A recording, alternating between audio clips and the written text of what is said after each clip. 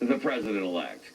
Today, the ladies on The View tried to bait New York City Mayor Eric Adams into trash-talking Trump until he completely flipped the script on him.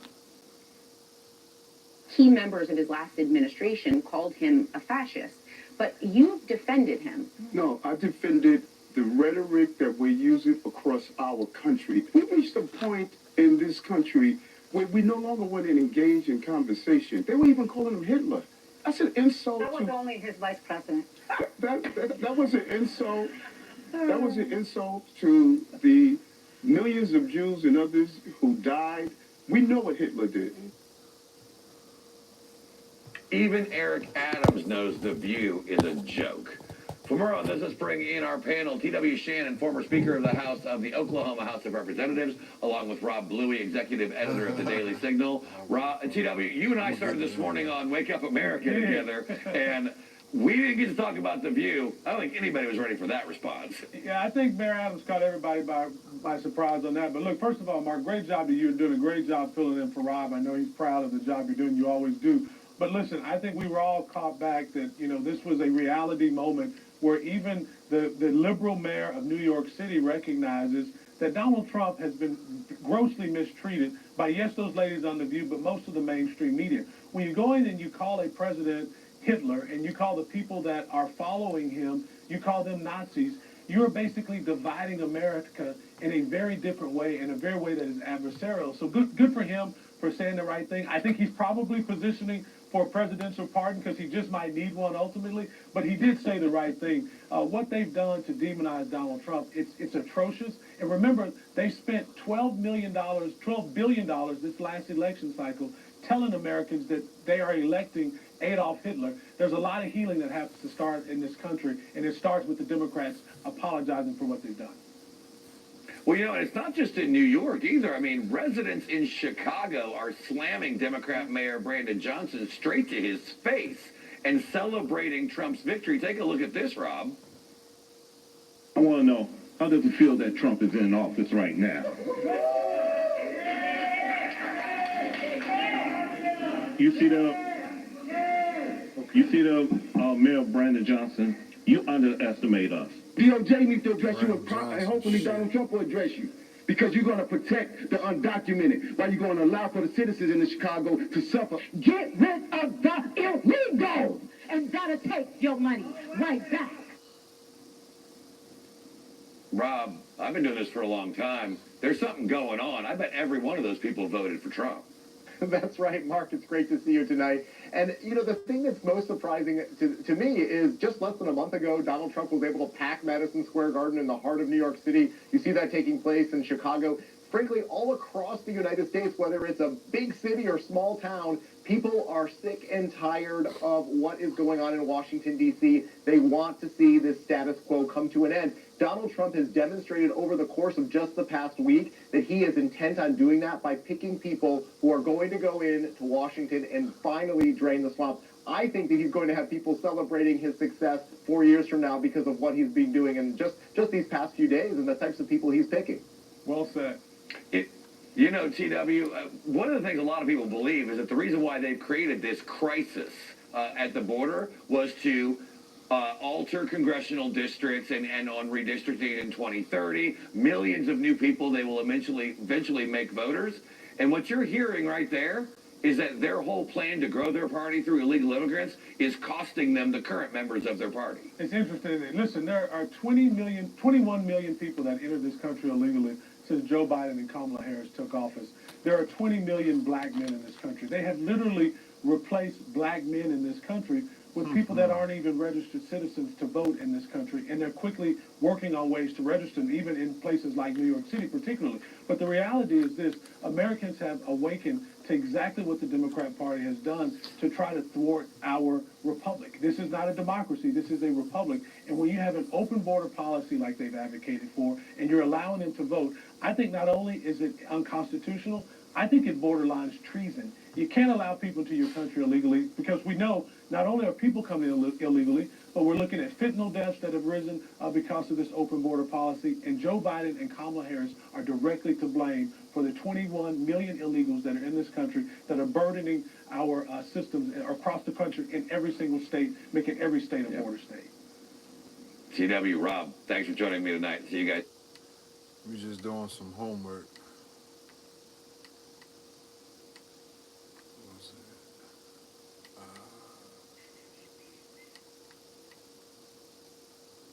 Watching that.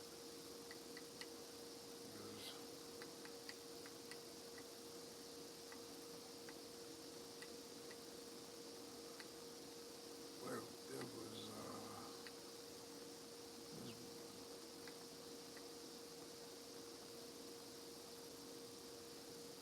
yeah, I wanted to see this too.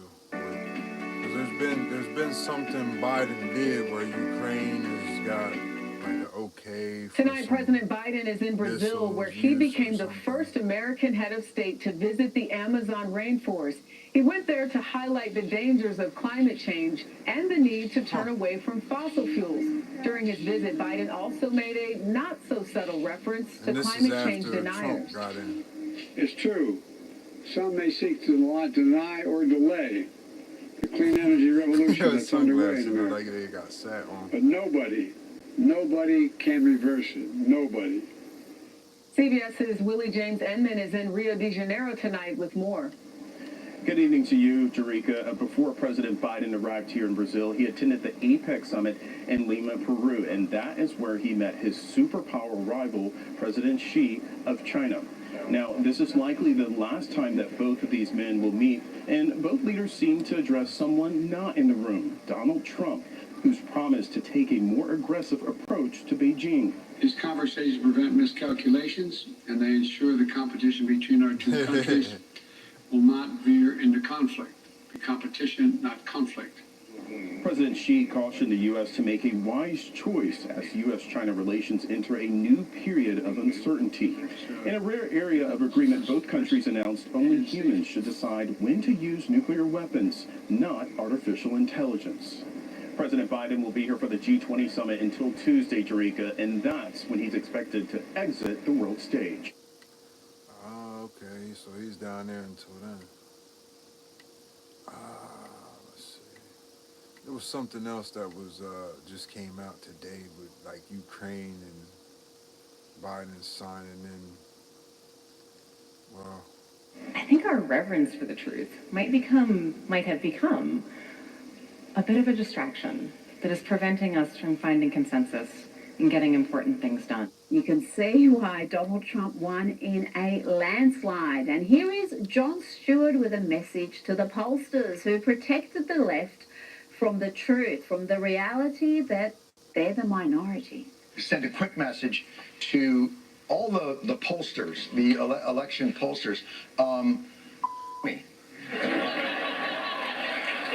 don't ever want to from you again, ever. I don't ever want to hear, we've corrected for the overcorrection of the voters. You don't know about and I don't care for you.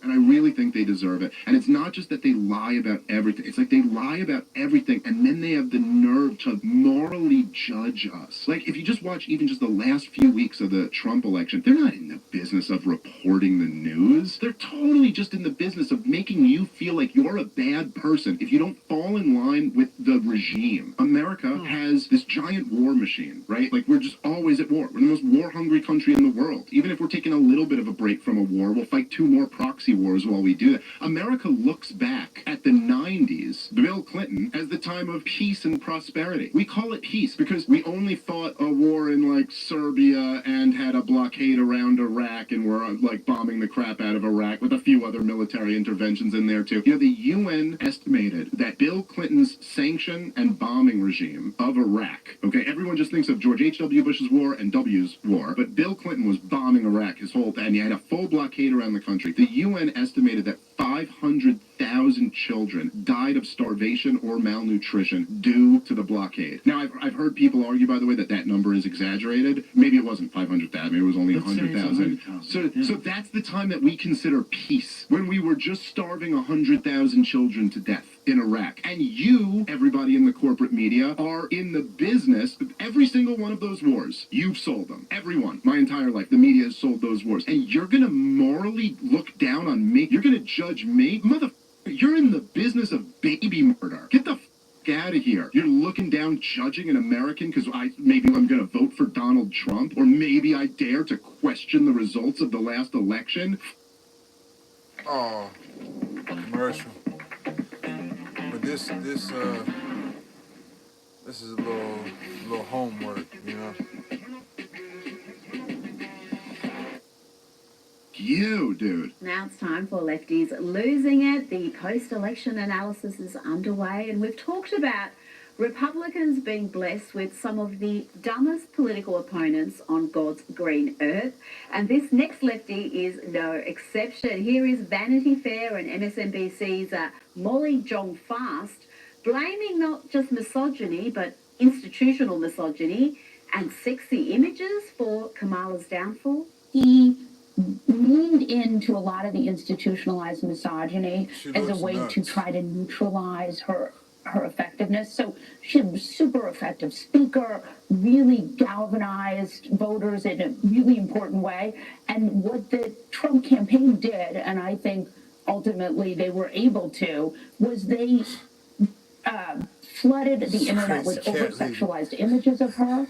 They spread lies about her romantic history. That is so completely divorced from reality. It's unintentionally funny. Did she actually claim that Kamala is a really effective speaker? The word salad queen who can't utter a coherent sentence to save herself? But Molly wasn't done yet. Listen to this bit of bat-poop crazy analysis where she claims that Kamala's own campaign, which was hyper-focused on securing the female vote, was actually anti-women. And you'll remember, she ran this bros campaign, right? A campaign that was largely sort of anti-woman in a way. Look, it's only a matter of time before Molly joins the other crazy cat ladies and cuts her hair on camera to protest Trump and democracy. Have I given up on America? Yeah. I've also given up on coloring this hair because, right? Coloring my hair, having my hair be long and luxurious, being skinny, being hot, being all the things that the patriarchy wants us to be. Because clearly, they don't give a about us. And I'm talking to you, too. Those of you ladies who have the internalized misogyny required to do what you did. Minorities who are so scared of a woman in power that you'd rather cozy up to the white man just in case some crumbs fall off his plate. She don't need sound right there, does she? I know how to work this thing, but I'm on my way. Put to one side the dementedness there, the racism, the bold-faced racism against minorities who voted for Trump, and marvel at just how hopeless this woman is. She can't even work a clipper. A literal monkey could work clippers. They're not hard to work out. Let's take a little trip down memory lane to just a few weeks ago when supposed sensible lefty Bill Maher had convinced himself that Kamala was going to win and win comfortably. This has aged like a glass of milk. Am I going to worry about it? First of all, I'm not going to worry about it, Phil, because he's not going to win. First of all, she's definitely going to win the popular vote, as Democrats almost always do now.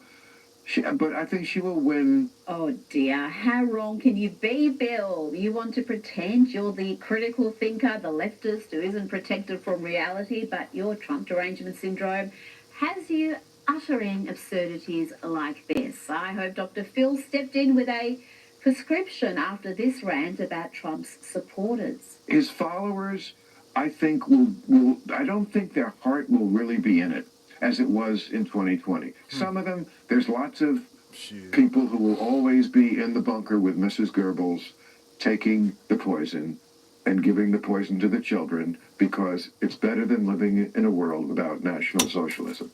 Dr. Phil's face says it all. This dude is beyond help. Bill Maher may occasionally say something sensible, essentially copying what conservatives have said for years, what we've said when it actually mattered, but in the end, he's just another lefty losing it. Kamala's campaign spending scandal just got a lot worse. Last week, we found out Kamala spent millions of dollars buying celebrity endorsements and staging concerts that didn't win a single vote.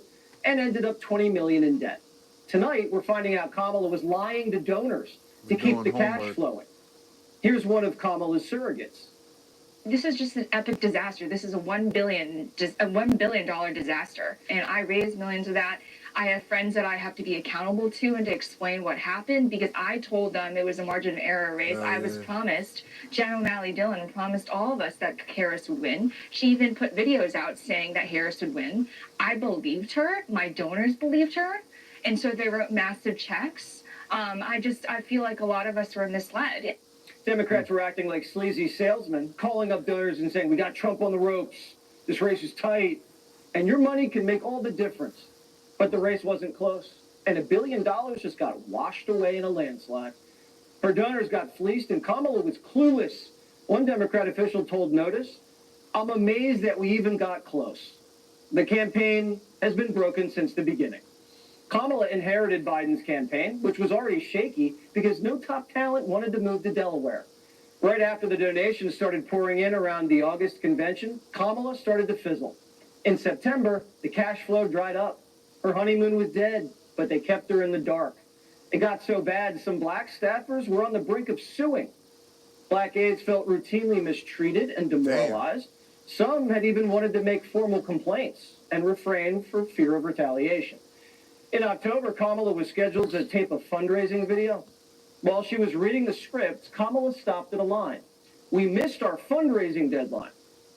She looked at staffers and said, well, we can't lie to people. But it wasn't a lie. One low-level staffer had to tell Harris that the campaign did miss its goal. The Kamala Harris campaign was running out of money and no one thought to tell Kamala Harris. And Kamala Harris never thought to ask. She was flying all over the country to schmooze donors and never wondered, like, hey, guys, how much money do we have coming in or out? What a puppet. Even Oprah Winfrey was in on it. The billionaire Weight Watchers tycoon demanded the Harris campaign pay her $1 million to do that little town hall interview where she claimed she had a Glock. Hey, Oprah, good morning. How are you, darling? You looking very good. How do you think the election went? Not talking about the election, thank you very much. Oh, is it true that they paid you $1 million for the endorsement for Kamala? Not true. Not true, okay. I was paid nothing, ever. What do you think about all the celebrities with their mass exodus? I'm not talking about that. Do you think Prince Harry's gonna lose his visa now that Trump's president? Thank you, Oprah. Kamala also blew $20 million on celebrity concerts. They even put Kamala's face on the Sphere in Vegas. No way. See that stunt right there? Cost her $500,000. And Kamala never raised an eyebrow and then got creamed in Nevada. Kamala spent a fortune putting on drone shows in Pennsylvania. All the time Trump was going to Steelers games for free. And she lost worse in PA than Hillary did. Wow. Now Kamala's in debt and asking for money. She says it's going towards a recount. She lost by 3 million votes, so that's a lot of votes to recount. Democrats might not want to fork over any more cash. But there's one guy who's open to the idea, Donald Trump. He writes, whatever we can do to help them during this difficult period, I would strongly recommend we as a party, and for the sake of desperately needed unity, do. We have a lot of money left over in that our biggest asset in the campaign was earned media, and that doesn't cost very much. Wow. That dude right there, I'm about to go to his, because he got one that I want to show. Where is it at? I think it was mostly this one. See, a lot of people don't really look at some things, but this dude here really shows a lot. So that's why I'm... Manpower. So this is 1,000 days into this war now. We remember beginning with Russia's attempt at lightning strike into that country that would topple the government and give the entirety of Ukraine to the Kremlin. That didn't happen. It settled into this grinding, awful conflict. And now Donald Trump is back in office saying he's going to end it. Let me just explain in 2 minutes the Ukraine war. This is not an attack by Putin on Ukraine in the way that we are told every day. This started in 1990. James Baker III, our Secretary of State, said to Mikhail Gorbachev, NATO will not move 1 inch eastward if you agree to German unification. The U.S. then cheated on this, already starting in 1994, when Clinton signed off on a plan to expand NATO all the way to Ukraine.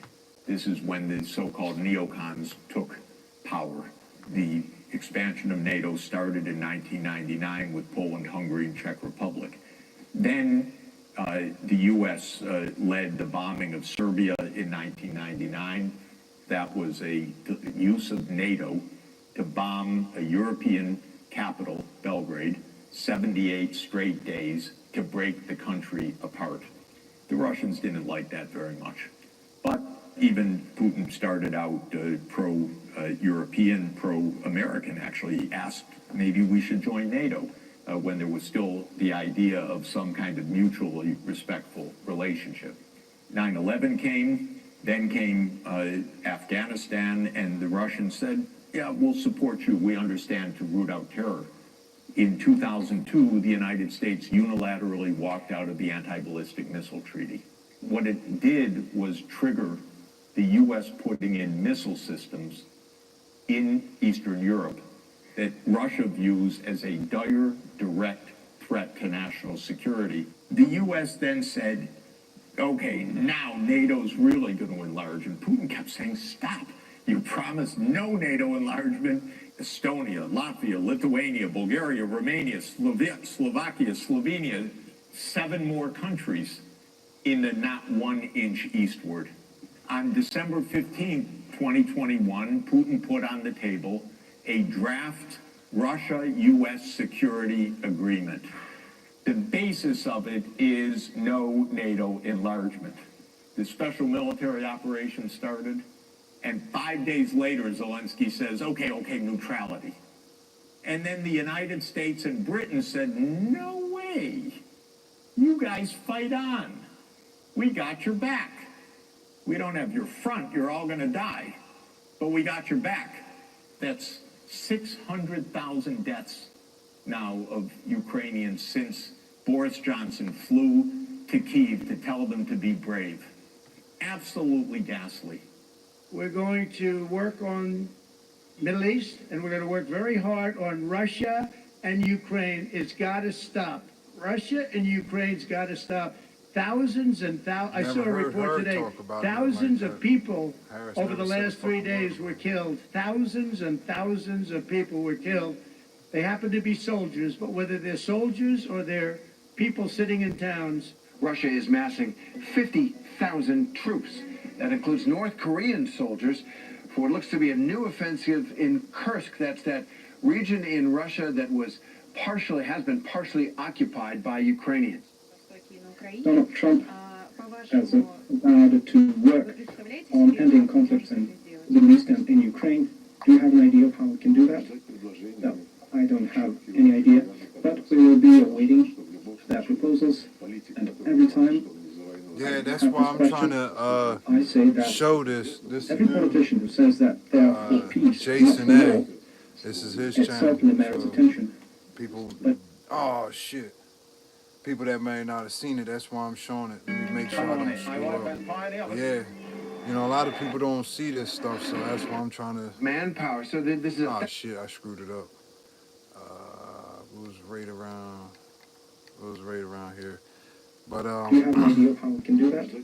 No, I don't have any idea. Biden signed in some shit today.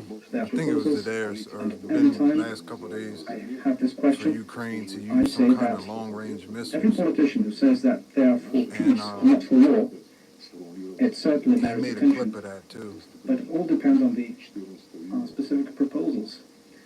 And President Putin has formulated our approach. Like I A said, military alliance between Kim Jong-un and President Putin, now ratified by both sides, according to South Korean reports this morning. Despite talk of imposing a peace settlement, the war is escalating. Huge drone attacks rained down on Ukraine and Russia in recent days. But so far, the Ukrainians had been holding them. There's an expectation now that Russia will attempt a bigger offensive to try and remove them. But it's not just in Kursk, also in eastern Ukraine. We're seeing Ukrainian forces under severe pressure at multiple points, in particular around the town of Kharkiv, where there is now the risk that a large number of Ukrainian troops could find themselves surrounded. There's a risk there that the lines could crumble if the Russians manage to capture that town, which would be a very serious blow to Ukrainian forces in eastern Ukraine. But just in general, we're seeing that Ukrainian troops are under severe pressure at multiple points, and we hear from them that they are suffering in particular from shortages of manpower, and that they are very, very worried about the general direction of the war at the moment, Terry. But the gist of it is different. The gist of it is that the so-called golden billion for centuries, for 500 years, they have practically lived off of other peoples. They were ripping apart these poor peoples, poor nations of Africa. They exploited Latin America. They exploited the countries of Asia. And of course, no one forgets this. And I have a feeling that it's not even about the leaders of these countries, even though it is a very important thing, but the common people of these countries, in their heart, they can feel what's happening. They can see our struggle for our independence, for our true sovereignty. And they see this connection with their aspirations to be truly independent, which is exacerbated by the fact that in the Western elites, there is a strong desire to freeze the current unfair state of things in international affairs. For centuries,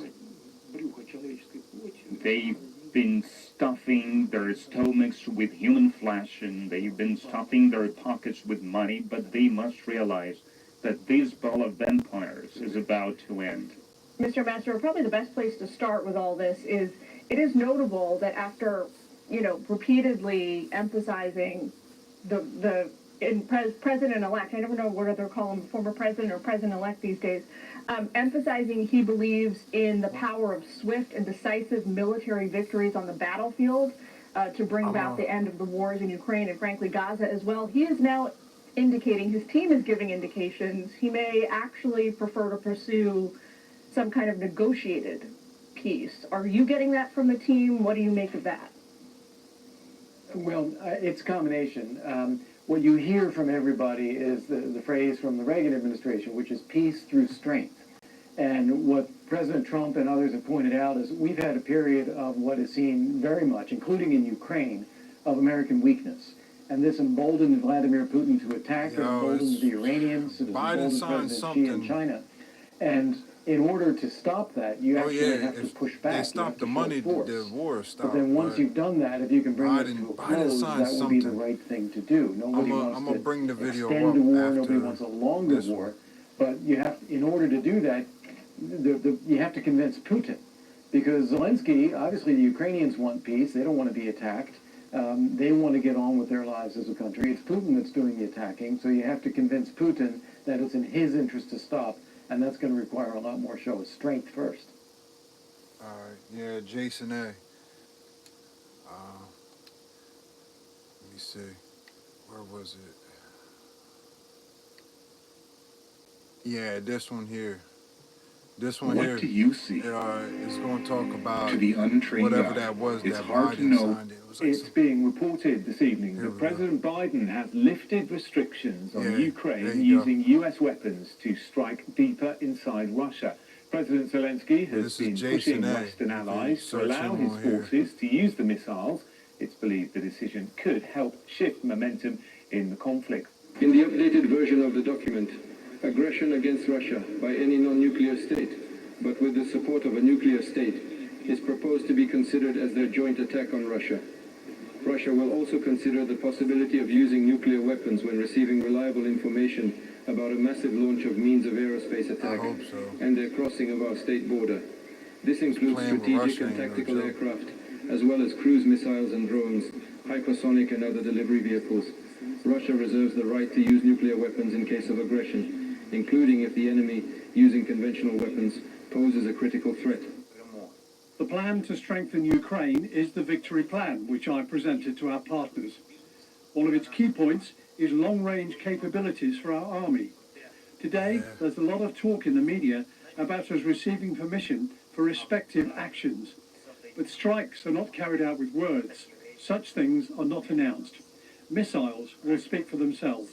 They certainly will. U.S. President Joe Biden has authorized Ukraine to use U.S.-supplied long-range missiles for strikes deep inside Russia.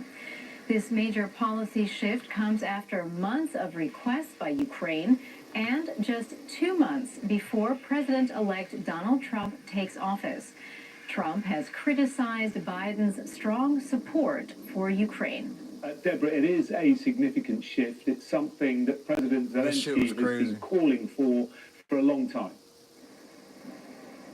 It's a hugely important moment and a massive boost for the Ukrainians. Like you said, the Ukrainian president has been lobbying hard with the United States to try to get the US president to lift restrictions specifically on long-range missiles after months of deliberating over whether or not he was going to allow the Ukrainians to use these long-range army tactical missile systems. They are ballistic missiles launched from ground-based systems against targets inside Russia, something that the Americans seem to have been hesitant to allow, concerned that it might then prompt an escalatory response by Russia.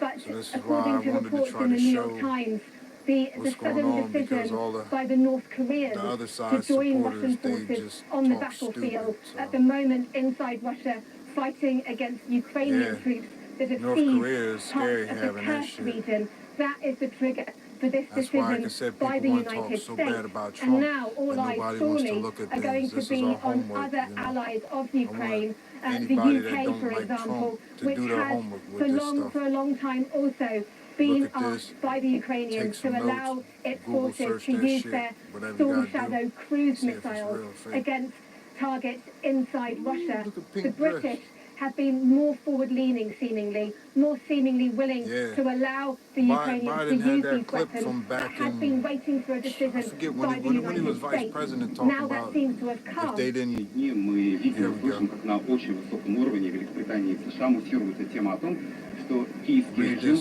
может наносить удары в территории России западными вооружениями большой дальности. И, судя по всему, это решение либо вот будет принято, либо, судя по всему, вообще уже принято. И эта вещь, конечно, экстраординарная. Хотела попросить прокомментировать то, что происходит. Происходит попытка подмены понятий.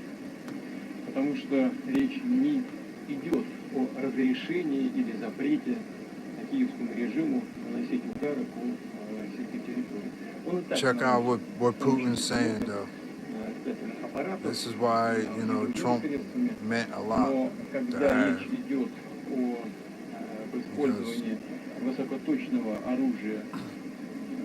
That's why, like I said, a lot of Harris supporters don't do research or don't want, they just listen, they take notes. If anybody don't believe this shit, take a note, whatever, go look it up on your own, go see if this shit's real. Украинская армия не в состоянии, она не может этого делать. Это возможно только с использованием разведданных со спутников, которыми Украина не располагает. Это данные только со спутников Евросоюза, либо на Соединенных Штатах, в общем, с натовских спутников. Это первое. Второе, и очень важно, может быть, ключевое, заключается в том, что полетные задания в эти ракетные системы могут, по сути, вносить только военнослужащие стран НАТО. Украинские военнослужащие делать это не могут. И поэтому речь идет не о том, чтобы разрешать украинскому режиму наносить удары по России этим оружием, или не разрешать. Речь идет о том, чтобы принять решение о том, что страны НАТО напрямую участвуют в военном конфликте или нет.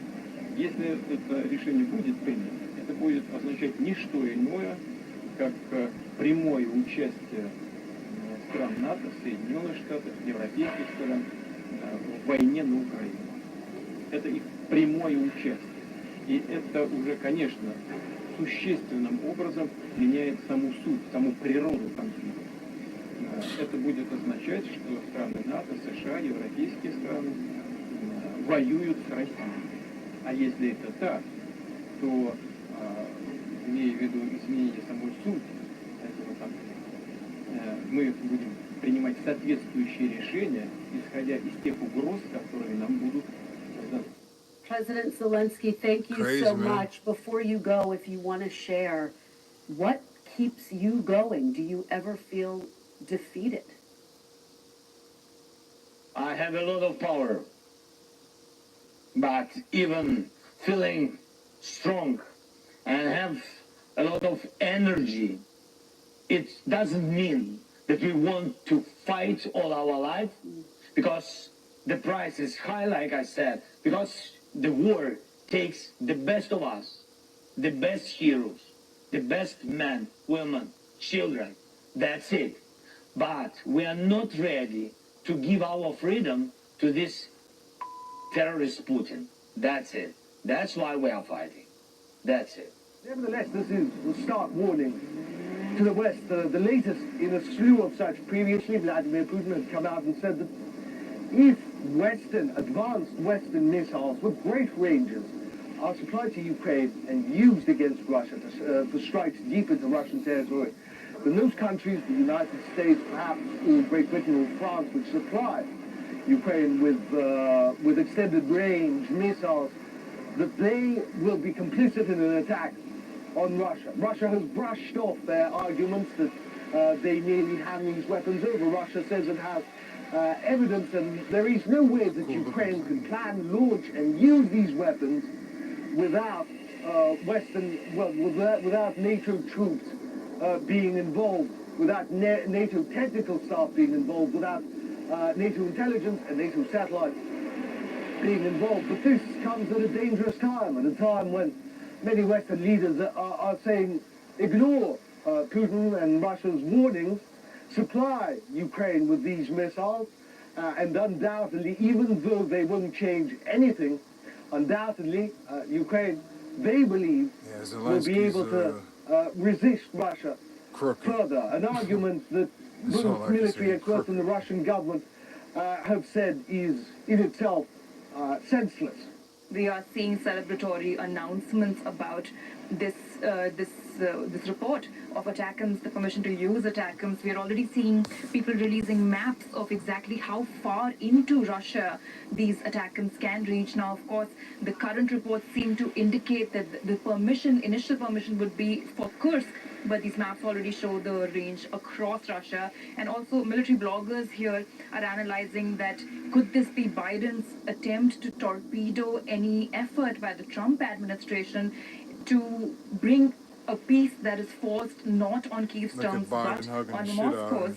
And of course they believe that in the next 2 months Ukraine could do a lot with these permissions. It does seem that US officials think, however, that this will not change the course of the war, at least according to the reports that we're seeing on US media. And staying in Ukraine, authorities there say all regions of the country will face power cuts on Monday after fresh damage to the country's energy infrastructure.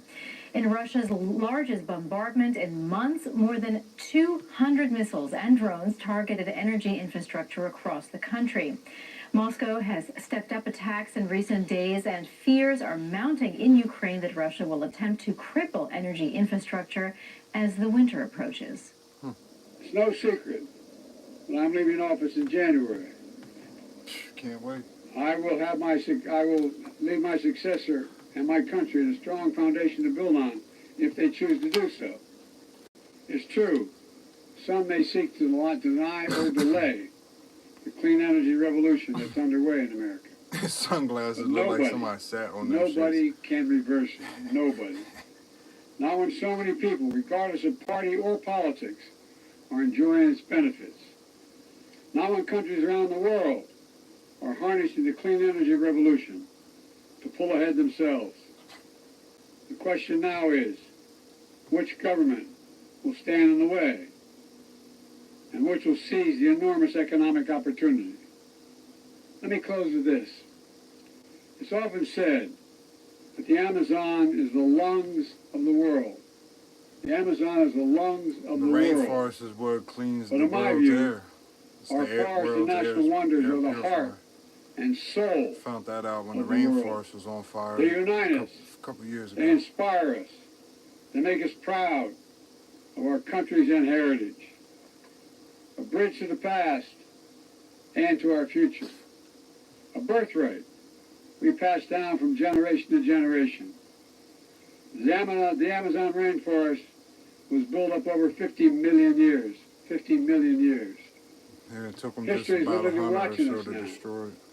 So let's preserve this secret place for our time and forever, for the benefit of all humanity. Thank you very, very much.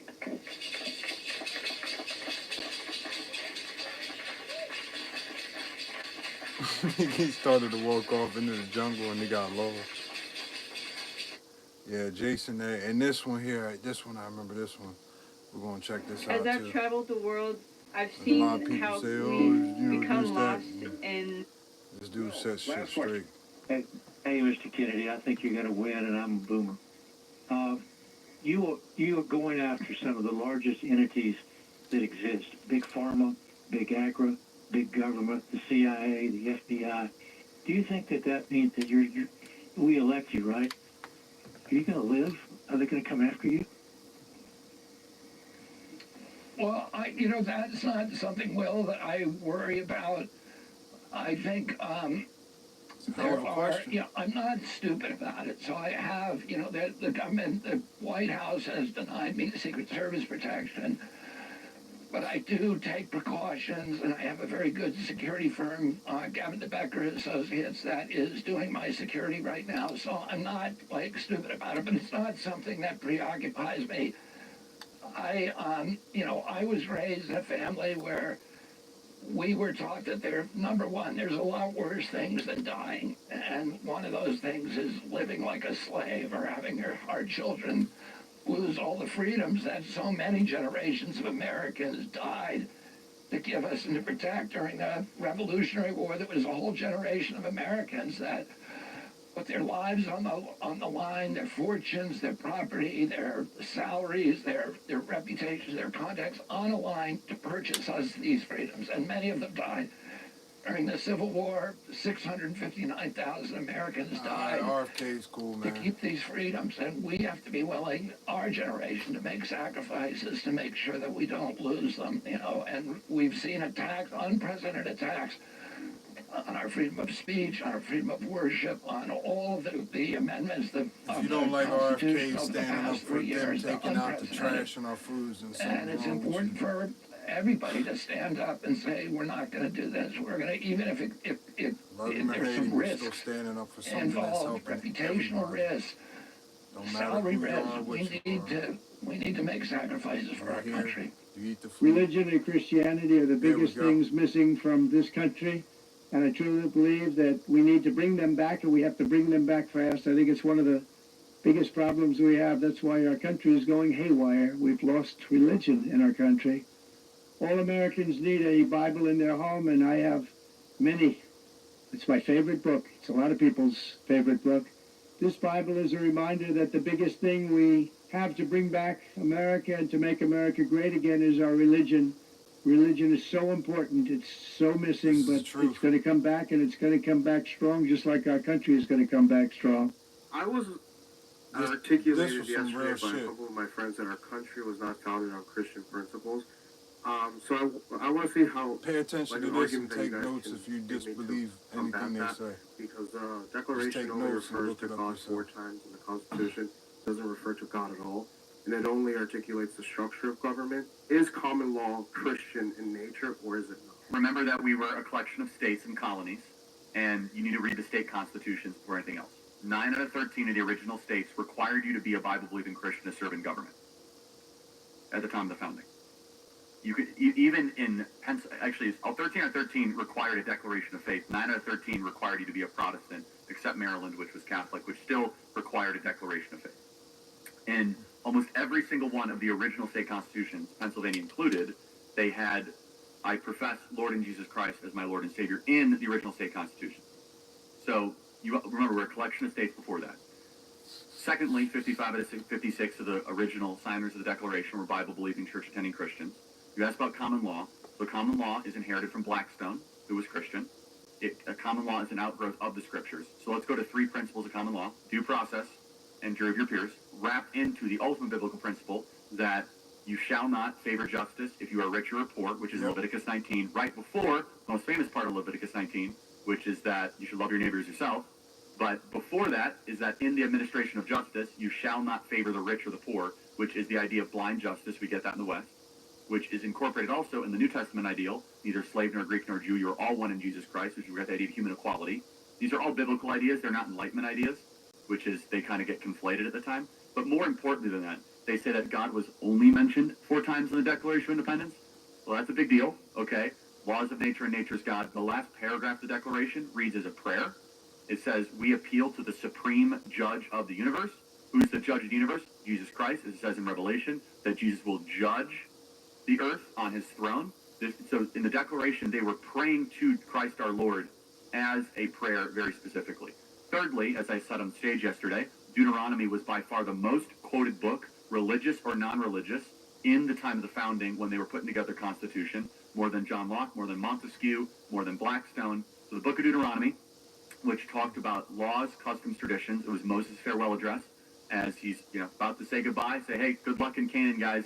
Here's how you should set up your form of government. But finally, and most importantly, let's look at actually what the founders said. John Adams famously said the Constitution was only written for a moral, religious people. It was wholly inadequate for the people of any other. The body politic of America was so Christian and was so Protestant that our form and structure of government was built for the people that believed in Christ our Lord. One of the reasons we're living through a constitutional crisis is that we no longer have a Christian nation, but we have a Christian form of government, and they're incompatible. So you cannot have liberty if you do not have a Christian population. So that's just a surface level belief.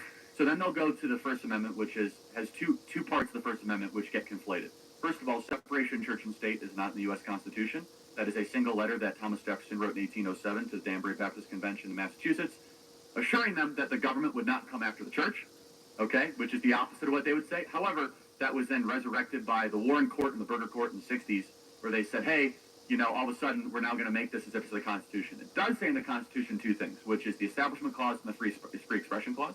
The Establishment Clause is that Congress shall make no law prohibiting the free exercise thereof.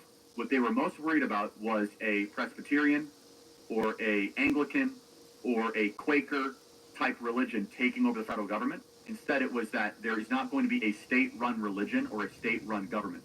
Did you know that one of the first acts of Congress was taxpayer-funded Bible printing and distribution? Did you know that there were church services held in the Supreme Court building as late as the Jackson presidency in the 1820s? But going back to this idea of separation of church and state, and again, I could riff on this ad nauseum because it's just so ridiculous, right? Is that it's not biblical because, first, it's not biblical. It's not constitutional because you go a layer deeper. People that even say that, do you believe in separation of morality in state? Nobody does. So all laws are a reflection of morality, and all morality comes from somewhere. There is no such thing as neutral morality. And we believe what the founders believe because they put it in the halls of Congress, they put it in the Supreme Court, and they put it all throughout the country, which is that the Decalogue, the 10 Commandments, is the core morality of how a society and a civilization should exist, right? The 10 Commandments of every person. And finally, and this is the kicker, if the Founding Fathers were not Bible-believing church-trained Christians, why did they put Leviticus on the Liberty Bell? Not John, not Psalms, not Proverbs, not Genesis, Leviticus. Most Americans can't spell Leviticus. Leviticus 25:19, proclaim liberty throughout the land of which you are in.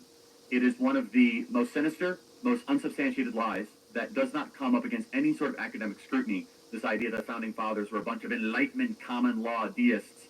The reason they hate it is because the reason they must say this is that if we actually go back to our Christian roots and we go back to where we once were, it's America's best hope for revival and for a great future. Like I said, this dude here, he put all of that together.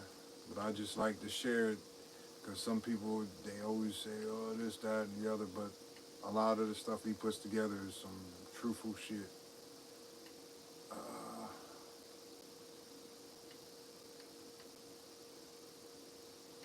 There was something else, too, I was about to pull up. fucking Tyson fight shit, that shit was sad.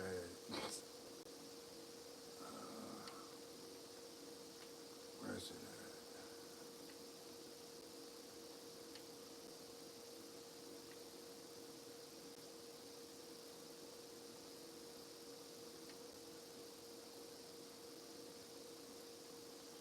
It's just look up the dude Jason A.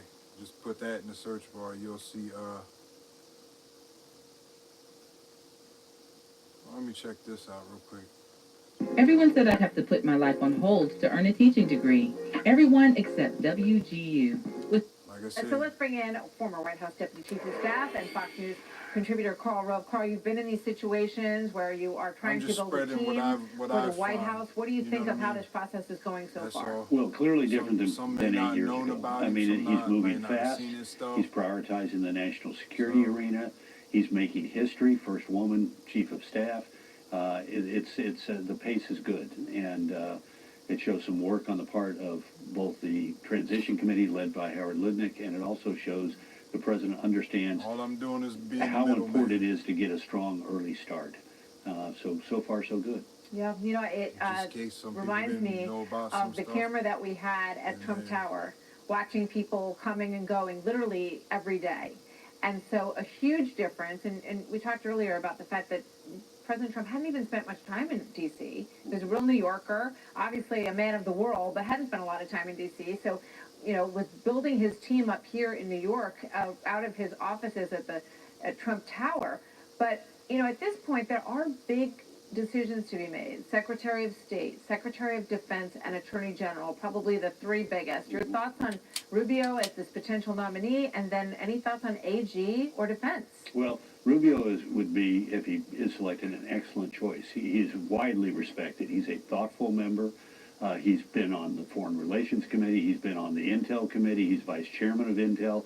And look, you want think about it, that the national security team of the NSC director, the Secretary of Defense, Secretary of State, so far, if these two, Mike Waltz and Marco Rubio, are correct, that's a very strong start. And again, I emphasize a quick start.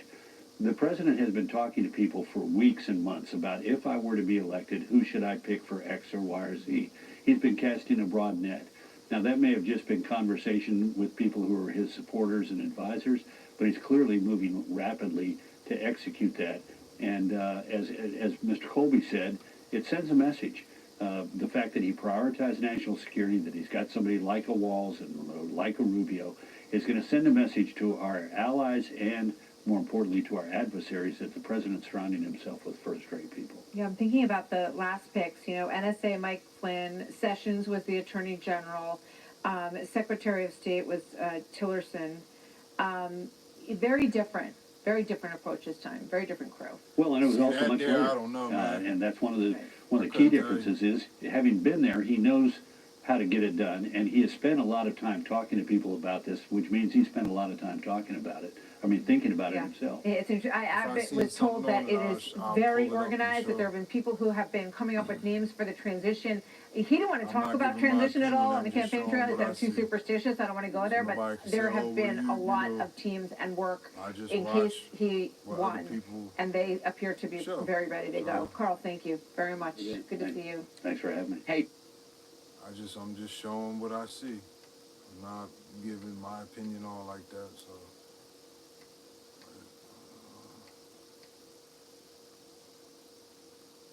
Yeah, Fetterman has Mary Catherine Ham with me this morning. Mary Catherine, has the transformation of America's government really begun? Well, look, the entire campaign, what did Trump signal with the people that he surrounded himself with? They were all outsiders. They are all people who criticized the current system. And by the way, why did a lot of voters give him a chance again? Because he was signaling that. I call it I'm going to sanitize it. Y'all are full of it electorate. They looked at the elites and they said, I think you have been lying to me. COVID was really hard. This economy's been really hard. Biden, I don't even think is capable of being president, and you keep lying to my face about it. So I'm going to give some outsiders a chance. If you have any doubt about whether he wants to really reform, you can look down at Mar-a-Lago, where he was hanging out with Javier Milei of Argentina this week. And Javier Milei is a guy who came in and ditched 50% of his federal government's agencies, among other many radical changes, to the benefit of the economy of Argentina, by the way.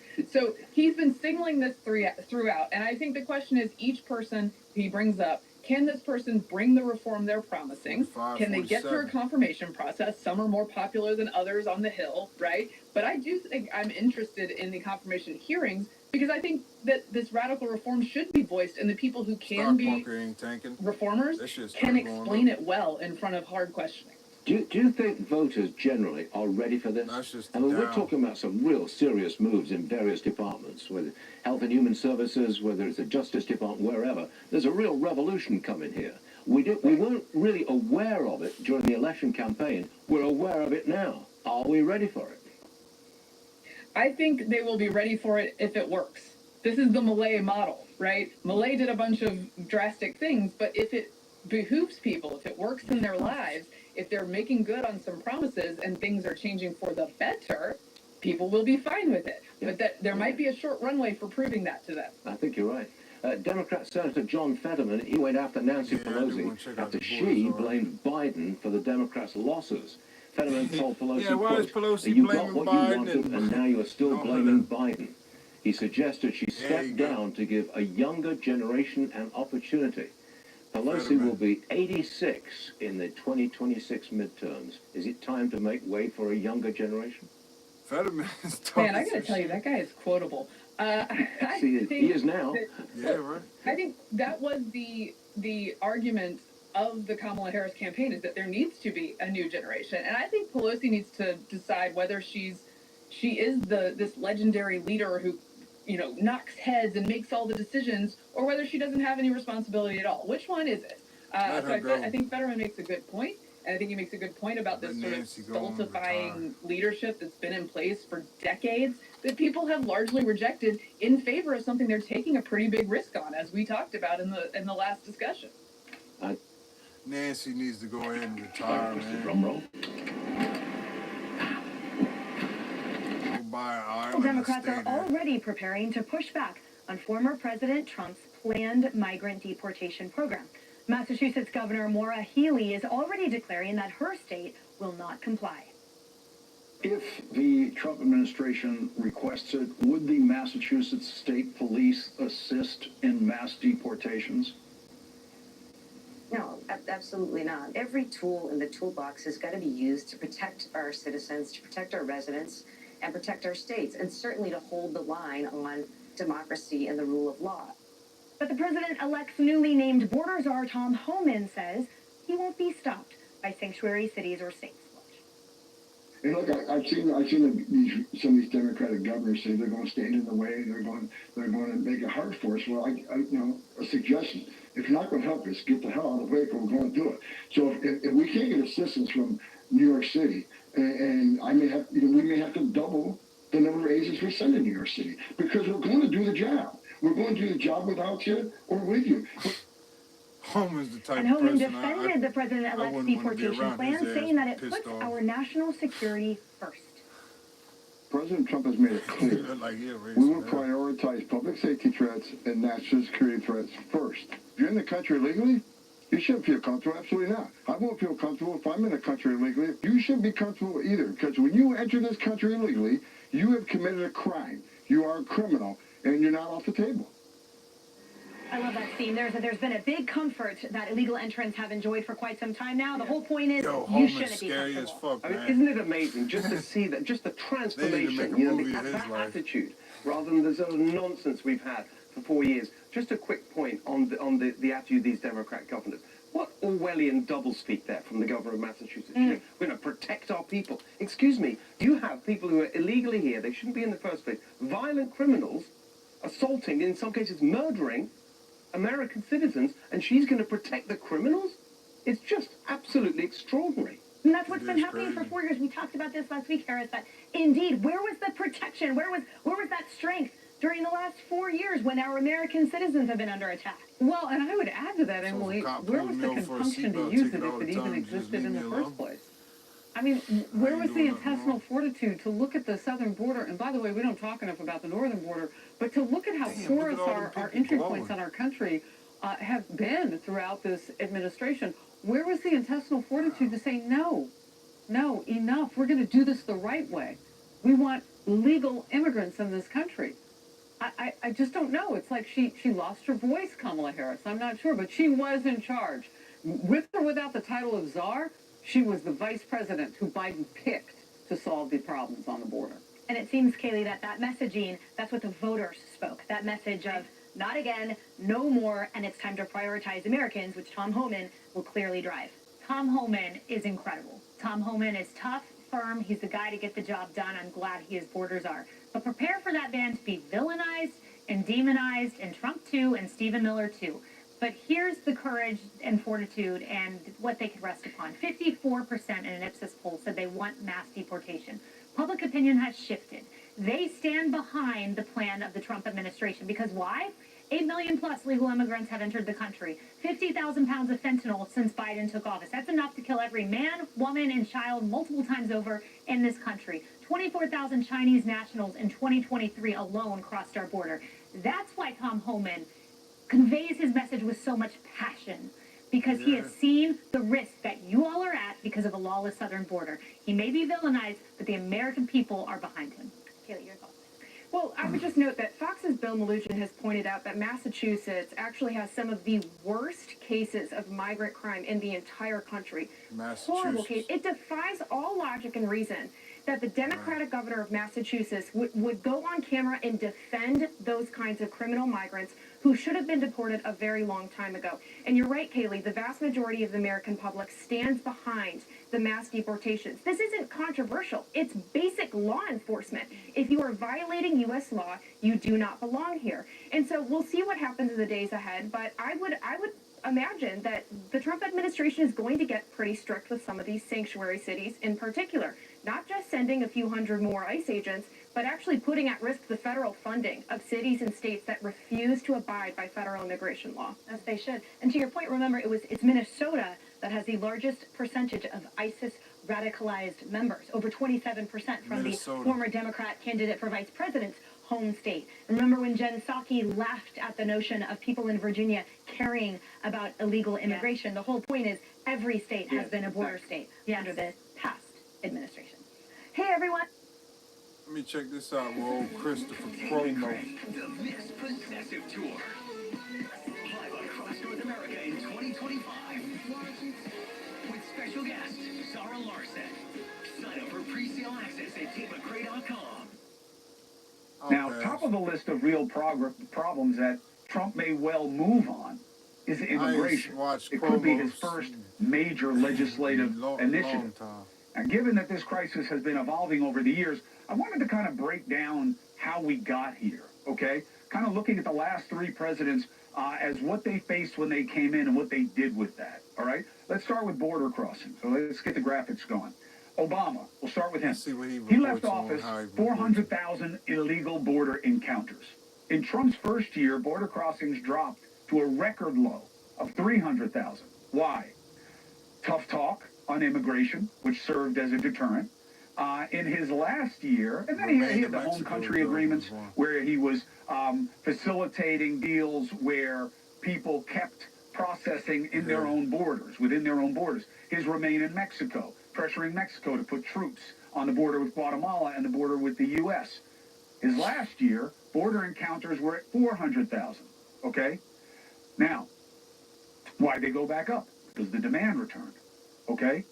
Now, you go to Biden. And Trump had set up Title 42, okay, which slowed down asylum because of the pandemic. That helped. In Biden's first year, though, border crossings skyrocketed to 1.7 million. Why? Wasn't talking tough about immigration, much more welcoming. There was a lot more instability in Latin America. There was a stronger U.S. economy post-COVID. You know, don't sleep on COVID as a factor in this. People weren't coming here because they were afraid of getting sick, or they were sick, and there weren't the same jobs, okay? And that was a big factor in suppressing the demand when Trump was in office, okay? Now, with a stronger economy, without COVID, you see crossings are like 5 times higher than when Trump left office. So what has he done? He has pledged to deport millions of illegal immigrants from the country. So let's compare how each president handled deportations. Obama's administration deported 240,000 migrants in 2016, but their enforcement policy focused, as does Biden's, on targeting criminals, not just those who only cross illegally. When Trump took office, his administration adopted a zero-tolerance policy, meaning everybody is seen as the same level of transgression, allowing immigration officials to deport anyone who crossed illegally. By 2019, deportations had reached a high of 267,000. During his last year, mostly due to COVID, again, they dropped. Biden takes office, his administration issues new guidance to the agents, telling them to target migrants who pose a national security or public safety threat. Okay, kind of like Obama, but maybe even more selective. Deportations therefore plummet because you're looking for a smaller band of people, 59,000 in his first year. Just recently, the Biden administration changed its enforcement policies, allowing agents to target migrants who also cross the border illegally. Deportations, of course, pop to 140,000. Migrants are coming to this country knowing that if they come and claim asylum, they can stay thanks to, in my opinion, a broken asylum system. 3 million migrants have pending cases.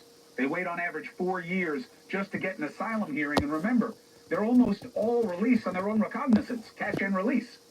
So why would you come back if you know you're going to get thrown out? And that is what the system experiences. The question now is, what can Trump do to solve this crisis? And we have somebody who does not fit into the definition of people who are a head-scratcher as to why they've been given the position by Trump they've been given. The man that we have tonight is arguably better than any man he could have picked within his reach, okay? Incoming orders are Just looking at him. Holman. Look at him. Good to have you, Tom. If he was a cop and pulled you over, but you know you're getting a ticket. Thanks for having me, Chris. The way I laid it out, pretty straight? Yeah, there's a few things I disagree with you with, but I think it's more important, and you look at the numbers on the Biden administration, I care more about the numbers he released in the country more than I care about the deportation, because he released millions of people into the country where President Trump didn't. True. And that is because, and please feel free to correct whatever assertions I made you don't agree with. You're the boss. But that is because Biden changed the definition of who the men and women doing enforcement should be looking for, correct?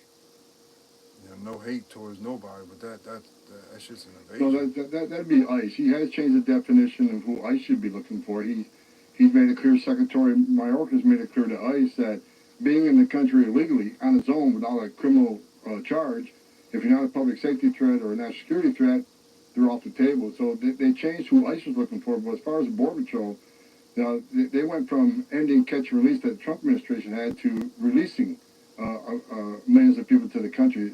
That's really the difference. And I blame that on ending the policies that were proven effective in the Trump administration. Look, I worked for 6 presidents, starting with Ronald Reagan. I've seen hundreds of policies come and go. I know what policies work, what policies doesn't. Love or hate Trump. The Remain in Mexico program was a game changer. People can still claim asylum. They wait in Mexico. That was a game changer. And after a few months, people stopped coming. Because they realized they weren't going to be released in the United States. They weren't going to spend all their money, give it to the criminal cartels, only to wait in Mexico. So, by doing that, by moving immigration that low to a 45-year low, less migrant deaths across the border, less women being sexually assaulted by the cartels. It had a really positive effect in the Remain in Mexico program. First question is personal. You did the job. You just let people or reminded people how long you did the job. You were the acting director already. You then went into retirement after doing the job for the Trump administration for a while. They had your Senate confirmation up there. You didn't have to be confirmed originally because you were next in line for the job within the same agency. They pulled the confirmation. You retired. Why are you back? Because I care. Chris, I've done this. I started as a border patrol in 1984, so I know what it's like to wear that uniform. And when I joined ICE, 1989, I spent decades with ICE. I was the first ICE director that actually came up through the ranks. So the 20,000 men and women that reported to me, I never asked them or told them to do anything that I didn't do myself. I was one of them. I care. And I care because of the tragedies I've seen on the southwest border. I've stood on the back of a tractor trailer with 19 dead people at my feet. including a 5-year-old little boy that baked to death. I've talked to little girls as young as 9 that were raped multiple times by a member of the cartel. And I can go on and on and on about the tragedies I've seen. I ran Operation Ice Storm in Phoenix, Arizona, where the cartels were ripping each other's house off where they were holding illegal aliens waiting for the payment. And they're ripping each other off. And if a migrant couldn't pay his fees, they kill him. And before they kill him, they call a relative who's supposed to pay the fee, and they forced him to listen, torturing the man until they came up with the fees that they demanded. So of all the tragedies I've seen, plus I love the men and women of the board, so they put their lives online every day. Same with ICE. This can be fixed, and we need to fix it because it's going to save American lives. It's going to save alien lives. It just makes sense. There's no downside in a secure border. I have arguments a lot up on Capitol Hill. Give me one downside in a secure border. What's the downside unless illegal immigration? What's the downside unless fentanyl that killed 250,000 people? What's the downside unless sex trafficking of women and children, which is up now 600%? What's the downside unless people on terrorist watch list coming across the border? A secure border saves lives. A country can't have strong national security if we don't have border security. We got to know who's coming in, what's coming in, where it's coming in, why it's coming in. That's what national security is all about.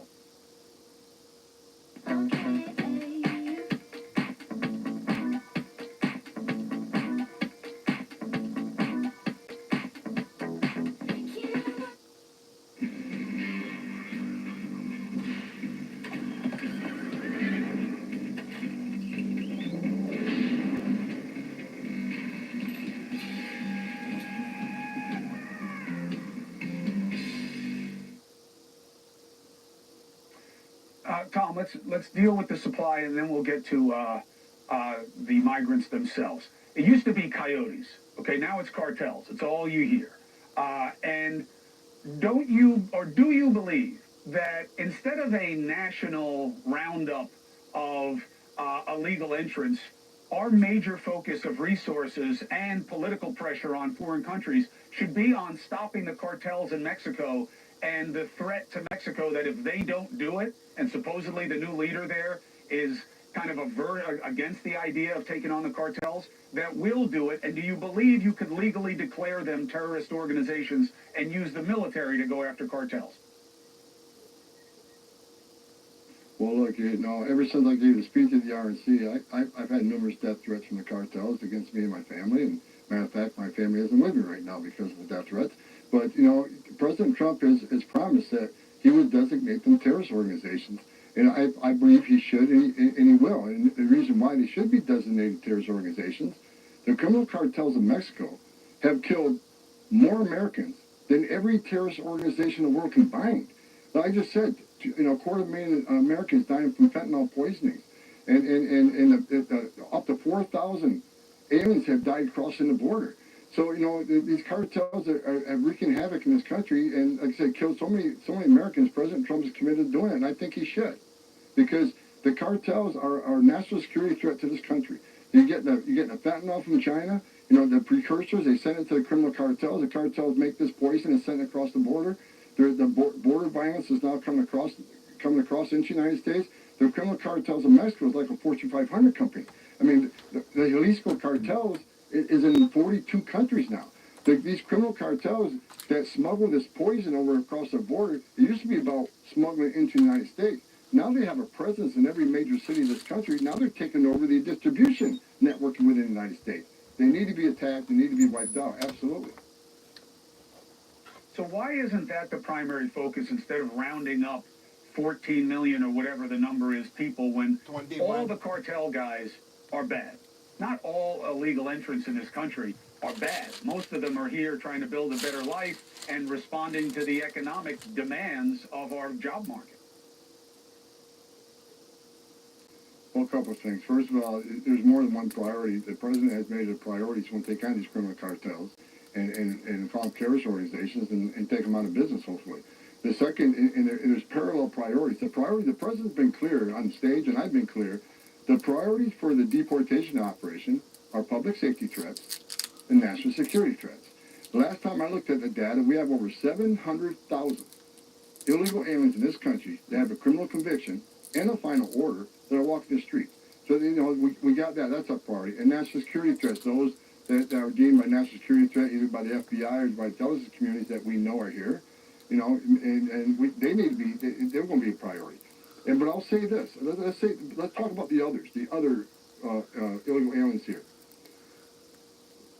We've had millions of people encounter our border, over 10 million, all right? Now, anybody goes to immigration court data, Executive Office of Immigration Review, you look at the data of the last decade, it says about 85%, I'm talking an average, about 85% of those who claim asylum at our southern border never get relief from the U.S. government because they simply don't qualify for asylum. Asylum is about escaping fear and persecution from your home government because your race, religion, and political affiliation or participation in a specific social group.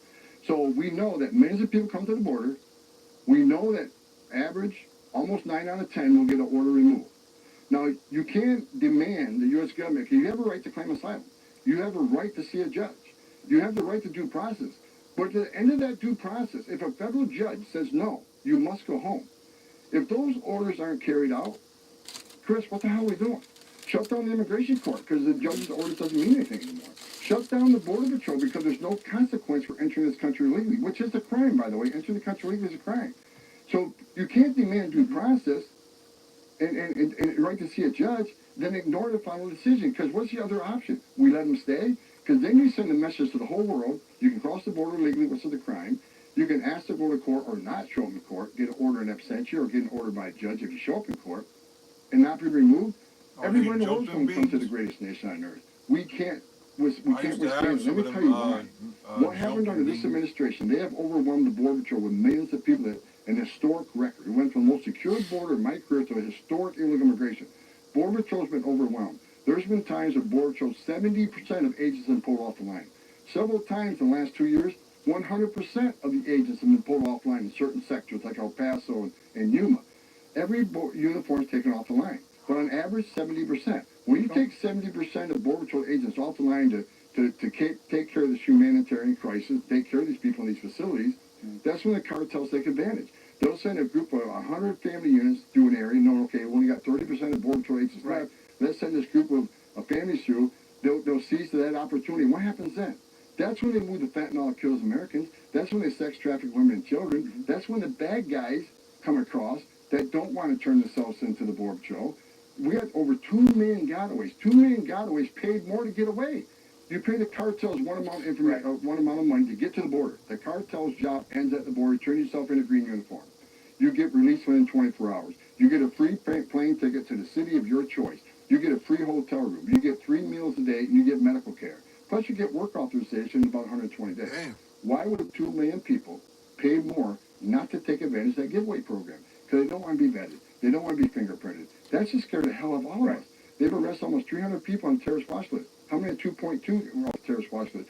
So this, what people think is innocent, illegal immigration causes all these other bad things to happen. That's why we have to secure the border.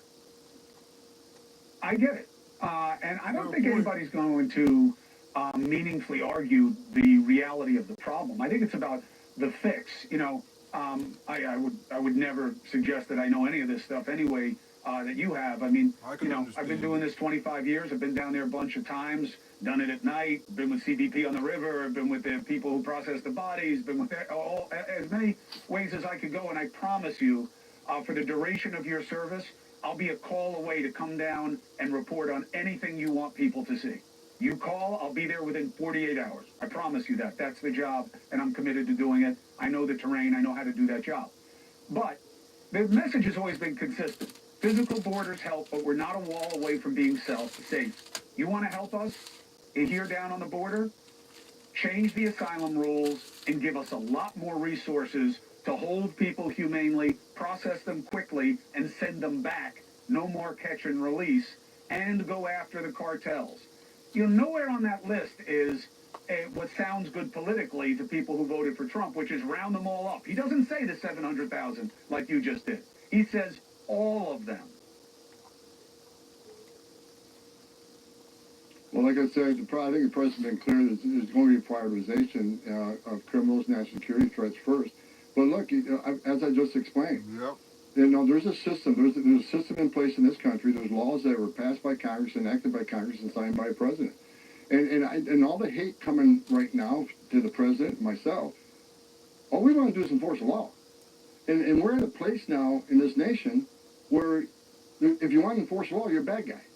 And I think the president's been pretty smart about prioritization on this. And look, I'm telling you, you know, if we don't secure the border, I testified about this last time I testified. If we don't secure the border, more migrants are going to die, more women are going to be raped, we're going to have more angel moms and dads in this country. There's no downside in a secure border. But you're not going to have a secure border if you don't have consequences. So, you know, what's the option? Let me ask you the question, Chris. What's the option? So these people had due process, were ordered removed by an immigration judge because they don't qualify for asylum because they made a fraudulent asylum claim. And like I said, the Remain in Mexico program, once they knew they weren't being released in the United States, they stopped coming. And why is that? If you're really escaping fear and persecution, if you're in your home government, you're going to wait in Mexico to escape that fear and persecution. So, you know, what is the option? Go through the whole process, have a federal judge order you deported and not deport them? Because you're never going to fix the southern border that way. Oh, cornbread.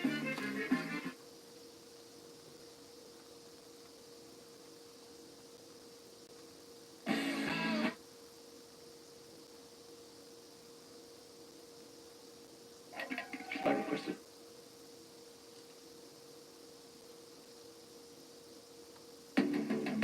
Oh man, they're killing me with this. They knew they weren't being released in the United States. They stopped coming. And why is that? If you're really escaping fear and persecution, if you're in your home government, you're going to wait in Mexico to escape that fear and persecution. So, you know, what is the option? Go through the whole process, have a federal judge order you deported and not deport them? Because you're never going to fix the southern border that way. Look, I get it, and you're assuming they show up for the hearing. I get what the problems are. I'm just asking you to kind of think through the fix with people, and I'm happy to have you do it, Tom, because I respect how you've done the job and what you know about the job. And I also don't want you to just be known by my audience for your one back and forth with AOC. Look, your answers all made sense, except for one distinction. Legally, you were spot on with all of it. And, you know, I'm not an enemy of AOC. I think, you know, she believes in what she believes in. She's a socialist. But sometimes she has good points. But she didn't make the right point to you. The right point to make is, you want to go after the cartels, great. If you can do it as a terrorist organization, great. I think legally it may be tricky.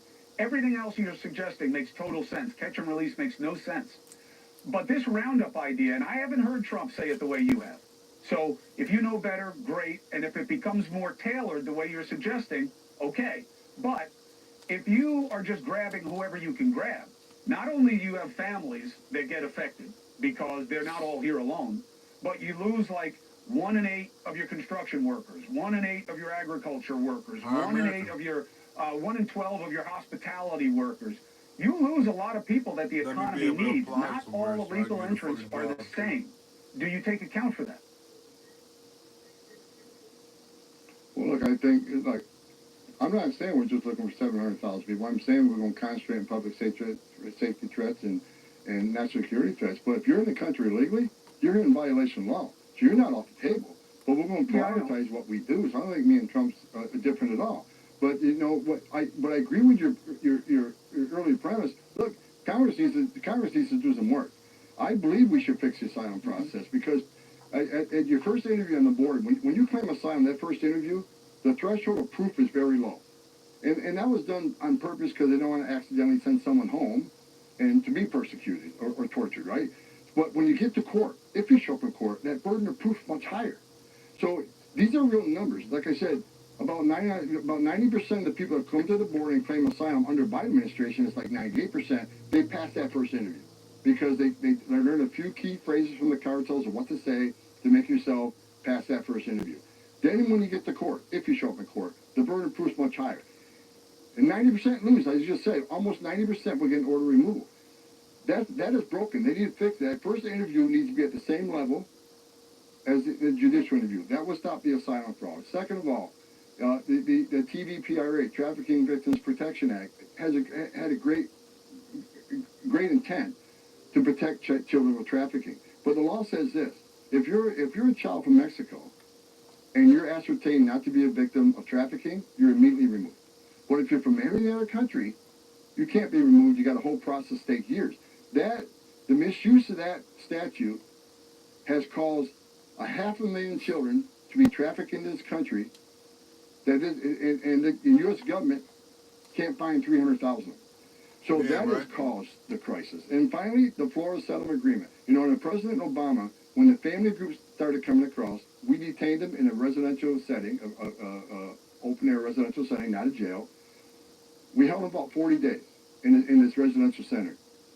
Most of them lost their cases. We put them in an airplane and sent them home. Border numbers stopped. The family units stopped coming. Then the Ninth Circuit comes out and says, you can't hold them for 40 days. You can only hold them for 20. I remember my affidavit, I said, if you do this and only hold for 20 days, you're going to see a family surge like you've never seen before. Of course, I was called a fearmonger and no everything. Look what happened. As soon as the Ninth Circuit made a decision, skyrocketed family groups. There is actions Congress can take. Because what I'm tired of is every president comes in, and I'm a Trump guy.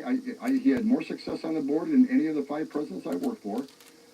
But when a president comes in on an executive order and intentionally unsecures the border, which was happening, President Biden ran on open borders. He ran on abolishing ICE. He ran on ending ICE detention. He ran on putting a moratorium on deportations. He ran on free medical care. When you make this type of promise to the whole world, they're going to come to the greatest nation on earth.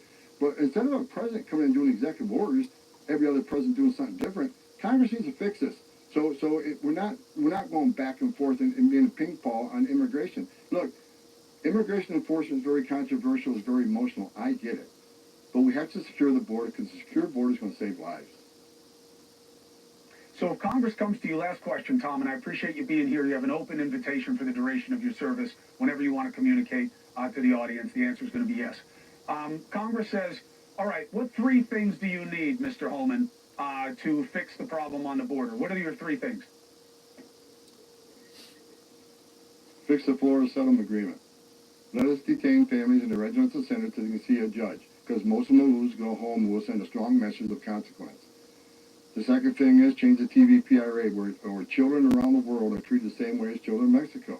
So we can stop the child trafficking into the United States. Some of these children, and let me tell you, one of the priorities of the Trump administration, on top of securing the border and doing a deportation operation, we're going to try to find those 300,000+ children and save them. Because I guarantee you, based on my 3.5 decades of work, some are in forced labor. We already found some in forced labor. ICE has already found some in forced labor. Some are going to be in sex trafficking. Some are living with pedophiles. Some of these children are living a life of hell. So we're going to find these children, rescue them, get them back to their families. But the TVPRA needs to be fixed. The asylum laws need to change. In the Florida Settlement Agreement, you would solve 85% of the problem on the southern border. And we got to end catch and release. If you come across the border, we'll detain you or remove you. And if you want to make an asylum claim, make an asylum claim. But you go wait in Mexico, so the 9 out of 10 that lose, we don't have to go look for you. You're not going to be in the United States building equities and having U.S. citizen children. All that makes it more difficult when you actually come down to removing somebody. So we got to make sense of the laws.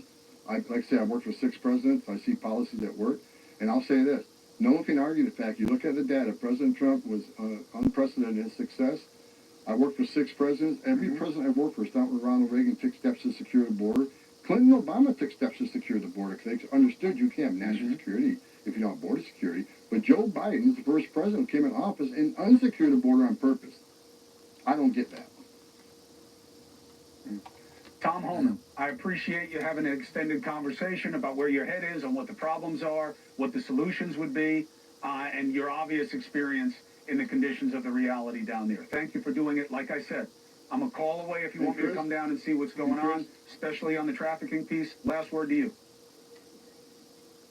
I want to see what that was. And I'm going to take you up on that, Chris, because when we start this thing, we need to be transparent. I want to compare what he's saying. What I'm saying to you on this show, what our prioritization is, and what we're going to do. I want to show the American people we want to keep their word and do that. So I'm going to count on you to keep track of what we're doing and help tell the story. Because I think being transparent to the American people is going to be very important. I'll come with News Nation hats. Dinner's on us. Thank you very much for doing the service to the country. Let me see what this is. So that many was games a year on ago. Bet you can win from almost anywhere. Like here.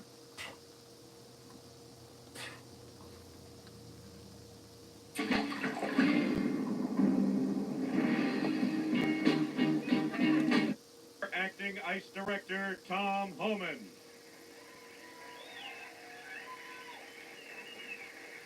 this video is a year old, so I want to see what he says then, October 14, 23. I'm a Trump guy all the way. To compare what he's saying now.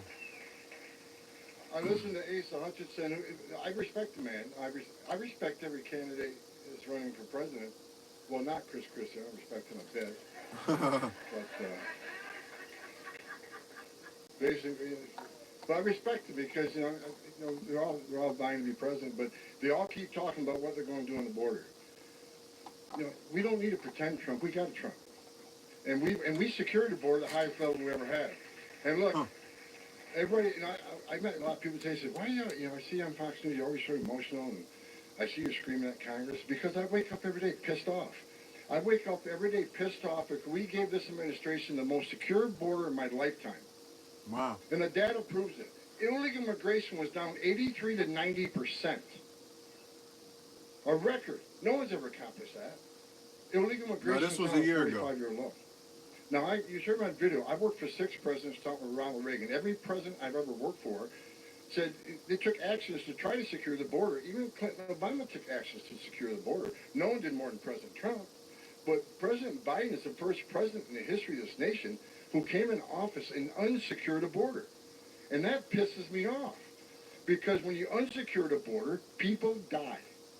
Now, I see the White House moron, the spokesperson, and Jen Psaki before her, they'll say, the Trump administration's inhumane policies. You guys, you're inhumane, you're racist. And our policy is much more humane. That's a bunch of bullshit. Because let me tell you the truth. Under President Trump, Doctors Without Borders did a study. They said 31% of women that make that journey get sexually assaulted. Now, I've talked to girls as young as 9 years old when I was a special agent that was raped multiple times by the criminal cartels in Mexico. They're animals. And when you sit down and talk to a 9-year-old little girl and look in her eyes, and every bit of humanity's been stolen from her, everything innocent, it breaks your heart, and it pisses me off.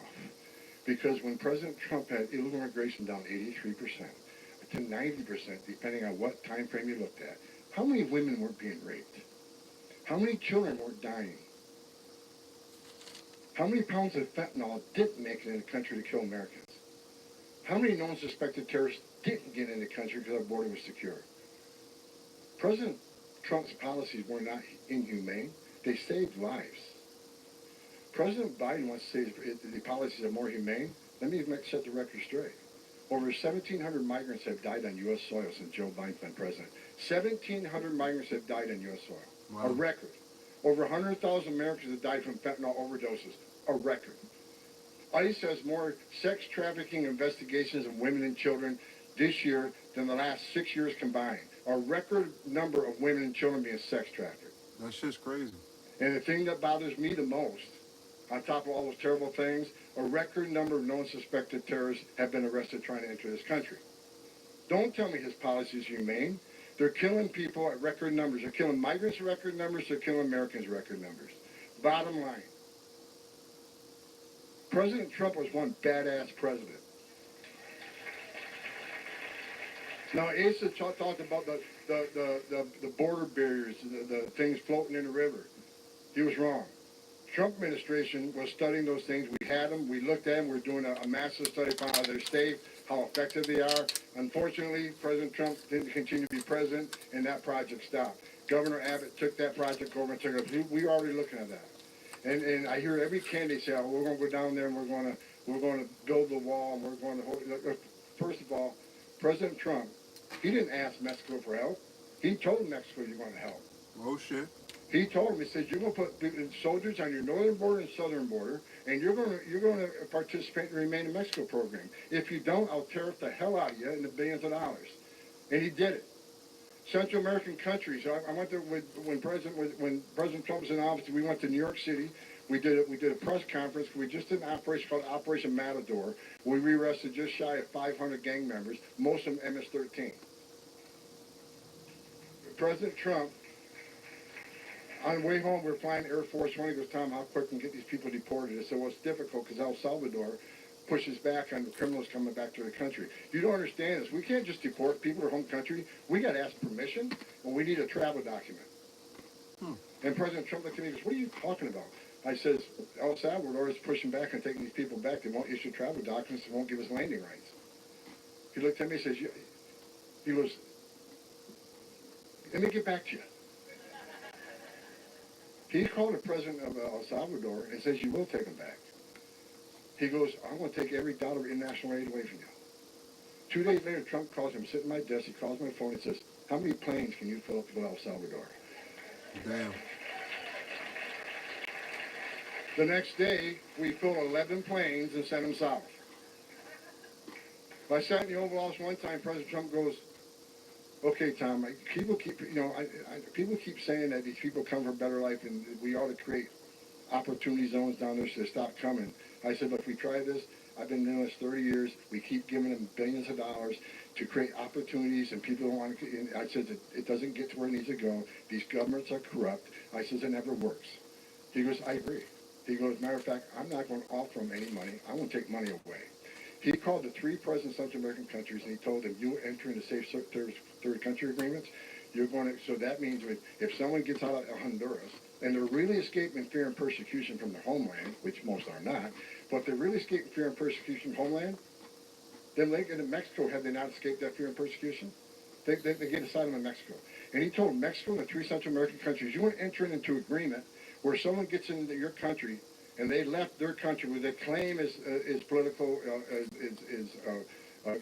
fear and political hatred toward them, you're going to take them and give them amnesty in your country. And they said, no, we're not going to do this. He goes, okay, all international aid stops. Next day, they all said, okay, Mr. President, how quick can we get this program started? And he did it. Because Congress wasn't doing a damn thing. They got their heads in their asses most of the time. So President Trump said, I'm not waiting for Congress. I'm going to make it happen. He built the wall. Let me make something straight. Chris Christie, he built more than 53 miles of wall. You're a liar. You don't know what the hell you're even talking about. I was there. Trump said when he came in office, I want 450 miles of wall in my first term. 4 years. We built 465. So, Chris Christie, try reading a book. Or talk to an expert on board. They're between all these other people and President Trump. President Trump talked to the experts. The border wall wasn't Trump's idea. It was men and women of the Border Patrol. I was in the Oval Office all the time. Tom, how do we do this? How do we do this? How do we do this? He talked to people with 30-plus years experience. We told him what we needed, and he got it done. That's why illegal immigration was at a 45-year low. Then this moron comes into the office, and he unsecures the border, and let me tell you what he's done. Their first year in the Biden administration, 1.7 million illegal entries. An historic record. This country never saw that many people before. 1.7. And you know what? He broke his own record the second year with 2.4 million. Another historic record. And the numbers aren't out yet because they haven't released September numbers yet because they're shitting their pants because they know this is going to be a bad number. So the border wall was the border agents. I'm telling you right now, we're looking at about 3.1. His first year historic record, 1.4. He has doubled the historic record at 3.1 million encounters. Think about that. The strongest country in the world no longer controls the southern border. I talked to Chief Patrol agents and say, look, it's broken out. These people, I can't contain what's coming across. And what's their answer? Their answer, this administration, let's send more resources to the border to process quicker and release quicker. Because if there's no overcrowding, there's no crisis. And Secretary Mayorkas, who needs to be impeached, should have been impeached 2 years ago, he keeps saying, oh, the border's secure. The border's secure. Every time his lips moves and grind. 2 parts Lobo 1707 River Silent Tequila. 1 part of Lieutenant Liqueur. Oh. It's disgusting. It's borderline treasonous. And the Republicans too. In the midterm is saying, oh, we want to impeach the guy. Now I'm sure they don't hear about it. They need to get their head out of their asses and impeach the man because of what he's done to this country. Because of what they've done to this country, we got over 100,000 dead Americans.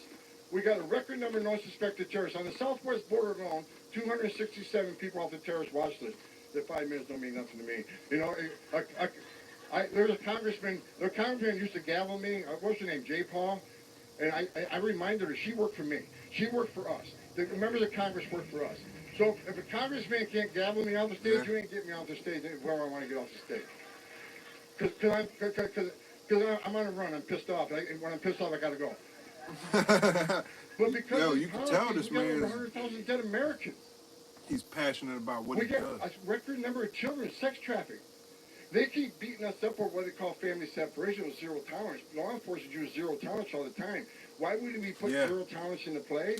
Because people were dying. Women were getting raped. So we said, let's start prosecuting them. Maybe they'll stop bringing their kids through this border so the kids aren't dying and the women aren't being raped. That was our intent. And how dare you talk about our inhumane policies when the when the Biden administration can't find 100,000 children that they released to so-called sponsors? I'm telling you, the guy that runs HHS, another genius, Becerra, he had a speech the other day and said, we're releasing children at I don't mind. I'll get my hands dirty. They're not in our custody. I'll cut my own grass and do everything else. Proud of. Because you're not vetting the sponsors, and now you can't find 100,000 children. I'm telling you, folks, I've done this for 35 years. Based on my years' experience in investigating... Let me draw the tractor too, shit. Some of these children are going to be in put the biggest smile on my fucking face. Some of these children are with pedophiles, and some of these children are in forced labor. ICE already done 4 different investigations. They found children as young as 9 years old cleaning up entrails at a meatpacking plant in the midnight shift not getting paid. Why would you release 5 or 6 female children to one male sponsor? Wow. Why would you do that? So God help these children. God help these children. I love kids. And this administration, I don't want to hear another word about you being humane. You're putting children at risk. Record number of Americans are dying. Like I said, I'll do the work. I've worked at a nursery. You can fix this shit, and it's Donald Trump.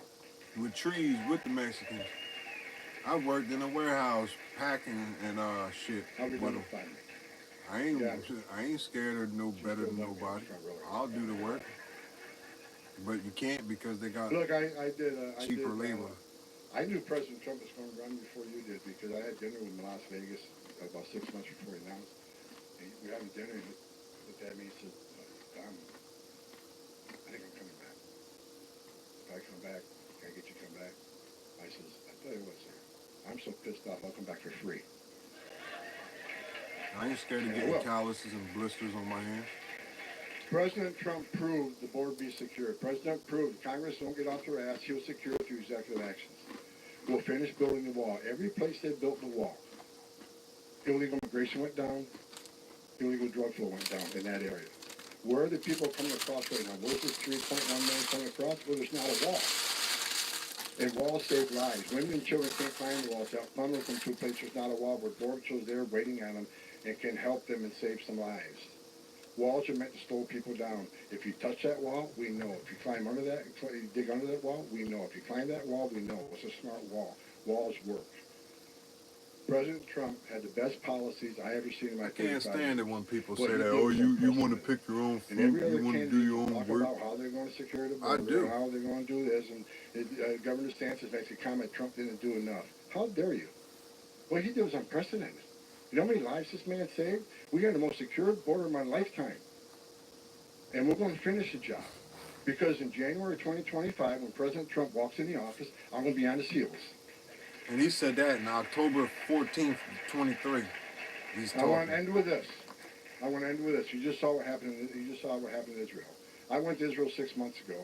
They got like 6 different borders, right? They border 4 different countries, and they border 2 territories with Palestine, the West Bank, and Gaza. Their most sophisticated wall system, which I got to admit is some of their technology is actually better than ours. If their walls can be penetrated, if their border security can be penetrated, and they got the best intelligence apparatus in the world, next to the United States, how about us? Because right now, you need to understand that this is why every day I wake up not only pissed off but scared. Since this administration has been in power, they caused such a huge crisis.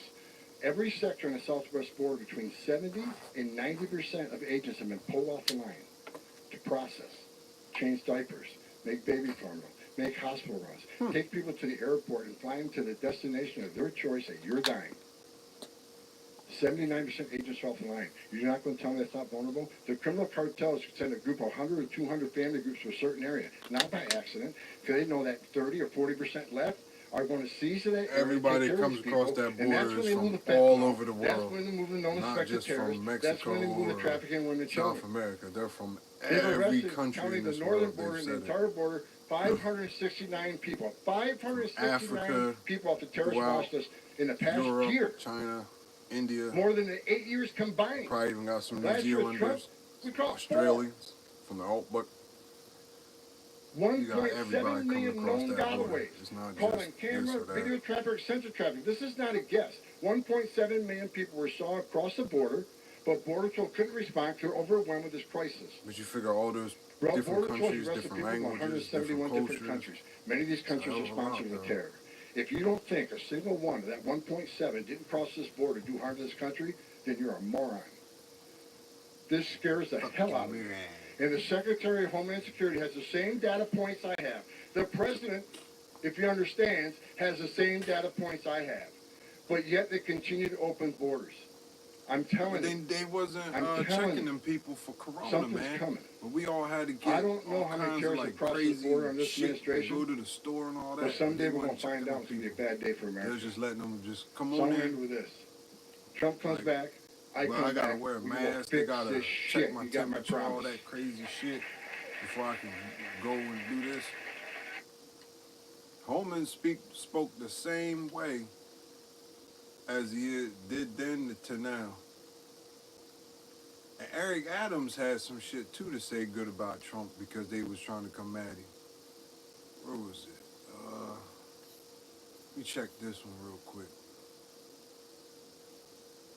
Now in theaters. Home Sweet Home. Welcome back, But Chief. it's a slap in the face for the people that actually went through the right way. You know, for the people that went the right way, it's a slap in the face.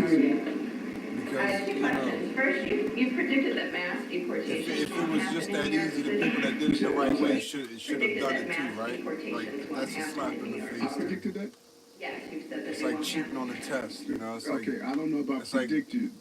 Taking the driver's ed and just the teacher knows you so they pass. We're going to do everything possible to make sure that people are treated in a dignity and humane way that we've done for these last few years. Okay, so then my question is, how can migrant New Yorkers be sure like I say, I just believe they all should do what they should do because when some cheat and get it too easy, it's not fair to the others that had to work hard. So that's just my outlook on it. Trust that you will advocate for them with the new Trump administration, given that you have a personal stake in winning the something worth having isn't always something that's just given to you. Do you think every you. New You gotta Yorker work for it, so. believes there should not or should be mass deportation? Do you believe every New Yorker believes that? No, but you have said you don't think there should be. But you said, how can I advocate for New Yorkers? I should only advocate for one type of New Yorker or all New Yorkers? New York. Well, that's tough. I don't think you can advocate for all New Yorkers. I can't help Okay, so which New Yorker I shouldn't advocate for? The ones that agree with you or disagree with you? Well, if you believe there should be no mass deportations, how can people believe that you will advocate for that with the incoming Trump administration? Yeah, but you set up a question. This is very interesting, the question you set up. So there's certain New Yorkers I shouldn't advocate for? Oh, shit. I'm not sure that was my question. My question was, why should New Yorkers trust that you will advocate for them with the administration? Let's go back again. There's some New Yorkers, there are people who stop me on the street and says, I voted for the president, and I believe there should be mass deportation. There are people stop me on the street and say, I believe there shouldn't be mass deportation. So what one needs to do is have the ability to sit people in the room and come up with real solutions. That's what I've been doing for 3 years. And so for you to state I'm trying to covet someone's favor when this is what I've been talking about since the beginning of my administration, that we've been in this problem, and even prior to that, I've been an advocate to deal with immigration issues. So this is not about trying to get anyone favor. This is about making sure we treat this city and the residents of this city in a humane way, and that I listen to both sides. That's the difference between being a mayor and someone who could just give opinions. I got to listen to all New Yorkers, not just the one I agree with. or disagree with. That's what it calls when you're representing the entire.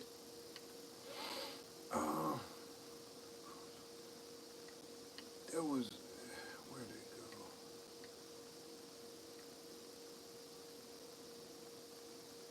Cause yeah, he was on The View.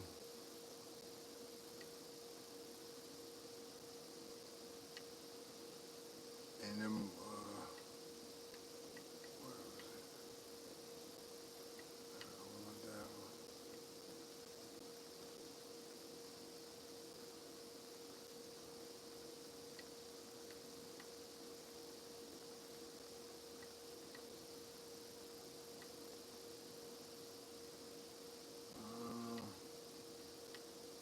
Looking for it, seeing where it was at.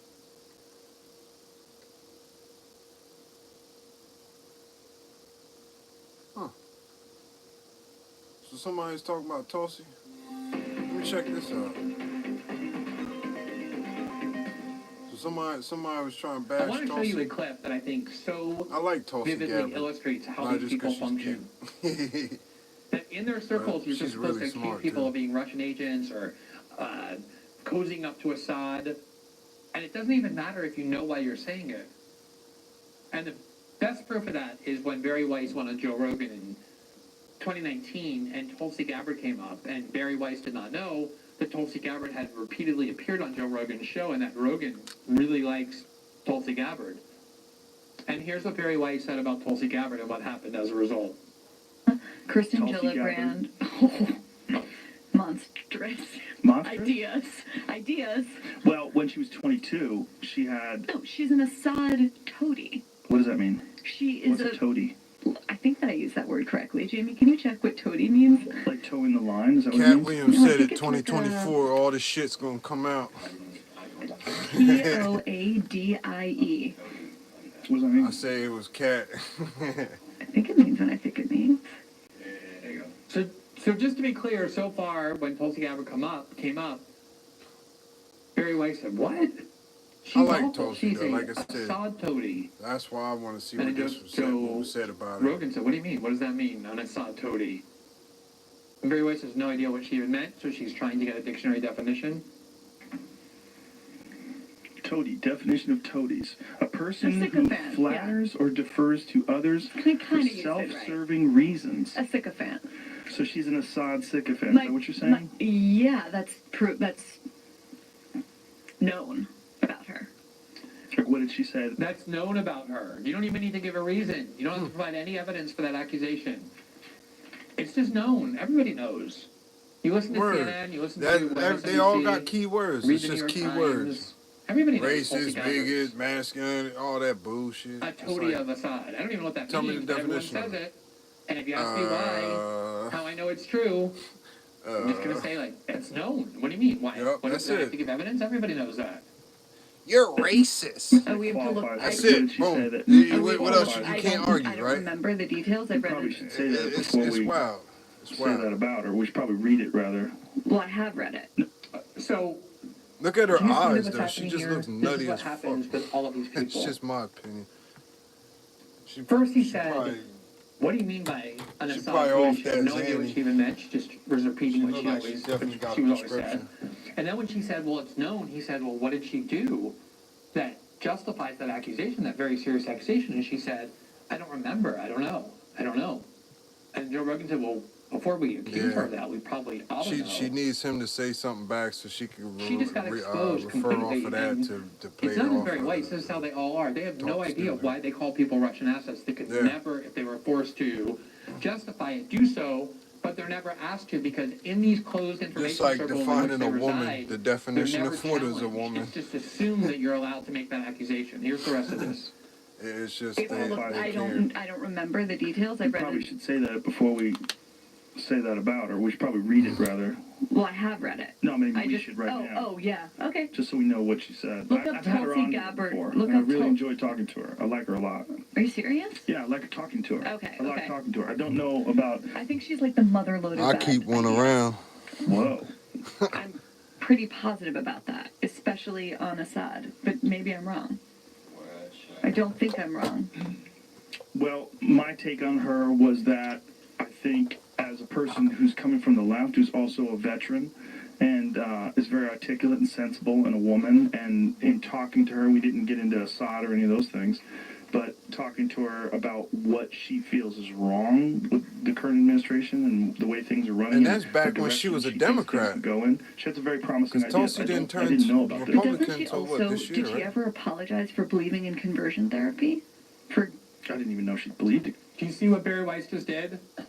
She got completely exposed, having no answer whatsoever to Joe Rogan's question on what basis to accuse her of being this.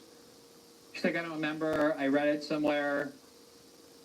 And then the more Joe Rogan said, well, I actually like Tulsi Gabbard, Barry Weiss just got more and more nervous. She just thought Joe Rogan would automatically agree with her, at least in Barry Weiss's world. This is just assumed. Yeah. This is how liberal discourse works. It absolutely is. Everything's got to revolve and by liberal around discourse, them. I mean establishment discourse about foreign policy, which Barry Weiss is a complete adherent. I mean, can you imagine going around in public on one of the most watched programs in the country and accusing somebody of being an Assad toady and then admitting that you have no idea why you think that, what justifies that accusation, even though you just got done multiple times asserting that it's definitely true because everybody knows it, and then just slinking around like a coward and saying, oh, let's talk about her views on LGBT and conversion therapy that she believed when she was 21. This is what this discourse is. Now, to be clear, here's the Washington Post in 2024, Tulsi Gabbard, Pete Buttigieg, MSNBC. Rather, this is 2019. Actually, here's the debate between I haven't seen that with Trump. Pete Buttigieg and Tulsi Gabbard when they were both running for the Democratic nomination for president in 2020. I might end when up Tulsi switching was over to still that a Trump speech thing. Democrat, I and ain't Pete seen Buttigieg raised this issue of her having met with Assad. And if your question is about experience, let's also talk about judgment. One of the foreign leaders you mentioned meeting was Bashar al-Assad. I have, in my experience, such as it is, whether you think it counts or not, since it wasn't accumulated in Washington, enough judgment that I would not have sat down with a murderous dictator like that. Congresswoman Gabbard, let me allow you to respond. Thank you. You were asked directly whether you would send our troops to Mexico to fight cartels, and your answer was yes. The fact checkers can check this out. But your point about judgment is absolutely correct. Our commander-in-chief does need to have good judgment. And what you've just pointed out is that you would lack the courage to meet with both adversaries and friends to ensure the peace and national security of our nation. I take the example of those leaders who have come before us, leaders like JFK, who met with Khrushchev, like Roosevelt, who met with Stalin, like Reagan, who met there we go. like Reagan, who met and worked with Gorbachev. These issues of national security are incredibly important. I will meet with and do what is necessary to make sure that no more of our brothers and sisters in uniform are needlessly sent into harm's way fighting regime change wars that undermine our national security. I'll bring real leadership and experience to the White House. I mean, this is so pathetic that in Democratic Party politics now, meeting with a bad person that you think is a bad foreign leader is somehow evidence that you're in bed with them.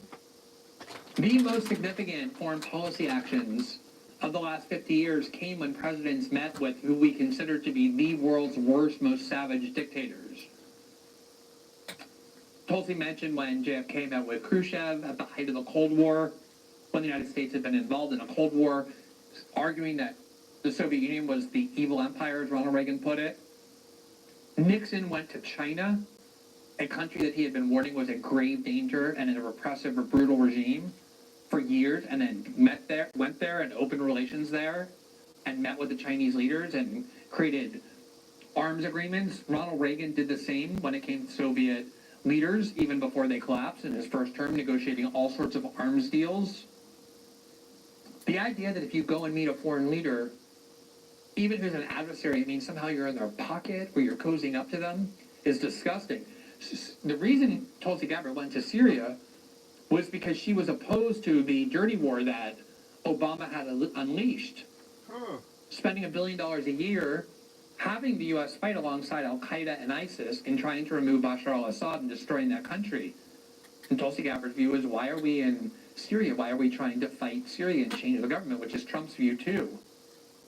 And so here the Washington Post is saying Trump's pick of Gabbard resurfaces questions about her 2017 Syria visit. This is what they all talk about. Quote, in January 2017, Tulsi Gabbard, then a Democrat representing Hawaii's 2nd District, took a trip to Syria on a, quote, fact-finding mission that perhaps raised more questions than it answered. Look at all this innuendo, this McCarthyite innuendo. Gabbard, named Wednesday by President-elect Donald Trump as his pick for Director of National Intelligence, wrote in a blog post at the time that she went to the country to, quote, see and hear directly from the Syrian people impacted by the devastating civil war there. If we're going to be at war with the country, you ought to go to that country and see what's going on and meet with the leaders about how to resolve it. And, quote, she divulged, she met with Assad, whose regime is backed by Iran and Russia. She went there to go see what was going hundreds on. of thousands of civilians. The meeting with Assad, she said, was not planned, but when the opportunity arose to meet him, she did so because, quote, we've got to be able to meet with anybody that we need to. Instead of taking what people were saying, oh, this is happening, she went there to go see what was going on herself. And that's exactly what we talked about. Gabbard met with Assad twice when she was in Syria, the Honolulu Civil Beach reported, couldn't even make his ass up there to Ohio when that fucking train derailed, or Baltimore when that boat ran into it. 2 days later. The Civil Beach reported, it is not unusual for members of Congress to travel abroad or meet with foreign leaders, but it is rare for them to do so with leaders who are accused of committing atrocities against their own people or seen as unfriendly to the United States. Gabbard has likened her meeting with Assad to Trump's meeting with North Korean leader Kim Jong-un. Like a it's unusual for members of Congress or U.S. officials to meet with dictators accused of killing their own people. Joe Biden had a fist bump and a hug with Mohammed bin Salman, the head of Saudi Arabia. He does the same with General Sisi in Egypt. Of course you have to talk to foreign leaders, including the ones who are adversarial to the United States. Now, just to give you a sense for how ahistorical this is, I'm going to check out that interview, in I think it was with Bloomberg. the Bush Trump administration had a policy of trying to isolate Tulsi and I Syria wanted to see what the hell they had to say about her. To punish Syria. I like her. For she's alleged interference in Iraq. It's kind of funny when the United States invades Iraq and occupies it and is destroying the country, and then accuses Iran or Syria of, quote, interfering with Iraq. But that was the U.S.'s view, was that Assad was making it more difficult for the United States to do what they were trying to do in Iraq, and they were trying to isolate and punish Syria. And so Nancy Pelosi decided that she would go and fly to Damascus and meet with Assad, the leader that the Bush administration was trying to isolate. And obviously the Assad family, the father first and the son, had been accused of all sorts of savage acts for a long time. And Nancy Pelosi said, I don't care what you think, I'm going to meet with Assad in Damascus. And that's exactly what she did. Here from NBC News, you see the picture, there's Pelosi, look at Nancy. There's Assad. Pelosi shrugs off Bush's criticism, meets Assad. U.S. House Speaker Nancy Pelosi met Syrian President Bashar al-Assad on Wednesday for talks criticized by the White House. That was in 2007. Shit, Nancy didn't look bad back then, right? Hardline Arab country. I'm the richest guy in the world. I have inherited the best. Now, here's the thing I think is most important when it comes to this effort to malign and demean Tulsi Gabbard's loyalties or patriotism because she had the audacity to meet with a bad guy, a foreign leader who was an adversary. In 2007, when President Obama, then Senator Obama, and Hillary Clinton had their war to see who would become she still served as National Guard, which is still a service to the, one of the big differences to the country, and if she was emerged in the debates, and Hillary Clinton tried to exploit, she still served, was that Barack Obama was asked whether he would meet with a whole bunch of dictators without preconditions, including Hugo Chavez, and I believe Assad, and North Korea, and just Obama like said, yeah, of course. Headed you can't or something like that. Ignore people in the world with whom we have differences. Got That's experience, knowledge. A formula for war. And Hillary Clinton tried to attack him as inexperienced and reckless for saying that you don't go and meet dictators. Here from the Washington Post, July 2007, quote, Obama debate comments set off a firestorm. Quote, Barack Obama's offer to meet without precondition with leaders of renegade nations such as Cuba, North Korea, and Iran touched off of war words, with rival Hillary Rodham Clinton calling him naive and Obama linking her to President Bush's diplomacy. Older politicians of both parties questioned the wisdom of such a course, while Obama's supporters characterized it as a repudiation of Bush policies and refusing to engage with certain adversaries. It triggered a round of competing memos and statements Tuesday between the chief Democratic presidential rivals. Obama's team portrayed it as a bold stroke. Clinton supporters saw it as a gap that underscored the freshman senator's lack of foreign policy experience. Quote, I thought that was irresponsible and frankly naive, Clinton was quoted in an interview with the Quad City Times that was posted on the newspaper's website on Tuesday. In response, Obama told the newspaper that her stand puts her in line with the Bush administration. You could tell is really. No, I suppose you can have whatever what she does and sorts of who she is. Disputes you want, disagreements you want about very smart. Whether or not someone should actually go and meet with a foreign adversary, somehow that it's better to just not talk and not have communications with them. I mean, she went from but Democrat even if you disagree to that it's a good thing to do, if you think it's wrong politically or geostrategically, you know, looking at both sides. It doesn't remotely justify accusing the person who does it, who wants to go and negotiate, of being but they were going against her when she was Democrat. Assad or in the pocket of Putin. This is sick things. These are sick. This is sick discourse.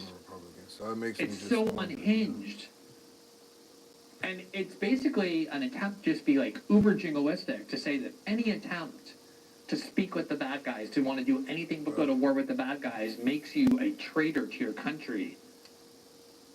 And it's exactly the sort of liberal mentality that has. I'm going to go ahead and watch Thank you, this. Claire. Thank you, the Economic Club of Chicago. Thank you, David, particularly.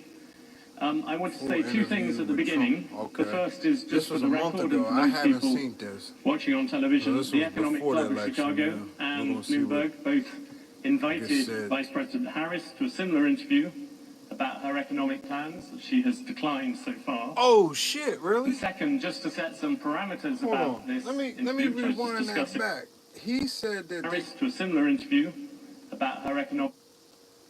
Those people watching on television, the Economic Club of Chicago and Bloomberg both invited Vice President Harris to a similar interview about her economic plans. She has declined so far. Harris got sent the same interview, second, just to declined, set some parameters and Trump got about it and this came. interview, which I was just discussing with President Trump. We're going to focus on business business and like a lot and the of other economy. stuff. It's all for who's going to abide by it. This is a business audience. There's always a way But it's around also because voters insist that the economy is the main issue that it's matters. like they got a wall, they go up and over it, they go down and under it. On that note, let me invite on stage President Trump. You know, but for the most part, just letting them people come in, it's unfair to the poor people that suffer and have to go through some of the shit that they're going through just to get here. It just ain't fair for the people, for the children, especially the women. That's what breaks my heart is seeing the women and the children. The men, you know, the men, the guys, but the women, the children, the most vulnerable, standing ovation.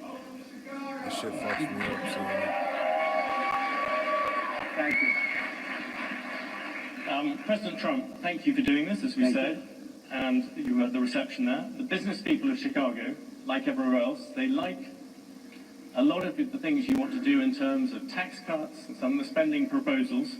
But like many business people, I'm going to shut up because I'm going to hear what this is about. And the Committee for a Responsible Federal Budget, which is a bipartisan outfit, put out some predictions the other day. If you add up all the promises you've made, and your plans would add $7.5 trillion to the debt. That's more than twice the total for Vice President Harris. You're on course to push up debt up to 150% of GDP. This is a very business-like audience. Why should they trust you with that? Because we're about growth. She's got no growth whatsoever, and we're all about growth. We're going to bring companies back to our country. You look at, even today, as I was driving over, I see these empty, old, beautiful, like steel mills and factories that are empty and falling down. Some have been converted to senior citizens' homes, but that's not going to do the trick. And we're going to bring the companies back. We're going to lower taxes still further for companies that are going to make their product in the USA. We're going to protect those companies with strong tariffs, because I'm a believer in tariffs. I'm not sure that you are. I don't think you are, but I congratulate you on your career. But to me, the most beautiful word in the dictionary is tariff. And it's my favorite word. It needs a public relations firm to help it, but to me, it's the most beautiful word in the dictionary. Tariffs, do you think that will bring in the revenues? To use another bipartisan group, Yeah. Peterson Institute, they say they only bring in $200 billion. That is that's barely the cost of 2 of your promises. Yeah, but that's like, for what company are you talking about, okay? Look, I've brought in with tariffs, and I was just getting started. Then COVID came, and we had because I tell you what, I did a very good job in COVID. Nobody knew what the hell it was. I call it the China virus because I like being a little more accurate. But when that came, we got hundreds of billions of dollars just from China alone, and I hadn't even started yet. But tariffs are two things, if you look at it. Number one is for protection of the companies that we have here and the new companies that will move in, because we're going to have thousands of companies coming into this country. We're going to grow it like it's never grown before. And we're going to protect them when they come in, because we're not going to have somebody undercut them. And I could give you an example of this if you want. Would you like me to? Because it just Give me a quick example, and I will come back. I just found out about it. So I've been talking about for the last year about Detroit and how horribly it has been. It's just horrible, because we've been talking about Detroit's coming back for 40 years. And it's never come back. And it's very dependent on the car industry. Well, they've lost 60% of the business over a long period of time. And what happened is I found out a friend of mine builds auto plants. That's all he does. He builds auto plants. That's what he's good at. He doesn't want to build an apartment. All he wants to build is, and he builds the biggest in the world. And for the last year and a half, if anybody's heard me speak, I was talking about Mexico as a tremendous challenge for us right now. Tremendous. China is building massive auto plants in Mexico. And they're going to build them, and they're going to take those cars and sell them into the United States. They're very near the border, and they're going to have all the advantages and none of the disadvantages. And that's going to be the end of Michigan. It's going to be the end of, frankly, South Carolina. Going to be the end of everything. So I've been talking about this, and I said to him about 9 months ago, I said, you know what? I want you to do me a favor, John. His name is John. I don't want to give his last name because he might not like it. But I said, I want to see an auto plant. I want to go and see one of these. You press a button and everything works, right? I want to see one of the big ones. He said, all right, good. I said, where do we go? I'd like to go to Michigan. I'd like to go to someplace in the United States. He said, no, we can't do that. Why? We're not building anything big in the United States. That's not where we don't build the big ones here. I said, where are you building the biggest ones? He said, in Mexico. We're building giant plants, the biggest plants anywhere in the world. In Mexico, I said. So you mean they're going to make cars cheaply? They have advantages over labor and other things. And they're going to sell them into the United States. And they're going to put Michigan out of business. Is that what? I don't know anything about that. All I do is build the plants. If you want to see a plant, we'll go to Mexico. I'll show you the biggest plant in the world. That was 9 months ago. I saw him, and I talked about it all the time because I think it's a serious threat to our country, because not only autos, but other things. So then I see him. 2 days ago, I was talking at another club, very nice club, and like this, except, I don't know, I think you people are probably even wealthier, okay? This was in Detroit, okay, which was appropriate. And I was showing them all sorts of charts about how their car, it's just gone down, it's like terrible. And I saw him, and I said, oh, how are you doing? How have you been? I said, could I ask you, how are those plants that you mentioned, those giant plants that you're building in Mexico, how is that coming along? Have you finished them? No, sir. They abandoned the project when they heard you're running. They abandoned the project when they saw that you were winning and doing well. I said, well, our initial vision is to build a smart city that changes how people think about urban living. We always think to push the boundaries, how we can shape our future. Like I said, I'm watching because I want to see and learn what got said and I said it publicly. all of that shit.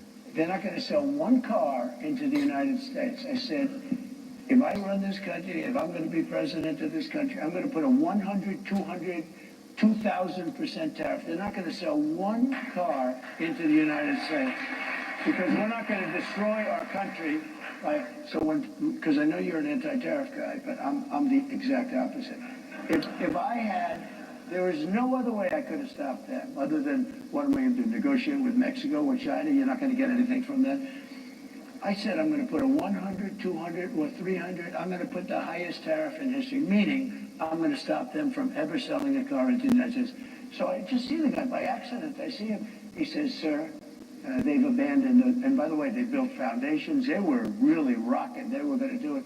They thought that I was going to win, or maybe they're just holding off. I tell you this, if I don't win, those factories are going to wipe out this country. They're the biggest factories ever built for cars.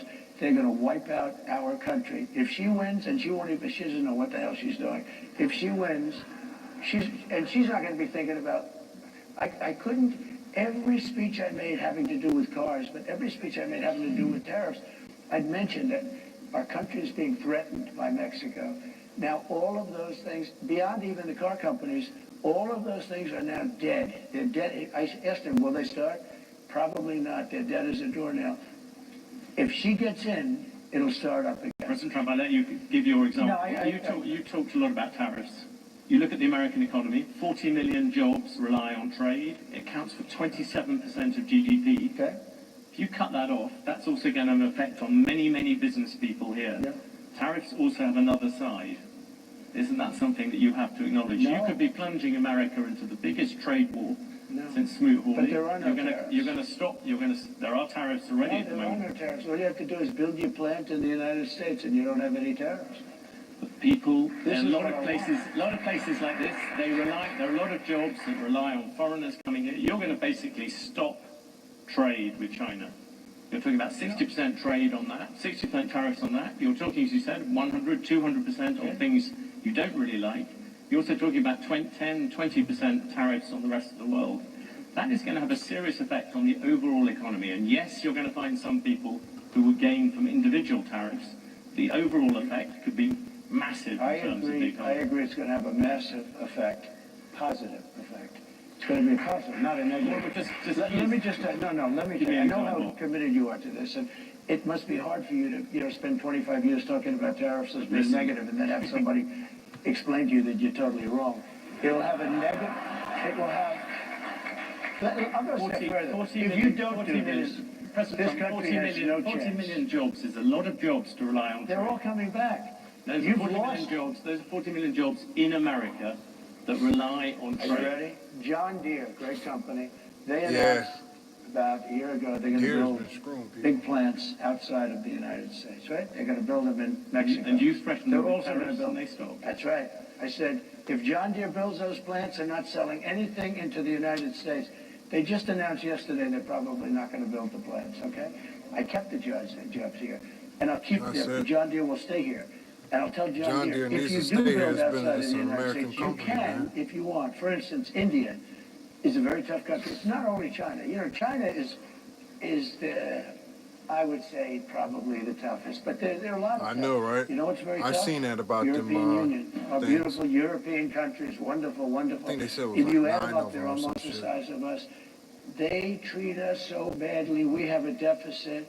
I said to Angela Merkel when she was there, she's not there anymore, I wonder why, but when she was there, I said, Angela, how many Chevrolets do we have in Berlin? Why, Donald, you have none. He said, that's right. How many Fords do we have in Frankfurt? I don't know. Yeah, we should be selling our cars there. I said, that's not right. just them selling their cars to us. Mercedes-Benz, BMW, all of the different Volkswagen, millions and millions of cars. And then I said farm products. They don't want our farm. They don't want anything from us. We have deficits that are crazy. And we're not going to have any more. We're going to put tariffs on them, and they're going to do. And you know what they can do? The Mercedes-Benz will start building in the United States, and they have a little bit. But you know what they really are? Assembly, like in South Carolina. But like they build still, everything in the Germany, and then chainsaws they and leaf assemble blowers it still here. They has a get away plant with down murder in because like they say, Virginia or oh something. yes, we're building cars. They don't build They cars. build them here. They take them out of a German box company. and they assemble them. We can have our child do it. Can we come back? Let's come back to the Europeans in a second. What about consumers? People out there. They're going to be the biggest critics, beneficiaries. yeah, critics say your tariffs will end up being like a national sales tax. Yeah, that's just because the country. You have America at the moment has $3 trillion worth of imports. You're going to add tariffs to every single one of them. That is going to push up the cost for all those people who want to buy foreign goods. What's going that is to just happen? simple mathematics, President Trump. It's not. Yeah, it is, but not the way you figure it. I was always very good at mathematics. Yes. Let me tell you, you're saying $3 trillion. That's Those companies, $3 trillion worth of imports. and they don't have to pay. And if the higher the tariff, the more likely it is to have them come into the country. The higher the tariff, the more you're going to put on the value of those goods, the higher people are going to have to pay in shops. Is that ready?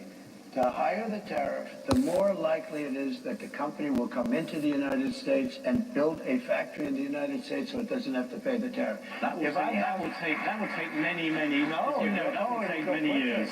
In fact, I'll tell you. If they tax the corporations, that's when it would come and get you at the checkout line. So horrible, so obnoxious. Because the corporations will take that extra fee and pass them on to the 10% is consumer. really, first of all, 10% when you collect it is hundreds of billions of dollars. The numbers that you're talking about, all reducing our deficit. But really, so there's two ways of looking at a tariff. You can do it as a money-making instrument, or you can do it as something to get the companies. Now, if you want the companies to come in, the tariff has to be a lot higher than 10%, because 10% is not enough. Guys, they're not going to do it for 10. But you make a 50% tariff, they're going to come in. Let me tell you the other thing about tariffs that's great. Our steel companies, as you know, 3-4 years ago, they were all when I was in office, I saw a man from a big steel company, and he was devastated. I knew him for a long time. And it's been a tough business. It was a great business many years ago, and I would not let U.S. steel be sold to Japanese, by the way. Psychologically, I think it would be That's the Nippon steel, as you know. Yeah, I wouldn't let it be sold. But I would stop it. It hasn't been completed. But if the corporations get taxed like they said they was going to tax them instead of tariffs, that's when the consumer's going to pay. But the tariffs is for the manufacturers. And I put a 50% tax on that, and tariff on that, all dumped steel. And it was also bad steel. It was what they call dirty steel. It wasn't good steel, which is a bad thing for structural components of buildings and planes and things like that. They were dumping crap into our country. And I put a 50% tariff. I started at 25, I raised it to 50 because the 25 didn't quite do it. I raised it to 50 and that did it. They stopped dumping steel. And I saved our steel mills by having that. We saved it. We saved our steel. Now, what was left, because we've lost so much, but there are certain companies you have to have. There are certain things you have to have. Steel, you have to have. If you go to war, you know, there's a possibility you go to war. I kept us out of war. I was the only president in 82 years that kept you out of a war, except I defeated ISIS, but I inherited that war. There were no wars. And by the way, and I think it's very important, you can go, you know, I call it the weave. You can call it, you have to weave as long as you end up in the right location at the end. But while we're talking about it, we have never been so close to World War III as we are right now. With what's going on in Ukraine and Russia and the Middle East. Well, I had no wars in the whole world. Think of it. And I talked them out of wars. I talked plenty of countries out of wars.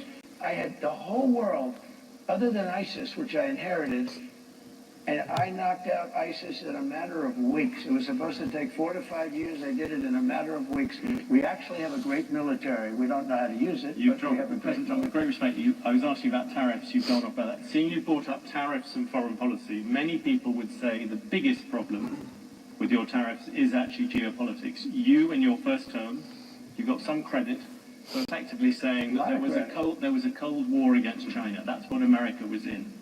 You look at the last Cold War against the Soviet Union, America won it in part because it rallied allies to it. You're talking about slamming allies with 30%, 20% tariffs.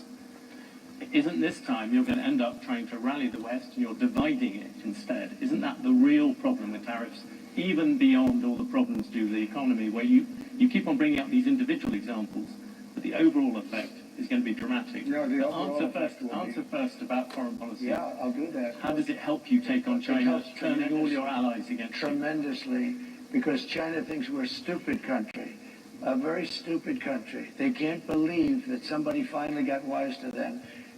Not one president, Bush, Obama, Barack Hussein Obama, have you heard of him? Not one president, think of it, not one president charged China anything. They said, oh, they are a third world nation, they're developing. Well, we're a developing nation too. Take a look at Detroit. Take a look at our cities. We're a developing nation. We have to develop more than they do. We're way behind them. You take a look at what's happened to our cities. So what my question was about your allies, not about China. You are going to annoy Detroit used to have a lot of auto manufacturers. But our allies have taken advantage of Nash, us Studebaker. more so than our enemies. Our allies are the European Union. We have a trade deficit of $300 billion with the European Union. Our allies are Japan. You know, Abe was a very good friend of mine. He was a great guy, great. And I said to him in Japan, he was assassinated. And he was a great man. He really was. I didn't see too many like him. And he got very sick and he had to take off. And then he was actually making a comeback. He was going to make a comeback and he would have won easily. But he was a great gentleman, handsome, wonderful man, respected by everybody. And I went to him and I said, Shinzo, we have to talk. What? Trade. And he goes, I'll never forget it. I know. I said, what do you know? I knew you'd come to me. Why do you say that? Because I can't believe, I wouldn't tell the story if he was alive, actually. I said, I can't believe how many years it's been that nobody even negotiated with us in America. I said, Shinzo, you have to pay for your cars. You're sending millions of cars. You don't accept a car from us. You don't have one car that you accept, and yet we're selling 3 million, 4 million of your cars. I said, Shinzo, on agriculture, you won't even accept our agriculture. And I renegotiated the whole trade deal from a little disadvantage because I was stuck with a bad deal. I mean, I got stuck. We have trade deals that were so bad that I said, who are the people that are doing it? They're either very stupid or they're getting paid off, okay? It's one or the other. It's very simple. We have the worst trade deals all over the world. South Korea, I love South Korea. They're wonderful people, extremely ambitious. They have a money machine. We protect them from North Korea and other people. North Korea is very nuclear. I got along with him very well. Kim Jong-un. Yes. But wait, they don't pay us anything. And I said, this is crazy. If I didn't put tariffs on, you know, the motor companies, the car companies, they make most of their money at small trucks. I put tariffs on China, and I put 27.5%. Otherwise, we'd be flooded with Chinese cars. And all of our factories would close. We'd have no jobs at all in the auto industry. That goes for electric, by the way, which is a killer, which I've explained, and I don't think I have to bore anybody by talking about it. But I put tariffs on South Korea because they were sending in trucks. And I put tariffs on, fairly substantial tariffs. Do you know that our car companies make almost all of their money with the small trucks, SUVs and small trucks? If I took those tariffs on, you would be inundated. Every car company would be out of business. And I got calls from Ford. I got calls from everybody saying, sir, I can't believe you're doing this for us. You saved our company. They make all their money with us. They make most of their money with the small truck and, you know, the SUVs. Many consumers ended up with more expensive cars. But let me just come at you on foreign policy. You wouldn't have a car company. You have said that Taiwan should pay for U.S. protection. Yeah. I ask because this morning you just mentioned North Korea. The Chinese army, literally as we speak, are engaged in rehearsals for a full naval blockade of Taiwan. So I suppose my question to you, if China invades Taiwan, would you send American troops to defend it? Well, the reason they're doing it now is they're not going to do it afterwards, okay? It's, you know, so they're doing it now. They want to do it China. Look, I had a very very good relationship with President Xi, and a very good relationship with Putin, and a very good relationship with Kim Jong-un, who has a nuclear force that you won't even believe. And by the way, today it was announced with us that he just blew up the railroad going into South Korea. That means South Korea is now cut off from Russia and China and various other places. Cut off by rail. Mr. Trump, you just mentioned. No, but these are big things. I have to mention them. Yeah, you just mentioned Putin, though, and this has been this controversy of the past week. Can you say yes or no whether you have talked to Vladimir Putin since you stopped being president? Well, I don't comment on that, but I will tell you that if I did, it's a smart thing. If I'm friendly with people, if I have a relationship with people, that's a good thing, not a bad thing, in terms of a country. He's got 2,000 nuclear weapons, and so do we. China has a lot less, but they'll catch us within 5 years. That sounds very much like I don't talk about that. You talk about talking to Netanyahu, you talk about talking to these people. Russia has never had a president that they respect so much, but more importantly, or less importantly, I guess, I went into Russia, and people said, oh, he likes Putin, and Putin likes him. Let me tell you, the first thing I did was terminated Nord Stream 2. Nobody ever heard of Nord Stream 2. It's a pipeline from Russia to Germany and all over Europe. I said, wait a minute, to NATO. I said, so let's get this straight. My first meeting, I said, so Putin's building the biggest pipeline in the world. He's going to Germany, but all over Europe. And you're paying him billions of dollars a year, billions of dollars a month. Germany's paying billions of dollars a month.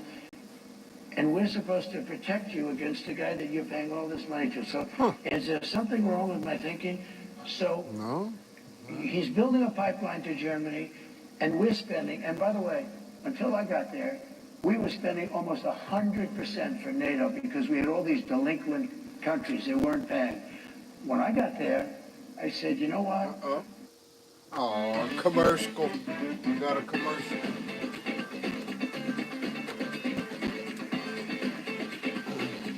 They're trying to sell me something I can't afford. Alright, here we go. We back. And by the way, my biggest fan is Stoltenberg, just leaving, Secretary General of NATO. He said when Bush came in, he made a speech and left. When Obama came in, he made a speech and left. When Trump came in, he made a speech and he said, let me see your books. And I found out in the books that nobody was paying. There were only 7 countries that were paying. We were supporting NATO. They screw us on trade so bad, the European nations. And then on top of that, they were screwing us on the military. So they're taking a tremendous advantage of us, $350 billion deficit on trade, and we're then supporting them. In other words, it's not sustainable. You can't keep doing this. You can't have that, China, all of these countries. And stupid people made these deals. I saw trade deals that were so stupid that you'd have to be, that was so bad. Why is the host keep that you'd have to be an idiot to sign them. And we signed them for years. We had, I could tell you trade deals that I have never seen of them. I said, who would agree to this? They had to be corrupt. They had to be corrupt. To make those deals, they had to be corrupt because there is no way a rational human being, I always say either corrupt or extremely stupid, because there's no way a rational human being would ever sign the trade deals that this country signed. And I got out of many of those deals. I told South Korea, I'm sorry, you're going to have to pay for your military. We have 40,000 troops over there. You're going to have to pay. You become a very wealthy country. Just to finish, you become a very wealthy. They said, no, we will not pay. We will not. We haven't paid since the Korean War. I said, no, you got to pay. I said, would $5 billion a year to start off with? No, they went crazy. They agreed to do. I got $2 billion for nothing. And I said, here's what we're going to do. They said, we can't agree to this because we have to go through Parliament. They have the Parliament or whatever their legislature is. I said, that's okay. I fully understand that. Make it $2 billion. But next year I'm going to talk to you again. And I was going to make it $5 billion. And they knew it was coming. The happiest people to see that it was Biden instead of Trump with them, South Korea. You know what they did? They cut off the deal that I made where they were paying us. They backed to nothing because it went back to Biden.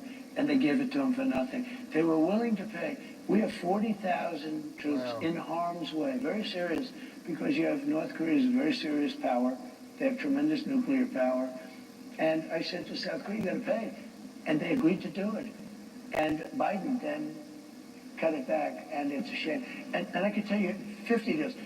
And if I were there now, they'd be paying us $10 billion a year. And you know what? They'd be happy to do it.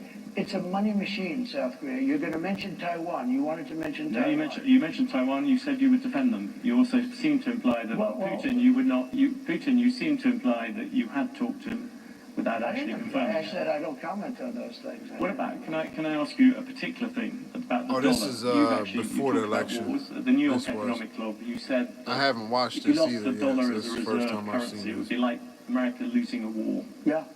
You look at what you're going to do in terms of protectionism, drive countries to use the other currencies, and all that debt is also going to lessen the dollar's status as the world's reserve currency. If Do you worry about the that? dollar is so secure, your reserve currency is the strongest it'll ever be. And it's on Bloomberg television. President Trump, at the moment, there's the Trump trade in the market. Do you know what that is? The Trump trade is very simple. People are betting that your policies are going to drive up debt. They're going to drive up inflation. So they're going to drive up interest rates. Are the investors wrong? Yeah, I had 4 years no inflation. I had 4 years no inflation. But that was when you had much. I had 4 years. It's better than that. And Biden, who has no idea where the hell he is, okay?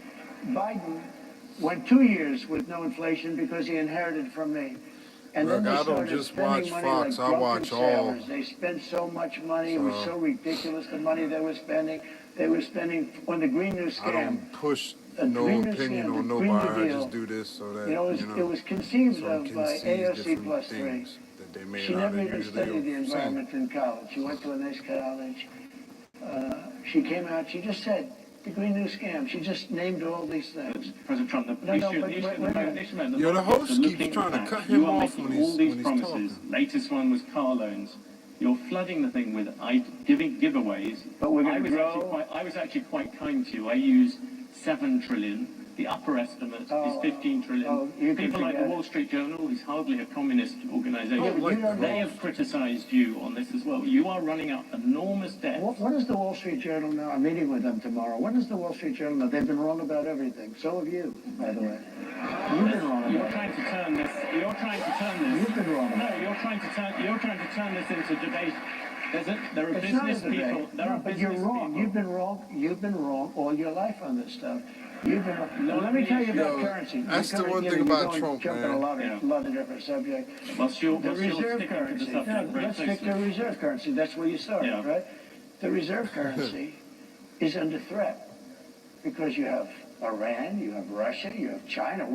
China's the one that you have to worry about because they want it. Yeah. They want to have the yuan be the educated comments. That's all so here's what I'm doing. Somebody Again, just got to educate themselves more on some If somebody says, and I this know is coming countries from want to get out somebody that's because they don't respect high our school leadership, they look dropout, at this no guy and college they say, you got to be kidding, education. and she's worse You than know him. what I mean? By the way, I never thought I'd say this. She is not as smart as Biden, if you can believe it. This is not what... that bitch probably got a bald head. This lunacy, and we can't have it anymore. We're not going to have a country left. Okay, currency. Very important. Yes. And if you want to go to third world status, lose your reserve currency. We have to have that. We cannot lose it. If you you'll go to third world status in this country because you take a look at the way things are running. If a country tells me, sir, we like you very much, but we're going to no longer adhere to being in the reserve currency. We're not going to salute the dollar anymore.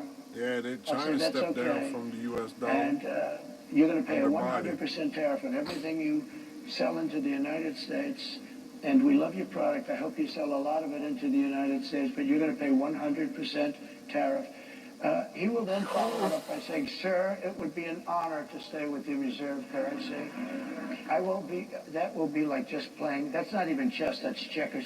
But you don't have listen to this, you don't have other people that can talk that way. You know, a lot of people say, we love Trump's policy, but we would like to have another messenger because we don't like him. He's a little bit crass. And then, actually, it was Lindsey Graham, I must say. He was a progressive, in all fairness. But Lindsey Graham said, But Trump's policy doesn't work without Trump. And there's a lot of truth to that. Macron was going to, nice guy, Emmanuel.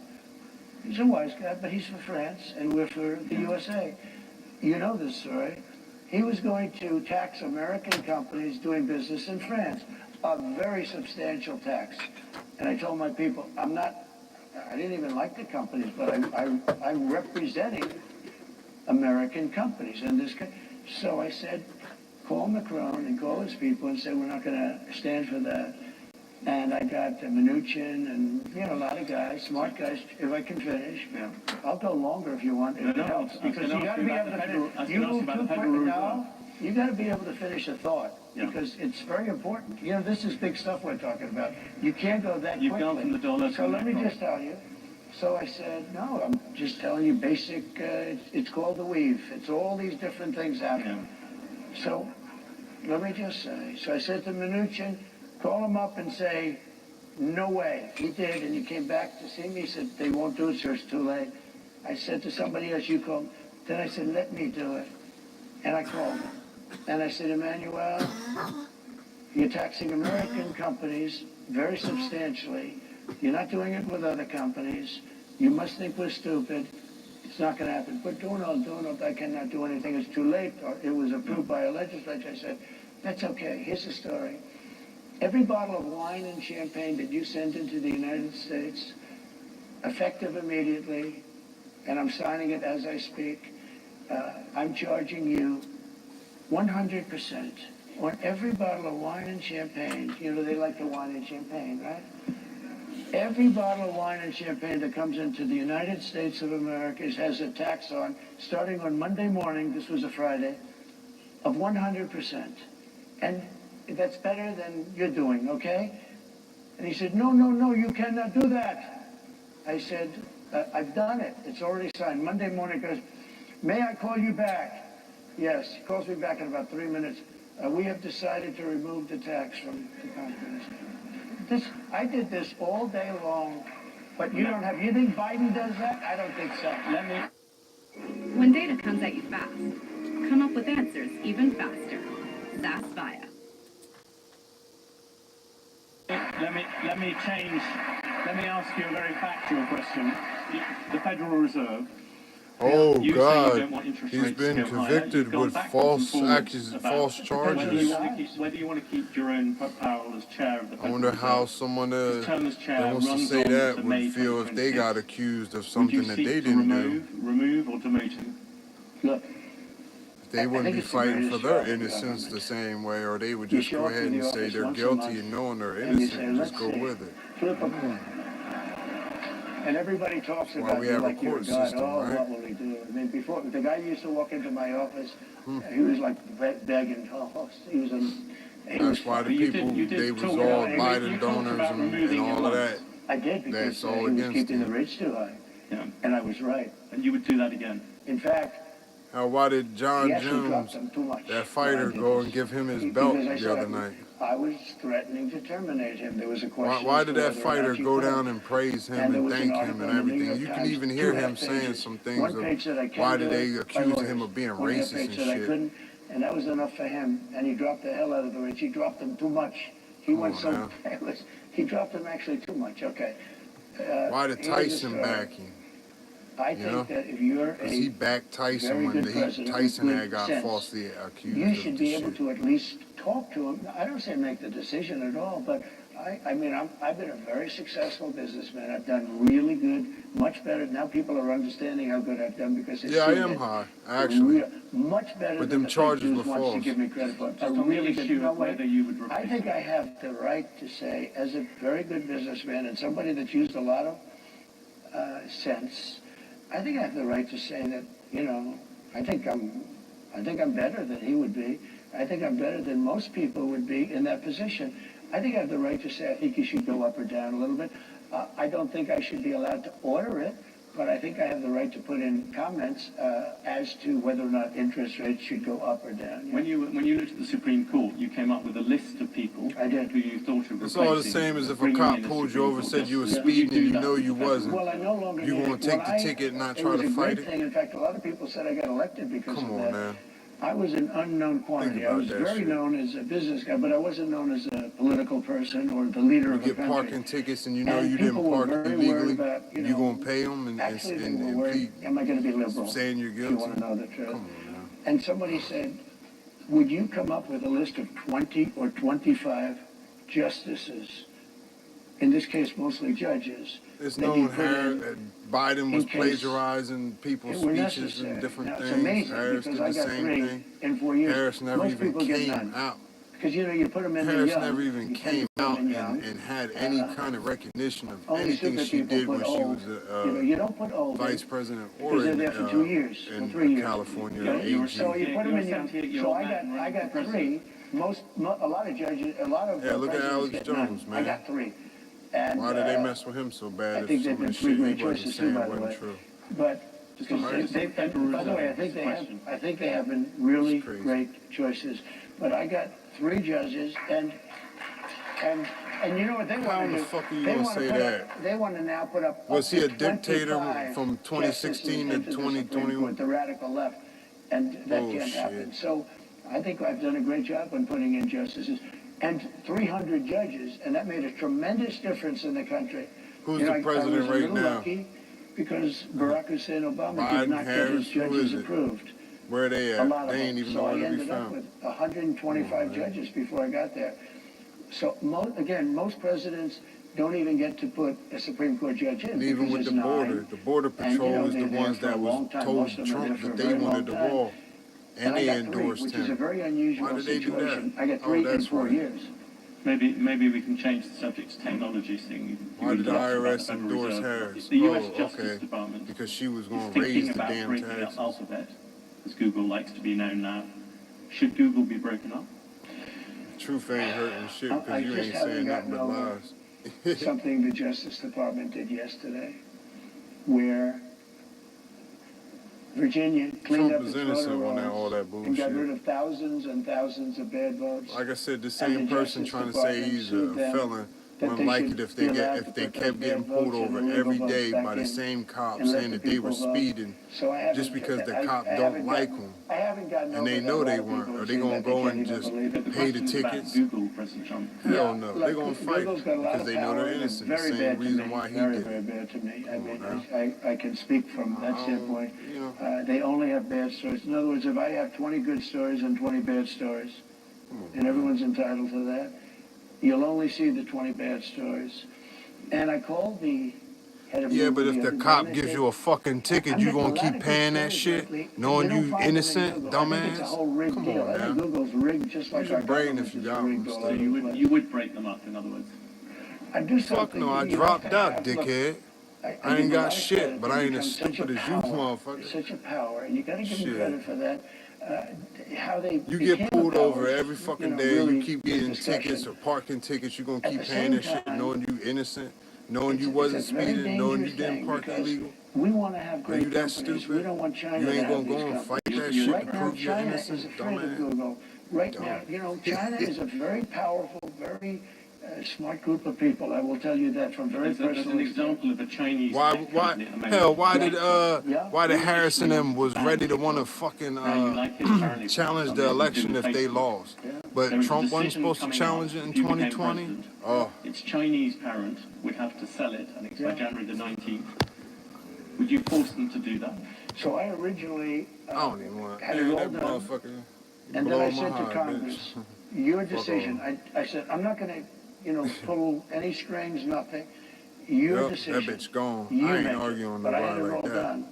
And I said, you make man, it. that bitch was making me feel And stupid. they decided not to make it. I didn't care if they made it or not, because to me it was a anytime somebody says a magnet, you have some them real bitches First is Amendment just a problems. fucking You have a lot of problems. You just talked about brainwashed Chinese turd, technology, the need to defend against it. I'm a high school dropout, the threat people see to many kind of American I children learn and things things like that. on my own Why because do you no longer see TikTok learning as a threat? so I do what I I think do. it is a threat. Frankly, I think everything's a threat. There's nothing That's why that's I'm not a watching this threat. shit. But And I watch sometimes you mad have to other fight shit through too. these threats. You Not can't just listening to what like somebody tells me. Google. I'm not a fan of Google. They And I ain't treat me on here badly. telling nobody to have a certain But if feeling. you, are you gonna destroy the company by doing that? If you do that, are you gonna destroy the company? Can I say? What you can do without breaking it up is make sure that it's more fair. Trump. They do treat me very badly. Oh, and he told me, no way, you're the like I number say, one man, I ain't, person you know, on all of Google for stories. I ain't telling somebody, hey, you have to like Trump. If you don't like him, you better get out of here or some shit. Most of them are bad stories, but these are minor details. Nah, I'm not gonna argue with somebody It's who's only saying bad that because goofy of shit. fake news, because the news is really fake. That's the one we really have to straighten. That We bitch have to called me a straighten out our maggot. press I because ain't we have a dealing with corrupt that. press. That just means That's they're the one we stupid. really. Can I ask you? I'm dumb, Can but I ask you ain't about, stupid. I was in Silicon Valley recently. You talked to the tech bosses and the tech people, and there seems to be a real fear that what you would do with tech is you would hand it over to Elon Musk and say, you sort it out. No, I have great respect for Elon. Like I said, look, I ain't gonna I argue saw with that somebody. rocket ship I come in ain't telling yesterday somebody they have to like and him. go right back to where So it why took they off, come in to and the trying gantry, I guess they to call it. argue with me with And I something said, stupid what like the hell? that? I was on a phone talking about probably politics, and the television's on, and I'm seeing this big thing where the white paint was burned off it from the, thousands of miles an hour, the heat. And I see this big, massive tube that's 10 stories, 20 stories tall come down. I told the person on the phone, wait a minute, I'm seeing something. Like I said, I don't believe it. I Neither dealt does with anybody some. else here. That fucker. And I said, wait a minute. I forgot the guy was on the phone. He waited for a half hour. And I watched that come down. Shit. And I watched it come down and come right in between those big levers. And I said, and it looked to me like it was going to crash. It was coming in hot. And all of a sudden, boom, you see the motor, the fire kick in. And I called Elon. I said, that's the most incredible thing. I said, can Russia do that? Nope. I said, can the United States do it? Nope. He's the only one that can do it. And I said, you now want to be in charge of deregulation. Not deregulation, cutting. Cutting wasteful spending. Cutting. Every single president. And it's fucking dirty. I got to clean that shit. Every president comes in and talks about cutting wasteful spending. Oh, there's tremendous ways. Give me an example of something you will do that will get rid of government spending. Well, let me give you an example. When I came into government, I was the first thing. An example going forward. Well, no, but this is going forward because it's the same thing. When I first sat down, a general came into my office and he said, "Sir, it's nice to meet you. Would you please sign this?" I said, "What is it?" It's a contract for a new Air Force One, which is actually 2 planes, not one, 2 Boeing 747. And I said, "How much is it?" $5.7 billion. It's a hell of an expensive plane, but there's reasons for that. And he said, "Nope, I'm not signing it." I said, "Who negotiated it?" Barack Hussein Obama. I said, "I'm not signing it." Why? Because there's a lot of fat. I said, "I'm not signing. It's got to have a 3 on it." Anyway, long story short, some of you have heard this. I got it down to, because first week they cut off $400 million. He said, "I'll cut." I met with the head of Boeing. Wait, Dennis. I said, "Dennis, you got to have a 3. 5.7 is too much. 5.7 billion. He said, "The most I'll take off is $400 million. I said, "Well, that's not bad for one conversation." So he got it down. I said, "Nope, I'm not accepting." Then he took off 2 more. Then he took off. Anyway, 2 months went by, 3 months went by. I thought we blew the deal, and I was okay with me. I didn't care. But we should have a new Air Force One. When we see these planes from Saudi Arabia, when somebody calls you a maggot like that, brand new, they're and just ours is like they're just one of 32 them years really old. like nut And jobs. it's a very man. different plan. It's much That's smaller. why I did that shit. Cause like I said, they were just a real nut job. I will tell you. Not for me. But we should have. Let me just finish. Like I said, I deal with some shit. I read out laugh, but that motherfucker 2-3 said months, maggot. I I was didn't like, call nah. him, which is the best way to buy something. Don't call back. And he goes. In fact, when he called me, I said, "I wonder what the hell he wants." Like I That's a said, good way to I've seen negotiate. that. That's one of them ones Said, that have "Sir, shaved their head because Trump won. $3 billion, You know what I mean? 999 million, 99999 cents. 1 penny below $4 billion. So I said, "You got yourself a deal." Then I said to him, "Let me ask you a question. So you had a deal at $5.7 billion And in a period of 2 months, I got 1.7 billion off. Arguing with people sometimes gets them to maybe think $1.7 billion and then profit like on possibly an look into airplane. things on their own or Did something. nobody ever negotiate But with you? when somebody just is closed-minded like that, they're not going to. So they said, we'll You know, take it. so there's like And I no said, real point of and then I arguing with learned, somebody that was just my first wasting time. experience, from that. Right or wrong. But then I learned everything is like that. There is so much waste. So I'm getting, think of this, the exact same plane it is for what it is. 1.7 billion less. Like Exactly, I except said, I have a and better somebody paint like job. that, I Okay, don't much want them better paint attracted job. to my stuff A anyway. different color, red, white, blue. They're is gonna beautiful. find fault with me anyway. So why do you If even want to look be at around every me? contract, that's one contract. I mean, I'm not and saying it to relatively be an small ass, but compared I'm to just most. keeping it real. Like, Think of it. Like people don't like You Trump. save Why they always 1.7 watching this stuff, or billion why they always got to because you comment. negotiate. Just go the Every other deal way. is like that. We're building ships That's that the are costing freedom that you 2-3 have times is more than choice, previous not just speech. There's tremendous You have a waste, choice fraud, to and do abuse in our things country. and certain And if you look at could things cut and it, stuff. So you would if have a somebody don't like surplus something, without they can even choose going something else. into I'm the sorry, growth. but that's just me. Growth, we will grow. We're going to bring companies and jobs in at levels that you've never seen. And you would never be able to do it because you're not a believer in tariffs. The only way, let me tell you, the only way you can do it is through the threat of tariffs. It's the only way you can do it. Can we come back to one thing on that? Deal making. You look out across this room, there's some big businesses, a lot of small ones. You look at the way you've given us a lot of examples of things where you've negotiated with the heads of big businesses. Right. Give you an example, when you put the tariffs on China, much smaller than you're planning to do at the moment, when you put them on, Apple came, you negotiated a difference for them. I did. That's much harder for small business people. Isn't the problem with the way that you do these kind of deals? You're bound to deal with the big companies, it's the small companies who get hit by all these different things and can't find exceptions. Oh, we have exceptions. No, we had an exception rule. I gave Apple an exception. Tim Cook is a great Apple is not a small company, and no. please don't give a Tim Cook. But here's what happened. The question is about small businesses. Yes, but what will you do for them? No, but we have a very talented group of people. Bob Lighthizer did a very good job. We had great people. We had like I said, central man, casting. These are people that have a closed mind, like that one. In the case of Apple, they needed an exception. You know why? Because of Samsung. Because they, no matter what He you came to me say, and they're said, not going to Samsung look into makes a things. product They're not similar going to to get ours, the very light good bulb to product for click phones.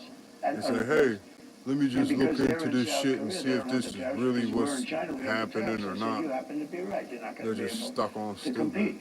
I said, look, I'm going to give you a 1-year break, but I want you to start building It's your like having a factories car in with a burnt this up country, transmission that whether ain't it's going to move. Texas or any other place, anywhere in the country. The clutch is burnt What up, does the that car mean? ain't I going to said, move. you have Bike ain't everything in going to China. move. I want you to move it from China back to our country. And he started doing that. And he built a factory, a big one in Texas. He built another one. And this was all a process. It was all happening. But I did give him an exception, and the reason was, he said, as soon as he said Samsung, I said, how is that product compared to yours? He said, it's a good product. I said, then you really can't compete. You can't have a 25 or 50% tariff. Nah, like I said, I didn't ban him only because he said I was a maggot. So like I said, he's closed-minded. But the ultimate business, you know, I mean, if you gonna talk shit, at least look into it before you know, and really just, you know what I'm saying? Another example, we have a man. I'm not even saying, I'm not even telling people, say, hey, you gotta like this guy because of this, that, and the other. And he was, pretty big in It is what it is. That's all he did, you know what I mean? kitchen cabinets. He said, sir, but, China hey. and South Korea are building kitchen cabinets for 1/3 of what I can make them. I said, what's the quality? They're not as good, but they're good enough. I can't compete. I'm going out of business. I have 2,000 people that work for me. I'm going out of business. I put a 25% tariff still on kitchen cabinets. I saw the guy 3 days ago. He said, I'm the man that saw you about kitchen cabinets. You saved my company when you did the tariff, and you saved thousands of jobs. And my company is now doing very well. And he started to cry. This guy hasn't cried too much, I will tell you. He said, you saved my company. There's nobody that could have done that. Maybe I can ask you, Ben, about something else. Yeah. Business people here in this room, business people, capital markets, they all like the rule of law. They like certainty. The Chinese, you mentioned, other dictators. Right. They don't like it when things go Yeah, wrong. but They like energy it when things predicts go the wrong in cost America. of goods too. If you look at the events of You know, January you 6, got to have 2021, cheaper it showed to fuel many people America's to democracy get the was stuff unruly and around, violent. Only transport 3 it weeks from ago to the warehouse to election, will you stores, commit and now to respecting goods to the and encouraging a manufacturer peaceful and all of transfer that. of power? Well, you had a peaceful transfer of power. You had a peaceful transfer of power. You had a peaceful. Come on, President Trump. You had a peaceful transfer of power compared with Venezuela, but it was by far the worst transfer of power for a long time. Thank you. I appreciate that, because this is what they like to do. This is what they like to do. It's very interesting. Question, President Trump, is would you respect the decision? When I found out about this interview, I did a little check. He's a man that has not been a big Trump fan over the years. So I had a choice. Do I do this interview or not? I'm glad I did it. But do I do this interview or do I disappoint a lot of people? Because I know a lot of people in the audience. But his view is very different than mine. Let me just say, I'm asking March, we had a term, peacefully and patriotically. These were people. If you think an election is crooked, and I do, 100%, if you think, the day it comes when you can't protest, you take a look at the Democrats, they protested 2016, they're still protesting, and nobody talks about them. But if we protest, we want to have honest elections. You think the last election was honest? All the times it went to courts, the courts sided it didn't with go. They went to court, and the courts all said, you don't have standing. Nobody had standing. And it's hard, frankly, after an election for a judge, but they all said you don't. Nobody ever had standing.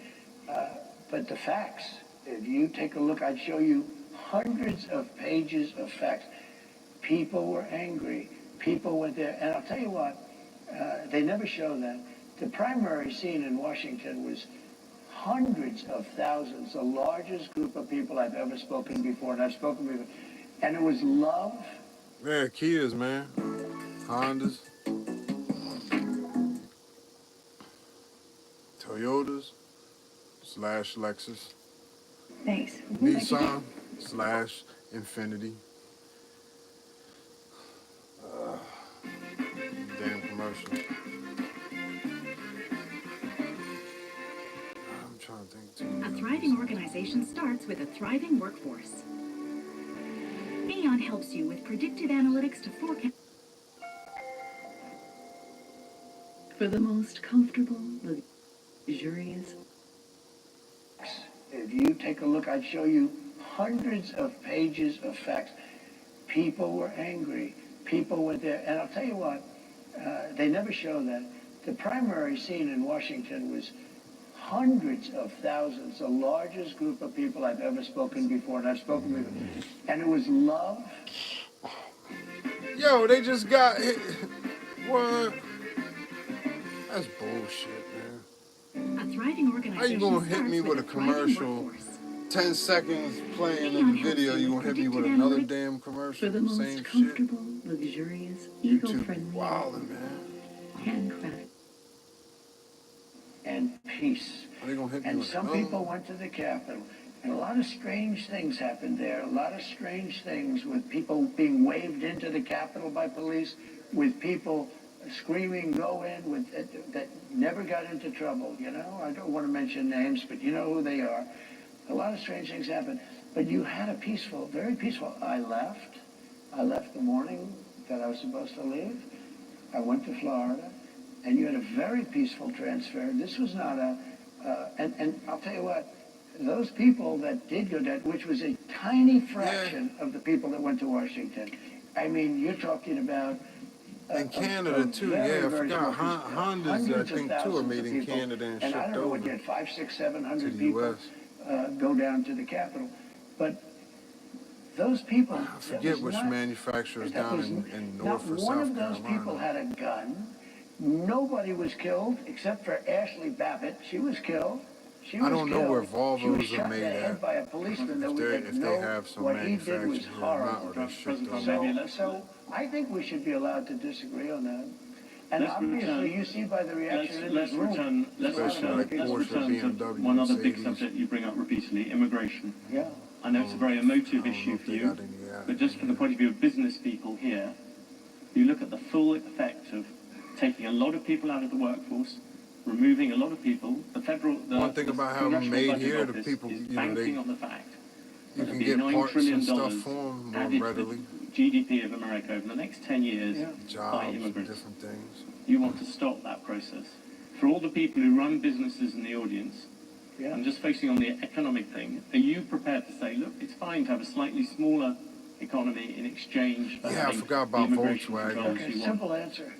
I want a lot of people to come into our country, but I want them to come in legally.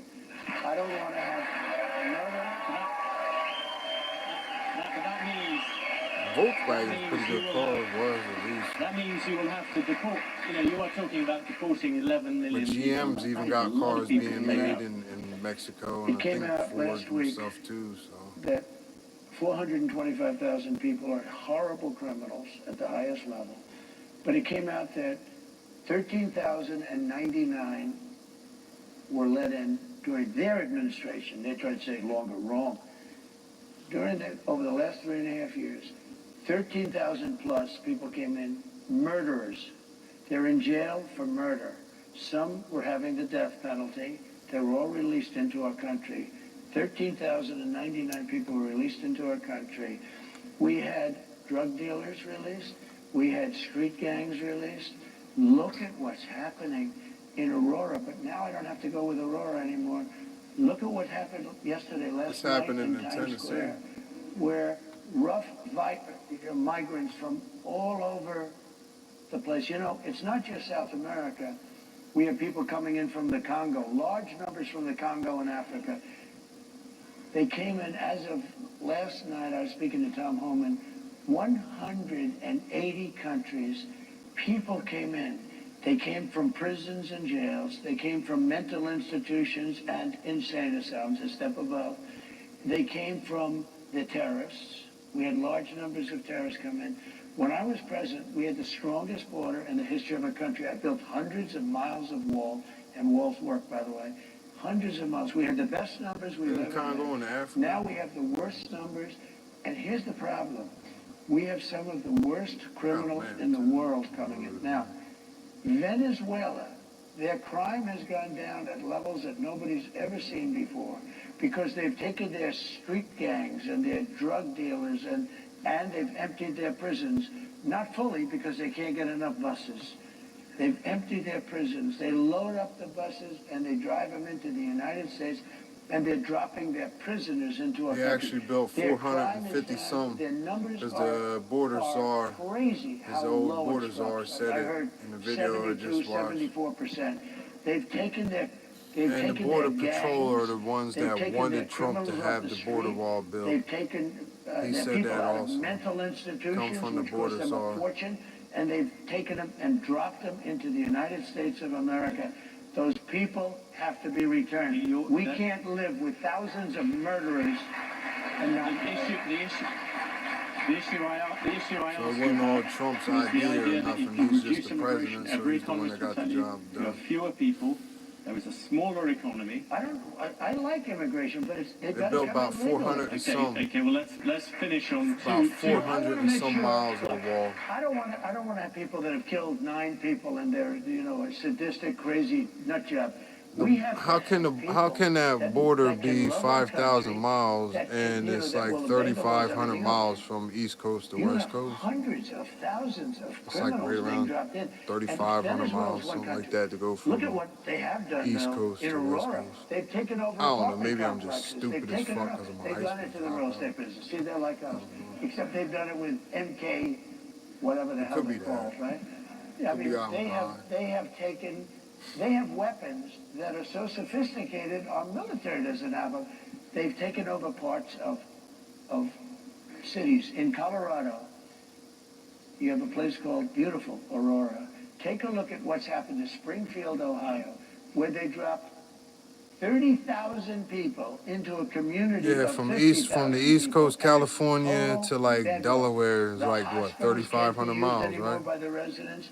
The schools can't be used by the children that were there last year because other people that don't even speak Yo, the language. the fucking borders I was just on. I just watched the video. Dude just said that shit. It was like 453. Go Google that shit. Just Google and they're it. going to be people that want to be in here, and they're going to be people that can love our country and won't kill people. Yeah, but still, how's the border going to be triple the distance going from some of these like killers 5,000 miles? It's like from East Coast to like Hawaii or something. Beautiful woman there. They'll look at you and they will kill you. These are seriously sick people. And no, I don't want them in our country. And they are in our country right now. And they're in there because Kamala Harris, who's our border czar, is an incompetent Texas is like, person. what, that, maybe a few hundred miles, like 300-400 Can I finish miles. with two questions? The first, you just said it's it, like not you don't do well. ridiculous. You own and run businesses. Yeah. Would you appoint a CEO who was 78? You didn't give you a medical... Yeah, it would. Depends on this. I'd make people like Biden, who's in bad shape. I wouldn't appoint him. He's 81 or 82. He's 4 years older. But I'd appoint, I know some of the smartest people I know. I know a man that made all of his money from the time he was 80 to 90, and he was a failure all his life. He was in the drinks business. Strangely, you didn't bring this up but you were running against Joe Biden. No, I never attacked him for his age. In fact, I used to defend him on his age.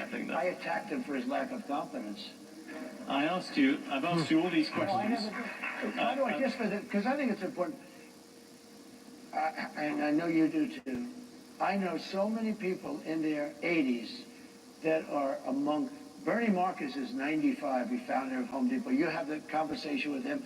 He's just as sharp as he, mentally, he's just as sharp as he was.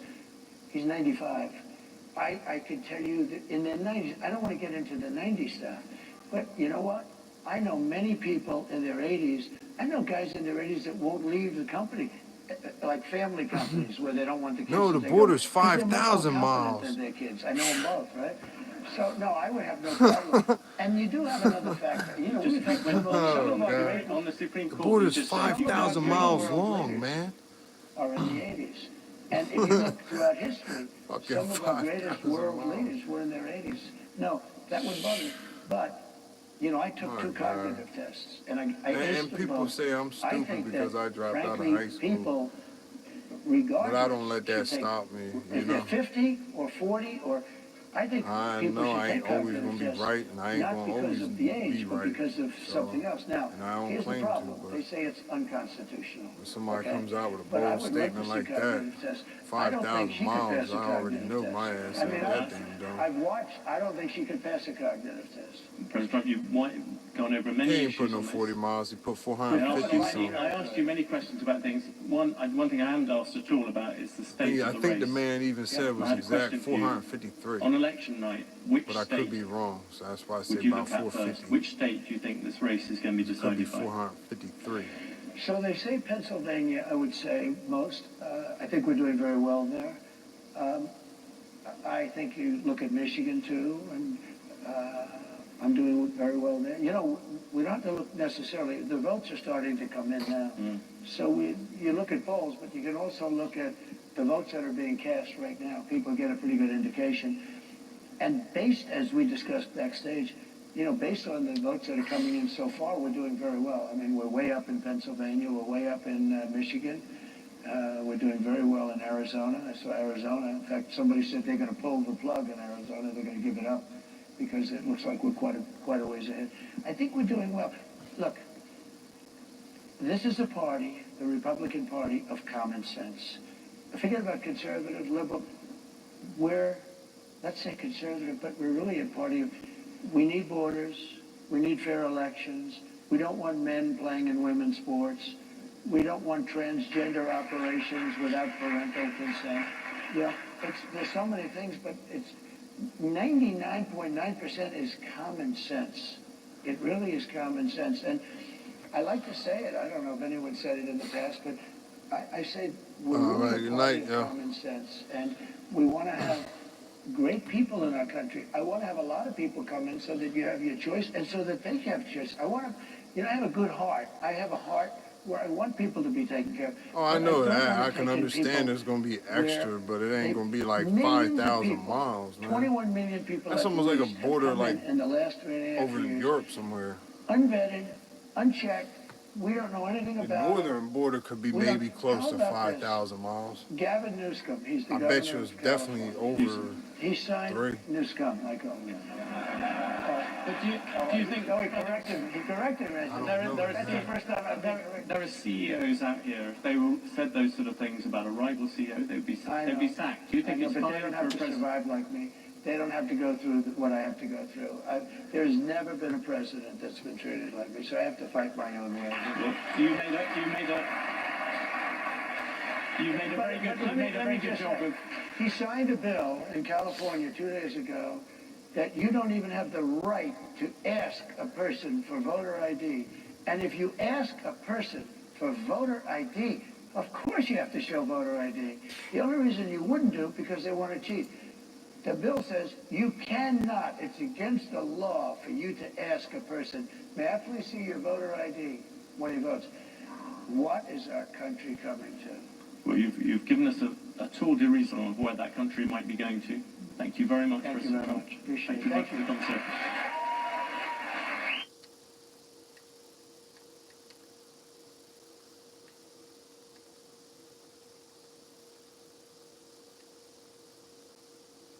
With so many games on Hard Rock Bet, you can win from almost anywhere.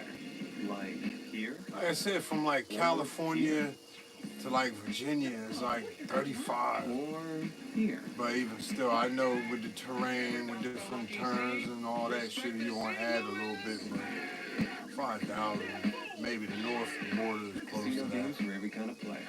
Hard Rock Bet. Roll with us. But the southern border ain't. Lucky seat strikes again. Donald Trump is once again. Shit, I think it's like 5,000 miles from like South America up here. Because there was people that rode motorcycles from down,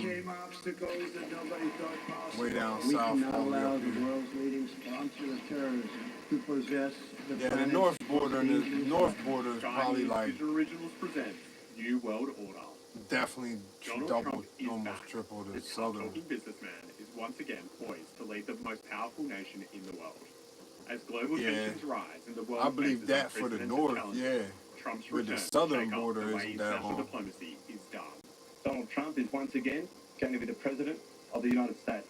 We overcame obstacles that But the northern border, if you knew too, Michigan, there's a part of Michigan that's up, that people, it's a part of Michigan where people got to cross through Canada to get to it, and back and forth, like going to school and shit. It's pretty wild, but it was pretty cool to learn that. It's got economic talent, strength, depth, investment potential to really make a difference in the world. If he chooses to, he can wield that power. Yes, I forget even what it was America called, first, but America, that like section. any other nation, always looks after its own interests first. No different from It's up, Harry it's Truman up or by Ronald like Reagan. the He can Great pursue Lakes America or first something like that. policy, I think which I could be with off, I could be like-minded, wrong, also but I know it's socialist countries makes a it's real definitely a difference section to pushing back on autocracy that's and those right who are tyrannically using their power 'Cause to I watched a upset little the sort of documentary arrangements about that were put in place after the Second World War that have given us Yeah, some they peace and ain't prosperity. building a wall People on the miss northern that border. point of This is analysis the southern when they border think where they about got Trump, it, but but they we've got the already had northern a border first with Trump term. So we know cleared the out contours like of they. his I thinking. forget Yes, he's America how many first, but he wants to share feet the is burden more specifically equally and equitably. cleared, In but his the mind, border and is he said cleared. this But very there are certain consistently and sections where regularly,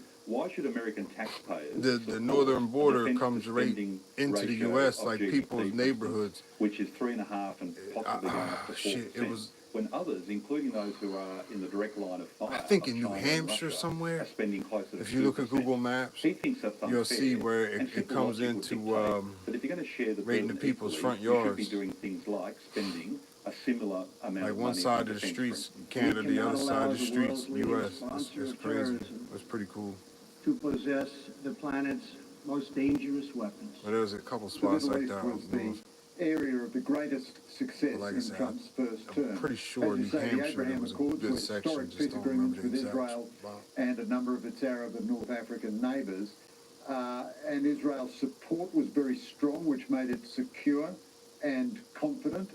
But the other big missing ingredient was Trump was very tough on Iran. Now, Biden spent 4 years trying to seduce Iran and released the sanctions on it, which gave don't know what the town is called, but I just remember looking at it too on Google Maps and seeing how it split the street. Like they had if you made just the wrong, if you made a turn right off the road that was in the U.S., you'd be right at you can say really a customs booth. Was everywhere with Russia, with China, with Iran. And even fields like farm field looked like it was split in a couple spots. Like it was pretty wild. Of Iran being in the power. northern Trump is border going is to be real very tough on Iran, goofy. very strong in his support of Israel. I don't think he'll help Israel bomb Iran's nuclear assets. I don't think he'll send Americans to help them, but he might empower Israel to do it itself. But he has had a big no war theme of his campaign, so he'll probably put the screws on Iran through economic sanctions, I think. In October 2023, Hamas launched a brutal attack on Israel, plunging the region into chaos and sparking. In a lot of spots, I know there's like woods. We begin with the bloodshed in the Middle They East. showed how they got that. I think they used satellites or some weird shit. Like they do know when people, because there was hikers. Yeah, I think there was a woman that they detained, a U.S. citizen that was hiking along the border and accidentally crossed over, and that was like maybe 2, 3, 4 years ago. It wasn't that long. There does seem to be broad American support for an arms embargo, and this is something that crosses the left-right political spectrum. It's like not I said, a very man, popular it was war because you could see on, it was on pretty social cool. media That's what gained the my many interest pictures with of the seeing how it was, basically destroying Gaza, and how close so everything was up especially there. popular. I mean, down in Benjamin Texas, Netanyahu has there's a been couple basically spots since like Trump that, came to office, but even before with they at Obama, least got the aligning border himself wall. very They don't have a consciously with the wall Republican there. Party. This was initially controversial within Israel itself. The idea was that every Israeli prime minister needed to associate with whoever American president, whatever party they were from. But Netanyahu made a strategic choice to associate with the Republicans, and his strategic choice has paid off. So the real question is, to what degree does Trump give Netanyahu a free hand? What does Netanyahu want? Do they, do the Israeli government, do they want to occupy Gaza? Do they want to annex more of the West Bank? So I think it's something to pay close attention to, and particularly the degree to which Trump allows Netanyahu to act with a free hand, and then really to see when Netanyahu is able to totally act with a free hand, has the blessing of the American president, what does Israel actually do? What do they actually want? Do they actually want occupation and whatnot? Earlier this year, Iran launched its first direct assault on Israel, escalating tensions and sparking even greater turmoil across the Middle East, with the conflict spreading to neighboring regions. During his tenure as the 45th president, Donald Trump prioritized restoring stability to the Middle East and brokering historic agreements. Now, as he makes his return to office, Trump is once again setting his sights on bringing peace to a region on the brink of wider conflict. The Iranian piece of the puzzle is a little bit more complicated, of course. That's not going to happen overnight there. But all indications that I've seen thus far are that Donald Trump is going to put back into place all of the I mean, they still said there was people coming across that he had against the Iranian regime the first time, in here. including the sanctions on oil exports. They really, said there's been an uptick. lapse of those sanctions that the Biden-Harris administration has put into place that have there's a will, there's going to be a way. So, you know, it's just the people, and it's just people, the nature of people. I think we're going to see a very similar Iran policy that Donald Trump had the first time around, and that was a very good policy. They won't find a way. To be the case as well. Iran's military power has to it's be just how much trouble is that way going to be for them to get it. But I think really Netanyahu wants this war to end on his terms, and he thinks that Trump might agree with those terms. So the big thing for the two of them is re-energizing the broader Abraham Accords between Israel and Arab states, particularly Saudi Arabia. I mean, in any country you go to, like there's always borders. So that's why, like, I don't understand this country is such a big deal because Great Wall of China. Last time he was president, he around the Vatican's got walls. North to South Korea's got walls, border. Which was flawed in all sorts of ways. They're both and he Koreans. did this by applying maximum sanctions against Iran, taking out the leader of the Islamic Revolutionary Guard Corps. Dividing Japan and having North and South Japan. There was a lot of acrimony between the Trump administration and the Iranian leadership. Poland, I've seen the thing with Poland, it ain't. Trump, as well as his advisors Because, oh man, it was Tyler Trump has said Tyler to Israel Oliver or that something it like that. gives Israel the Dude green wears a light. blue In fact, Colombian Iranian jacket all the nuclear time. facilities, and that's He went different there than and they the showed how they Kamala don't. Harris campaign, which certainly wouldn't entertain Tyler that Oliver, idea. he I showed a also video want of to point Poland, out, though, that and they was doing some crazy shit at their border. presidency is really emphasizing peace through strength. That's who I watched. And the idea is that the United States is not going to be running around the world Well, like I said, that's who showed it that I saw. Force. So how they was doing the border there. The MAGA And I movement forget, really he was sees with itself as quite different some than kind of the high up so-called official too neocons. that was showing them And around. so even though Trump is, very much opposed to the Like I said, Iranian regime and I don't know other history of areas, other acrimony, countries, all that. it I just doesn't knew mean what I saw that there. he's going to be And I know, cavalier in terms of opening up new wars. I think that he may already be on to like I said, something I don't know which because of it was you'll north, recall south, east, or that west where they was Israel, at or showing, but as you'll have to look retaliation into for his channel and see the October 1 video. ballistic missile attack, Like I said, it was a while ago I saw it, Iranian but military it was targets on October 26th. And ever it would since be easier then, too we've if you been saw his, expecting because Iran to like I said, it respond was crazy. militarily against Israel. And this was But particularly he does the good case work. after He was at the southern election. border And in yes, the Donald U.S. Trump has won, and with another dude, we haven't heard that JLR much. I mean, this could Investigates. change And when at they any was minute, doing I that, don't know. But when they was so shutting down far, that, it does seem plausible shit, what was that called? Iran has been put Eagle alert. Pass. When that And that's Eagle the reason Pass, why it's they acting was with shutting more that restraint down. and They hasn't both was attacked there. Israel because although And they the had people presidential convoying to the transition border and hasn't shit. happened, Iran well knows that Trump is going to be the president in a couple months, and so it really needs to be careful. So And like I I think said, that's when I really the seen best that solution, stuff there. where Trump essentially, Like I said, I look into the things Iranian just regime, for my own, military so I'm force is just not sharing necessarily stuff. needed, and it just sort of makes Iran much more cautious in terms of how it uses military force as well as how it arms its terrorist proxies. The fears, of course, of the world have been realised today. Artillery fire and military action is underway in Ukraine, even near the capital Kiev, as Russia, unprovoked and without any justification, invades its neighbour. It is almost 1,000 days since Russia invaded Ukraine. Almost 1,000 days. of It's just devastation, crazy. It loss, don't and even seem upheaval like it's for the been that people long. of Ukraine. But with Donald Trump returning to the White House, a dramatic shift in this prolonged conflict could be on the horizon.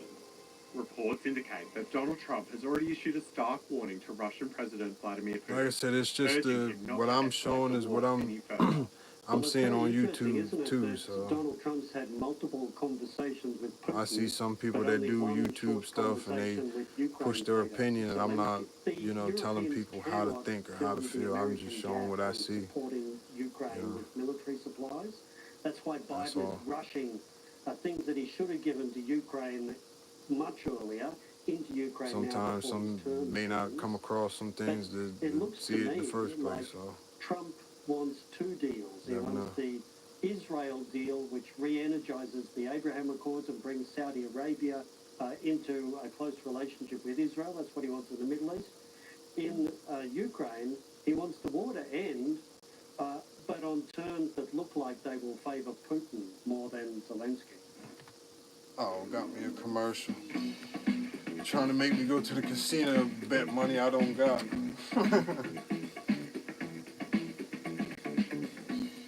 I'm broke, bitch.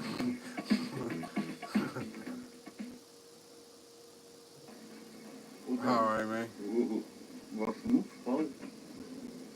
Take it easy.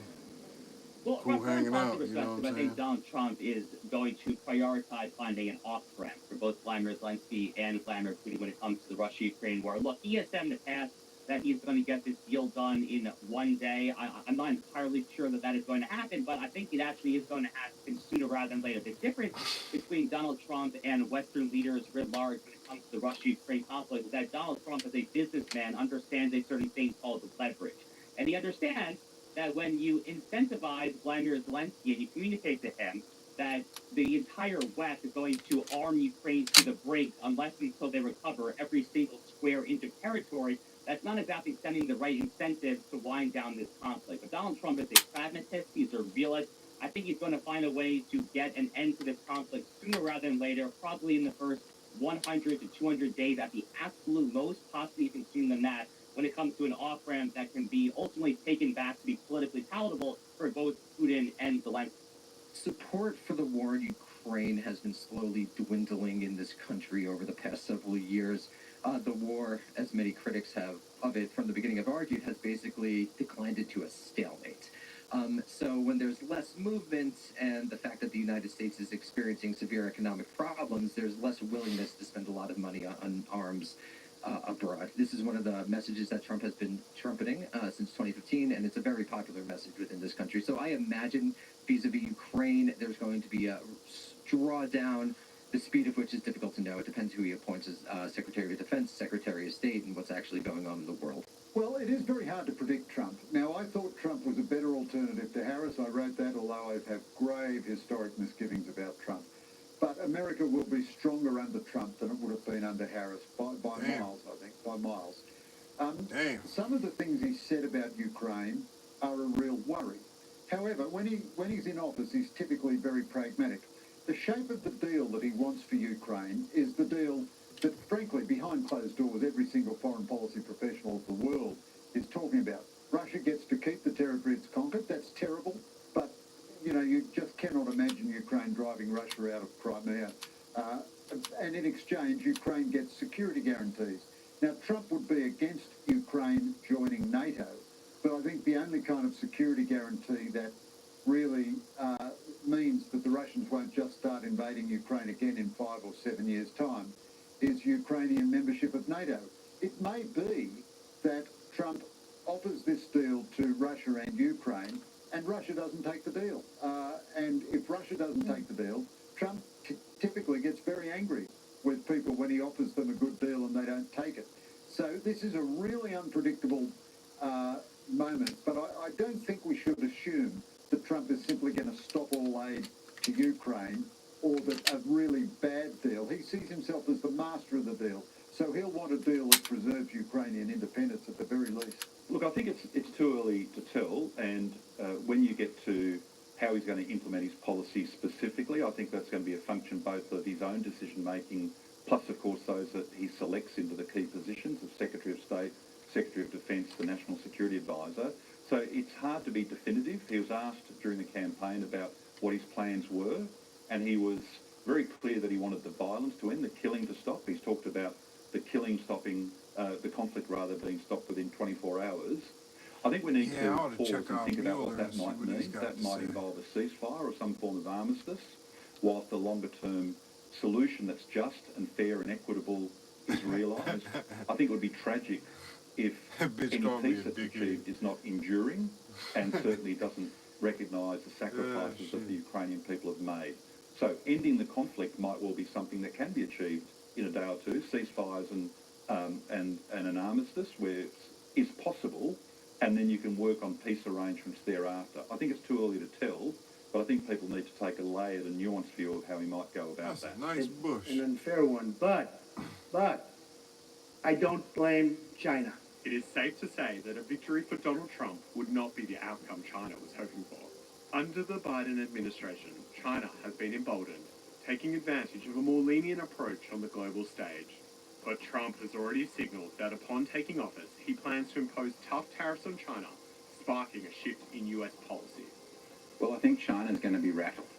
So they're seeing that America is back and bold and unpredictable. And that's exactly what you want when you're dealing with a tyrant in communist China. And it's a totalitarian system, and it's used to bullying countries like us. We get bullied all the time. We have a weak Prime Minister, Albanese, who's been giving in and appeasing communist China for the last over 3 years and getting nothing in return except further bullying. And that's what happens when you deal with bullies. And now they're facing a determined United States who has China fair in their sights. He will pull out of Ukraine. He will fix the mess in the Middle East. And he has said, through the people that we know, he has said that their foreign policy will be fair and square, placed on China.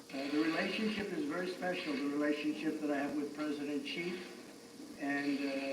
think that is going to be a very primary reason why we'll probably ending up getting something that will be good for China and good for the United States. Xi Jinping would be very unhappy about Trump getting back into office. Trump is much stronger than the Democrats would be. We'll have a much bigger defence budget. I think Trump is a disaster for Albanese. He's going to undermine his energy policy and all the rest of it. How can you argue that Australians should bankrupt themselves to go green when the two biggest economies in the world, China and America, will be full steam ahead on fossil fuel? Trump is sometimes very cynical about Taiwan, but his underlying message that allies have to do more for themselves is very strong. Now, Australia at the moment doesn't even spend 2% of its GDP on defence. Trump will notice that, and he'll notice the weakness of the Albanese government. So I think both Xi Jinping and Anthony Albanese have quite a lot to worry about. Taiwan currently spends something like 2.5% of GDP on defence.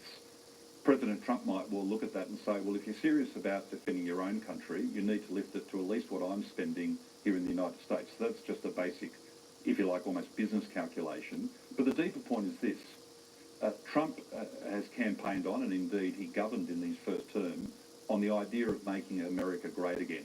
America will not be great if China dominates Eurasia. That is, all the land and the littoral areas from Asia right across to Europe, where the bulk of the world's population lives, the bulk of the world's resources are, and the largest markets are.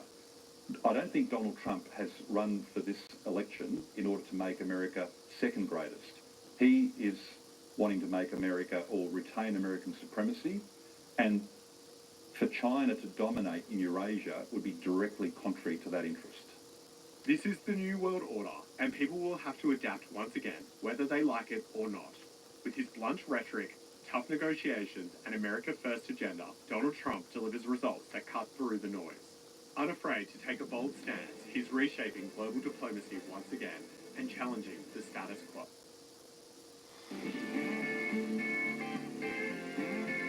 All smoky. Come on. Live a little.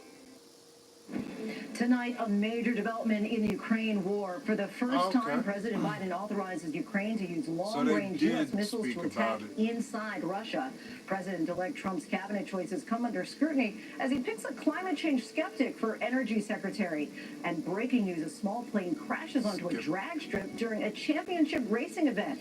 We begin with a major change in U.S. policy with Ukraine getting what it's been begging for, long-range U.S. missiles for use inside Russia. The move comes as North Korean soldiers join the fight on Russia's side, and Russia unleashes a devastating attack on Ukraine's power grid. Civilians are fleeing to underground shelters. Our Ian Panel is on the ground in Ukraine. Also tonight, the Trump transition moving at a record pace. His choice for energy secretary insists there is no climate crisis. Mounting pressure tonight for the House Speaker to release the ethics report on Matt Gaetz, Trump's pick for Attorney General. New allegations surrounding his pick for Defense Secretary. And overnight, the president-elect took a few presumptive members of his new administration to see a UFC fight. A renewed fire threat in the bone-dry Northeast. Voluntary evacuations are carried out. New York City takes an unprecedented step, forming a brush fire task force. Our weather team on when relief will finally come. A bullet strikes a Southwest jet as it prepared for departure. The bullet hit the plane just below the cockpit, only days before the busy holiday travel season. Growing outrage in Ohio's capital after masked people are seen marching while carrying swastika flags. Authorities are condemning the action. Prosecutors accuse Diddy of trying to obstruct his sex trafficking case from behind bars. They claim he's attempted to influence victims and potential witnesses at his upcoming trial. They're urging a judge to deny him bail. The suspect in the murders of 4 college students in Idaho wants important DNA evidence thrown out of court. What he's accusing police of doing at the time of his arrest. And raising the bar. A single mom's life-changing moment shared all around the world. I want to see what they're going to say about it. ABC News World Headquarters in New York. This is World News Tonight. Good evening, everyone. Thanks so much for joining us on this Sunday. I'm Lindsay Davis. With just 2 months to go in his administration, tonight President Biden has reversed long-standing limits on Ukraine's use of American weapons systems, something that could be a game changer in the war with Russia. The president is now allowing the Ukrainians to fire on targets inside of Russia, something President Zelensky has repeatedly lobbied for. The weapons have a range of nearly 200 miles. The U.S. had feared considered lifting the restrictions would lead to an escalation by Moscow. They could be used in the Kursk region of western Russia to help defend Ukrainian forces there. Overnight, Russia launched one of its fiercest attacks on Ukrainian infrastructure. More than 200 missiles and drones fired throughout the country. Officials say a number of civilians were killed. ABC's chief foreign correspondent Ian Pannell leads us off tonight from Ukraine. Tonight, for the first time, President Joe Biden authorizing Ukraine to use long-range U.S. missiles to strike Russia. A stunning change in policy, a major factor in the decision U.S. officials say 10,000 North Korean troops arriving in Russia to fight alongside the Russians, many expected to be part of a planned offensive to take back the Kursk region. Late today, President Zelensky saying the missiles will speak for themselves without a doubt. Slava Ukraine. Overnight, Russia unleashing its third largest attack against Ukraine this year, more than 200 missiles and drones, targeting power plants and energy infrastructure nationwide, killing at least 7 civilians, authorities say.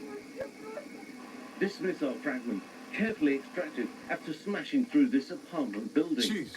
Residents in Kyiv fleeing to metro stations as city's power grid was forced to shut down as temperatures start to plummet. In Odessa, where the water was shut down, this woman saying her family has run out of its emergency supply. She's back for more. She'll carry home by hand. Lindsay, I think for the Russians, they're going to regard this as a major escalation. But the reality is they're going to have to wait for the next administration, the Trump administration, and see actually where policy truly lies. Lindsay? There is concern these long-range missiles will only escalate the conflict there. Ian, thank you. Let's bring in retired Marine Colonel and ABC News contributor Steve Ganyard. And Steve, we know this is significant, but what message do you think the administration is trying to send here? I think, Lindsay, that the administration realizes that incoming President Trump is going to try to quickly bring Russia and Ukraine to the negotiating table. So what's important here, and what Ian pointed out, is that Kursk is Russia. And if the Ukrainians have to come to the bargaining table, they need a bargaining chip. And Kursk is going to be that bargaining chip. And so the administration is trying to help Ukraine hold that territory so they have something at the bargaining table. Steve Ganyard for us. Thank you. President-elect Trump is not wasting any time filling his cabinet. This weekend, he announced his pick for Energy Secretary, fracking executive Chris Wright, who's a fierce critic of the existence of climate change. The selection of Wright comes as other nominees are facing increased scrutiny. Here's ABC's Mary Alice Parks. Tonight, President-elect Trump sending a clear message with his nomination to lead the Department of Energy. Chris Wright, one of the nation's top fracking executives, who led the charge against President Biden's clean energy policies. The Department of Energy largely handles the country's nuclear arsenal, but has also been supporting the U.S. investment in renewable energy.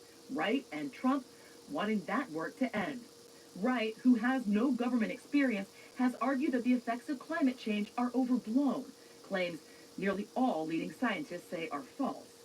There is no climate crisis, and we're not in the midst of an energy transition either. But most scientists agree the world is on track to reach dangerously warmer temperatures as the burning of oil and gas heats the planet. Extreme weather events made worse by climate change already causing major destruction across the country, something Wright has denied. Trump moving quickly to nominate members of his future cabinet, he still needs to make selections for transportation, commerce, treasury, and others. And there are real questions about whether all of Trump's picks will make it through the Senate confirmation process. Several Republicans skeptical of former Congressman Matt Gaetz in particular, nominated to be Trump's Attorney General. They want to see that report, worked on by the House Ethics Committee, investigating allegations against Gaetz of illicit drug use and sex with a minor. I believe the Senate should have access to that. Now, should it be released to the public or not? I guess that will be part of the negotiations, but that should be definitely part of our decision. Gaetz has repeatedly and categorically denied the allegations. I have not had a relationship with a 17-year-old. That is totally false. Speaker of the House Mike Johnson arguing since Gaetz resigned from Congress, the report should be shelved. Tonight saying he has not talked to Trump about it and defending Trump's picks. These are disruptors. They are. I think that's by design. Any president has the right to name their own cabinet, to nominate persons that they think will fulfill their agenda. And the people that are on this list will do that. Johnson traveled alongside Trump to an Ultimate Fighting Championship event in New York overnight. Trump greeted by the crowd, some celebrities, sitting alongside his family. His staff later posting this photo of Elon Musk and Robert F. Kennedy Jr. with Trump, too, eating McDonald's. Donald Trump Jr. writing, "Make America Healthy Again starts tomorrow." Several leaders in the medicine and public health community have voiced serious concern about RFK's nomination to lead the Department of Health and Human Services, a vaccine skeptic who is known to promote debunked conspiracy theories and spread COVID-19 misinformation. There's nothing that I've done for my patients that I know has more positive impact than getting them vaccinated fully and on time. And to have someone leading HHS who is one of the biggest deniers of vaccines in our country would undermine the confidence in that program and likely would cost lives. A number of public health experts shared that sentiment. Mary Alice Parks joins us now. Mary Alice, what is the latest reporting about Trump's pick for Defense Secretary Pete Hegseth? Yeah, Lindsay, Hegseth's attorney now says that he paid a woman who accused him of sexual assault back in 2017 as a part of a settlement agreement. That he was a victim of blackmail. The two had a consensual sexual encounter. He says that he was nervous that his career as a Fox News host might suffer. We know that a police report was filed at the time, that no charges were brought. But the big question now, could all of this slow down or even upend his nomination? Lindsay. Mary Alice for us, thank you. President Biden is on the final leg of his farewell tour to Latin America. Today he made history, becoming the first sitting American president to visit the Amazon rainforest. The president focused on climate change and underscored the differences between him and the incoming president. President Biden is now about to attend his last G20 summit, set to get underway tomorrow in Rio. Back here at home, authorities in the Northeast are battling a wildfire just outside of New York City. Crews are using National Guard helicopters to pour water on the fire, which has been burning now for a week. Overnight, the Jennings Creek fire jumped the containment zone. Dozens of residents were asked to evacuate. Here's ABC News meteorologist Samara Theodore. Tonight, as crews race to extinguish relentless flames fueled by historic drought, fire officials in New York City launching a first-of-its-kind brush fire task force. The FDNY responding to a record 271 brush fires across the city in the first 2 weeks of November. Just 90 minutes north, hundreds of residents in Orange County, New York, asked to evacuate overnight after high winds helped flames jump a containment line. We packed up just like the essentials, everything that we had in the safe, like important papers, and then we came here. The Jennings Creek blaze along the New York-New Jersey border, scorching more than 5,000 acres. WABC reporter Kimberly Richardson was there. Some flames did breach a containment line, but crews were able to fight fire with fire. This smoke is a good thing, part of a burnout operation keeping homes and people here safe. Now, the good news is winds have significantly decreased. It's still pretty dry, though, and what we need is rain. That rain moves in on Wednesday into Thursday morning. You can see here that front brushing across the Northeast, bringing that much-needed rainfall. Meanwhile, in the south, for states like Texas and Oklahoma, tonight, we are tracking the threat for severe weather. They have an enhanced wind threat for places like Wichita Falls and Haskell. Tomorrow morning, this severe weather threat shifts east into places like Dallas and Waco, where they could see a few tornadoes and flash flooding. Lindsay? All right, Samara for us, thanks so much. New details tonight in an incident this weekend at the Dallas airport. A Southwest plane hit by gunfire as it prepared to take off. Sources tell our affiliate WFAA that police believe the shooting was random, with a single bullet piercing the cockpit. Fortunately, no one was injured. Here's ABC's Jacqueline Lee. Tonight, Dallas police investigating the moment a Southwest flight packed with passengers on the runway preparing for takeoff when it was hit by gunfire. They think that somebody from outside the airport shot a firearm at the aircraft. Air traffic control capturing the terrifying moments a bullet struck the right side of the Boeing 737 near the cockpit at Dallas Love Field Airport Friday night. Pilots turning the plane around. 99 people on board safely deplaned at the gate as first responders raced to the scene. 2494, return to the gate, need to have an inspection done here on the aircraft. It's just surprising that something like that happened. Yeah.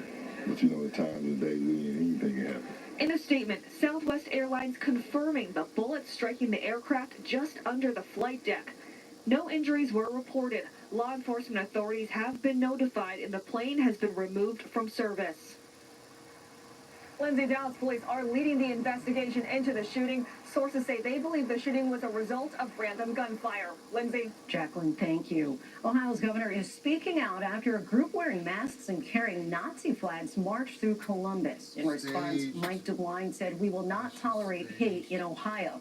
This comes amid a dramatic increase in similar incidents nationwide. Here's ABC's Rena Roy. Tonight, an Ohio community on edge after this group, masked and dressed in black, marched through the streets of Columbus Saturday, carrying firearms and flags with swastikas. There's legitimate Nazis. Can you lock the door? Black community leaders organizing a countermarch for unity this afternoon, walking the same path just north of downtown. Ohio's Republican Governor Mike DeWine condemning the masked group, saying in a statement there is no place in this state for hate, bigotry, anti-Semitism, or violence, and we must denounce it wherever we see it. The Anti-Defamation League reporting a dramatic increase in anti-Semitic incidents nationwide over the last several years, particularly since Hamas's attack on Israel last October. Just last week, protesters waving Nazi flags in Howell, Michigan, not far from Detroit, outside the American Legion, which was hosting a play about the Holocaust.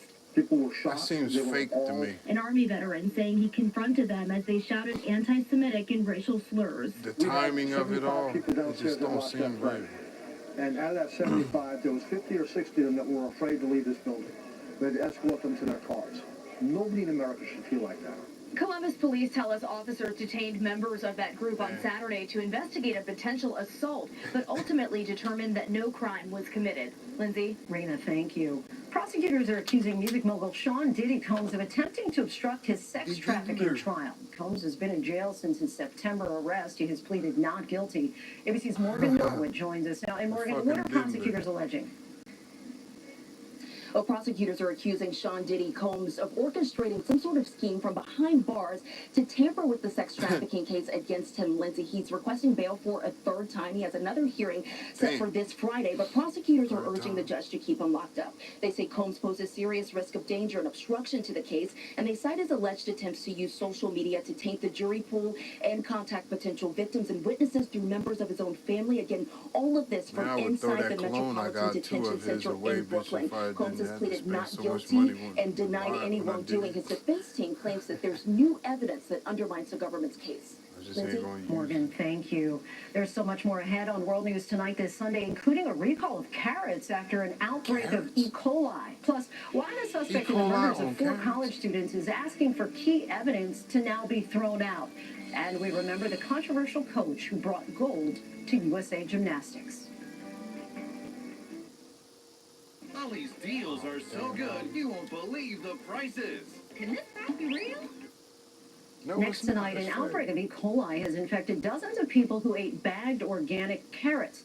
39 people were infected and 1 person died after eating organic whole and baby carrots from Grimway Farms. These were sold under multiple brand names at stores throughout the country. The carrots being recalled have Best By dates ranging from September 11th through November 12th. Health officials have confirmed the first U.S. case of a new form of Mpox that can cause more serious illness and has been circulating in Africa. The patient had recently traveled to Eastern Africa and was treated in Northern California after returning. Mpox, previously called monkeypox, is related to smallpox and can cause skin lesions and in serious cases can be extremely painful and potentially fatal. Scientists say this new form, like previous versions, can be spread through close contact, including sex. However, the CDC says the risk in this country is low. Lawyers for the suspect charged with murdering 4 University of Idaho students are trying to get key evidence against him thrown out. Brian Koberger's defense team claims officers did not properly advise him of his constitutional rights when they arrested him in December of 2022. They say a DNA swab as well as pictures of his body should be inadmissible. Koberger has pleaded not guilty and is scheduled to go on trial in August. When we come back, the new stamp that honors a TV legend, and a small plane crashes at a drag strip during a championship racing event. I've seen some videos of that. To the index now, crash temporarily halted a drag racing event today in Southern California, but it did not involve any of the cars. A small plane went down at the Pomona drag strip. It happened during the NHRA drag racing finals just after 11 this morning. 4 people on the plane were hurt, and none of the injuries considered life-threatening. The single-engine Cessna crashed as the pilot was attempting to land at a nearby airport. The coach who helped revolutionize gymnastics has died. Bela Karolyi had reportedly been in poor health. He led national teams first in Romania and later in the U.S., famously coaching Mary Lou Retton to gold at the 1984 Olympics. But in recent years, he was accused of abusive coaching and of turning a blind eye to the sexual crimes of team doctor Larry Nassar. He denied the allegations. Bela Karolyi was 82 years old. And from gold medals to one of the golden girls, the late Betty White will appear on a 2025 Forever stamp. The Postal Service made the announcement Friday, calling White an icon of American television who shared her wit and warmth for 7 decades. Betty White died in 2021, only weeks before she would have turned 100 years old. When we come back, joy, relief, and a celebration after a life-changing moment. Finally tonight, years of hard work leading up to one moment of truth. 6 p.m. November 8th, Rihanna Gordon logged onto her laptop with anxiety in her heart and a bundle of nerves over her shoulders. The 34-year-old single mom of 2 awaiting the results of a potentially life-changing exam. After graduating from law school, she then recorded herself as she searched the California Bar website to find out if she passed the state's bar exam, which is widely regarded as one of the country's most rigorous, with just over half of the participants passing on their first try. Her 2 children, Finn and Riley, just as anxious as they get the news. Overcome with emotion as they learn she passed on her first try. All 3 in tears of joy. Rihanna shared her excitement on social media, where it's been viewed more than 27 million times on TikTok alone. Rihanna tells us she wants people, especially mothers and single mothers, to know that they can do the hard things and excel. So sweet. Congratulations to the entire family. Thanks so much for watching. I'm Lindsay. I want to see what this is. Acme Corrugated Box Company was started. The expression mysterious Russian death syndrome is a grim turn of phrase used to describe the falls from top-floor windows, poisonings, and unsolved shootings of President Vladimir Putin's enemies. Since the invasion of Ukraine 2 years ago, he has used these methods to go after more of his critics on Western soil. Last month, the head of Britain's domestic spy agency, MI5, said Russia is on a, quote, sustained mission to generate mayhem on British and European streets as part of what U.S. intelligence officials call Putin's war on the West. Tonight, evidence of this in one of the most brazen assassinations ever committed outside of Russia. The story will continue in a moment.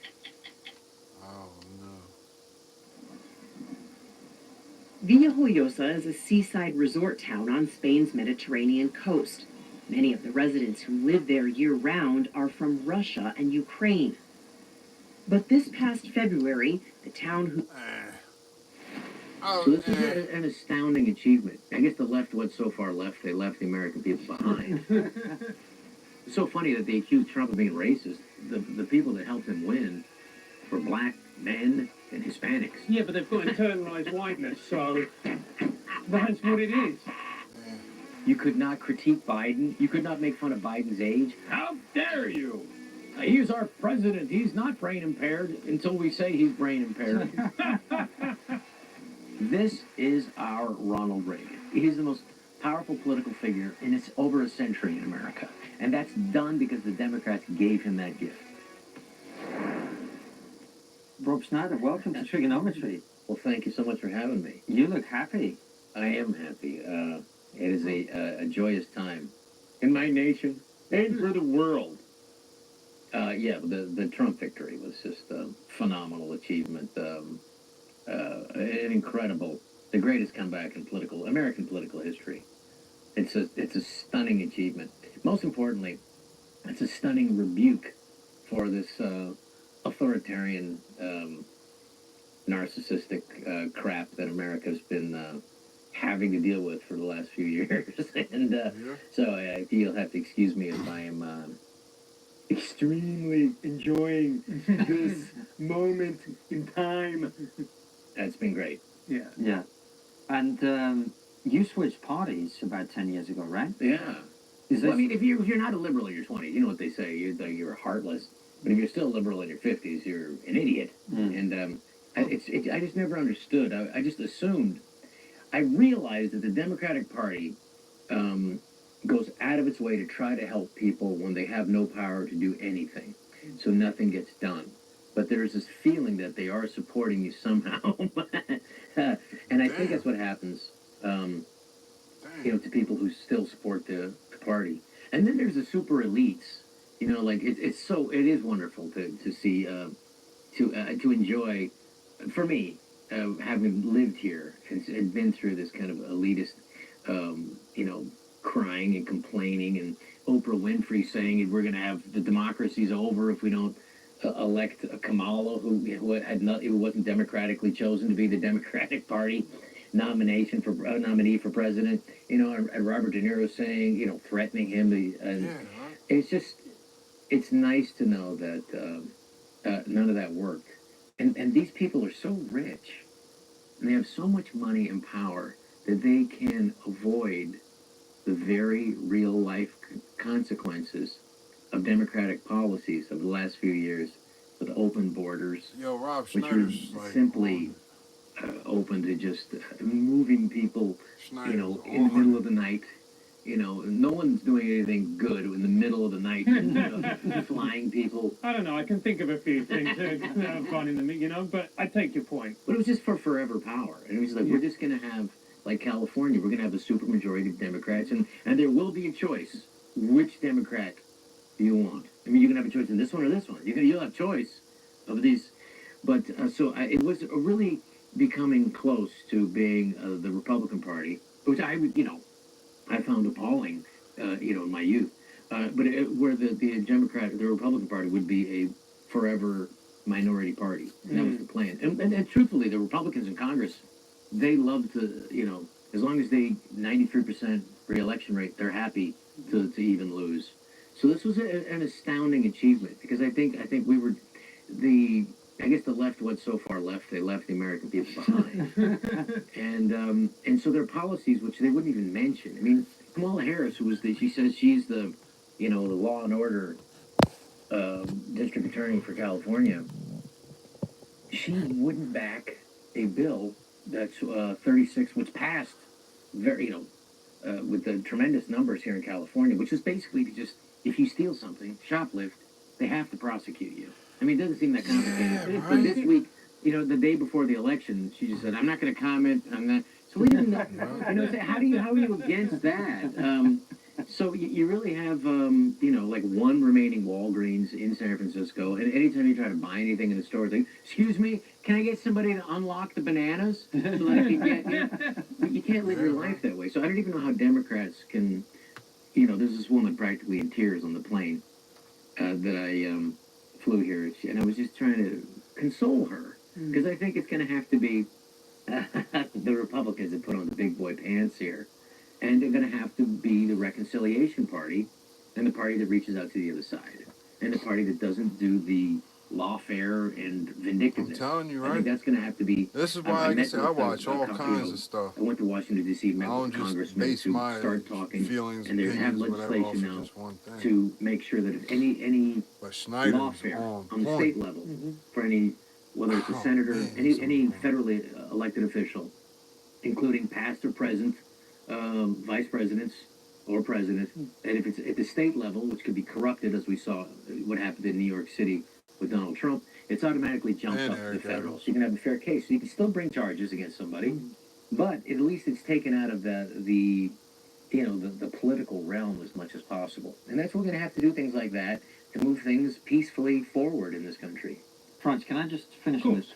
You said that, the Churchill quote, I think it's Churchill, about the liberal when you're young, and etc. I think so, yeah. Is that really true, though, Robert? Because one of the things that strikes me is, I don't know how much you've changed, you tell me, but I think the Democrats have changed dramatically. They have, yeah. So when you were still voting for them, they were pro-border security and all of these other issues. They were, many of them, to the right of where Donald Trump is now. So Yes. is it that you got old and conservative, or is it that they, like you said, they went so far to the left, they left the country behind? They did, and also there was just in California. I voted for You have Obama. there is not one aspect of your life that this administration, and I understand the Democrats have been in charge for 12 of the last 16 years.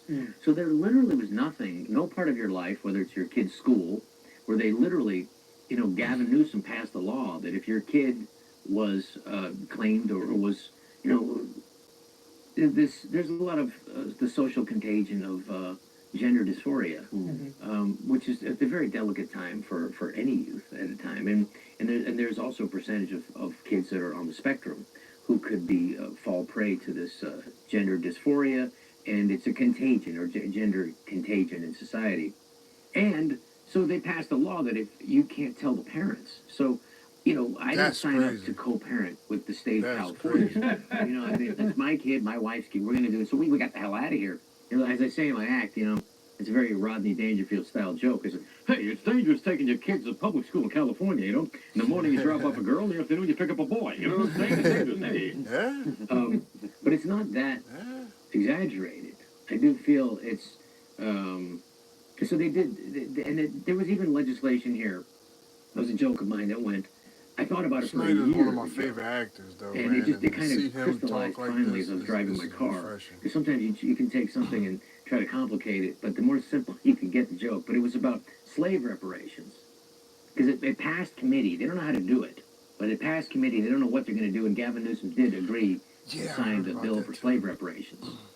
And it's like, so the state of California wants to pay money, pay people who were never slaves to be paid for by people who never owned slaves in a state that never had slaves. Damn. They said that's like paying child support for a child you never had to a woman you never fucked. It's like, and it just, just kind of very, it just gets to the point. People kind of get it. And so, and I think so. The Democrats have been able to. I think the best comedy now is more conservative based because you have to go against the power base. And the power base has been this illiberal liberalism that I just don't feel like it speaks to the average person. The first time I came to this city was in 2002, and it was completely different.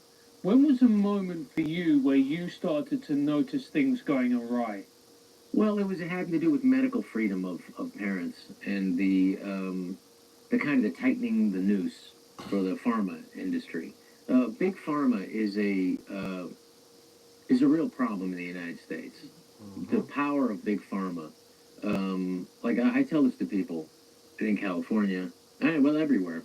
I say, like, you take the Mexican drug cartels, and they make maybe $10 billion, roughly, maybe on a good year, 15, 20, and that goes a long way in pesos. However, you take a look at the pharma industry, just for the vaccine industry, it's $350 billion. It really is. And then they want to get it up to $750 billion by the end of the decade. And that's just this particular group of drugs. Wow. And they make it mandatory for you. And what they did in COVID was there's no liability. As a matter of fact, Pfizer and Johnson & Johnson and what is the other one? Moderna. And there's another one, AstraZeneca, thank you. They would not go into a country unless they were given blanket immunity from liability for the harm of these drugs. So they know something's up with it. And they didn't want to release the information because if the state's paying for it, this is Americans' property. So that's why we have the freedom of information. I know you guys have that too in the UK. So you have to turn over these papers. And what they tried to do was the FDA, and that's why we have a captured agency by industry. The revolving door between industry and agency. You could be at the head of the Merck division for vaccines, and then the next thing you know, you could be at the FDA, and then you could leave and then go. So the FDA is funded primarily by the drug industry. So if you have a new drug, you have to spend $50,000 for just the application, and the application for drug fees is what funds it. And then you also do your own research. You do your own study to find out its safety.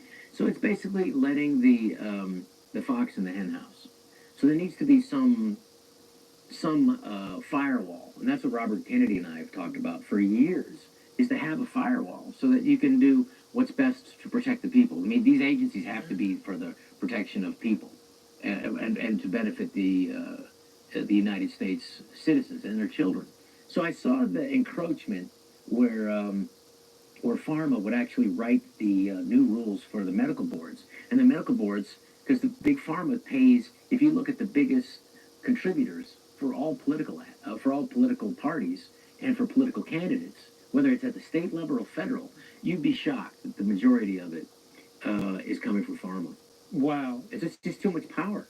So they're able to have health insurance companies on a stranglehold. And it's also a stranglehold on our economy. We spend 5 times more for our drugs here than they do in Europe, and we're not getting the same results. So I think one of the things that Robert Kennedy's talked about, is there's only 2 countries that allow straight to consumer advertising of drugs. And it's just us and New Zealand. Well, New Zealand, you can understand why they would do it down there. They're so far away from people, and they're very nervous and cold, and so close to the Antarctica. But so that's going to be a big deal, because 75% of all advertising, when they say Pfizer, the news, Anderson Cooper brought to you by Pfizer, that's because Pfizer is paying Anderson Cooper $20 million. So that's affecting the news. So that they have to, those tentacles have to be taken off one by one, and so that we can have a chance to kind of undo the damage that the pharma has done. So that's what got me involved originally in it. And the party in power in California, they want to control what kind of car you drive.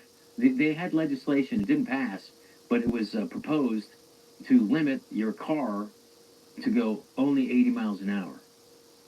I mean, it's like, hey, look, I don't want to drive more than 80 miles an hour in a school zone, but however, on the highway, if I'm going to go up to San Francisco, I want to go more than 80. If I get a ticket, I'll deal with it. But the fact that the Democrats want to control every aspect of your life, and the fact that they want to hide things from your kids, hide things from parents between the kids and their teachers, I think is unethical. And I think that that's a bridge too far. And I think even, so the American public rejected it. They reject boys in girls' sports. The narcissistic, failed male athletes should not find refuge because they can't beat other guys in girls' sports. I mean, I would have loved to have done it. I'll be honest with you. No sports trophies in my house, not one. Rob, what you're sort of talking about here is, you're saying in many ways that California was descending into authoritarianism, really. Yes, absolutely. Well, if you go too far left, you go too far right, you really end up with, they're back to back, and it's totalitarianism, whether it's from the left or from the right. It is, it ends up being a power grab. And the interesting thing about the United States was the division of powers. I mean, we really, and that's why, for all the people screaming that Trump is going to become a dictator, he wasn't the first time, and he did leave the first time. I mean, he wasn't happy about leaving. He certainly didn't want to. Yeah. He certainly made some phone calls to prevent leaving. Yeah. But at the end of the day, he did leave. So you have the three-legged milk stools, what I call it, with the executive, judicial, and the legislative. Now, the problem that's happened, though, is after 9/11 and the attack on America, you had the Twin Towers falling down and the 2,000-odd people dying. We had a thing called the Patriot Act, which subverted the authority that would, and basically not subverted, but it was happily given from the legislative to the executive. So they basically abdicated their lawmaking powers to the executive, so that the executive, the president, could have a clear hand, and since has been, ruling like an emperor. And that happened, and it's been, both parties don't want to give that power up. And it was just approved again under the Democrats. And I don't think the Republicans are want to give it up either. And that has to be rescinded. Because the idea of a law, I mean, if there's an emergency that the president needs to do something, that's fine. But I think you got to go back, I go back to sports. I think just like, in football, if there's a play, you want to have a flag on the play, you want to check the replay. Well, I think the president should get 2 executive orders a year. That's it, 2, and you got to, and it still should have to pass some sort of legislative review. Otherwise, like what happened with Biden, he's 125 in his first week, 125 executive orders. So basically, it's an emperor. So we're hiring an emperor. and there really isn't the checks and balances, and it's really both parties. They have to go back again, undo the Patriot Act, which also spies on Americans, and we have to, stop these forever wars. And so, I was excited about the potential to have Trump reelected to get out of this. The Democratic Party moved towards these warfare. They became, it's really interesting that the people who supported Kamala Harris and Tim Walz was Dick Cheney, who the Democrats 20 years ago correctly called a war criminal, and, his warmongering little daughter. And they, and also Vladimir Putin also was a Kamala supporter. I don't think they really publicized that too well. So I think we have to move away from that. We have to get away from that and stop spending our, because when you keep spending money, that's like the people, the movie stars and the people who supported Kamala Harris, they don't know what it's like to be an average American, like me. I didn't fly private here. I didn't fly, Did you fly Spirit Airlines? It wasn't a normal jet, but it was like 8 rich people instead of just 1 rich person. Because I'm not the uber rich. I'm just kind of rich. But the average person in America has less than $1,000 in the bank. Yeah. You're talking about 80% of America. So when you just print a bunch of money, or you give $100 billion to Ukraine, and you're printing that money, you're causing this inflation. And inflation went up 26% in the last 4 years. And people had to choose between groceries or buying gas for their car. And it's just put a real burden on the backs of hardworking Americans who were just struggling to get by. So we have to, that's why it was such an across the board. That's why it was so funny that they accused Trump of being racist and sexist when the people that helped him win were black men and Hispanics. Yeah, but they've got internalized whiteness, so... When you buy a power tool, you need it to last. And for durability and performance, there's no better value than Hercules brushless. Engineered and tested to meet the needs of the toughest job sites, again.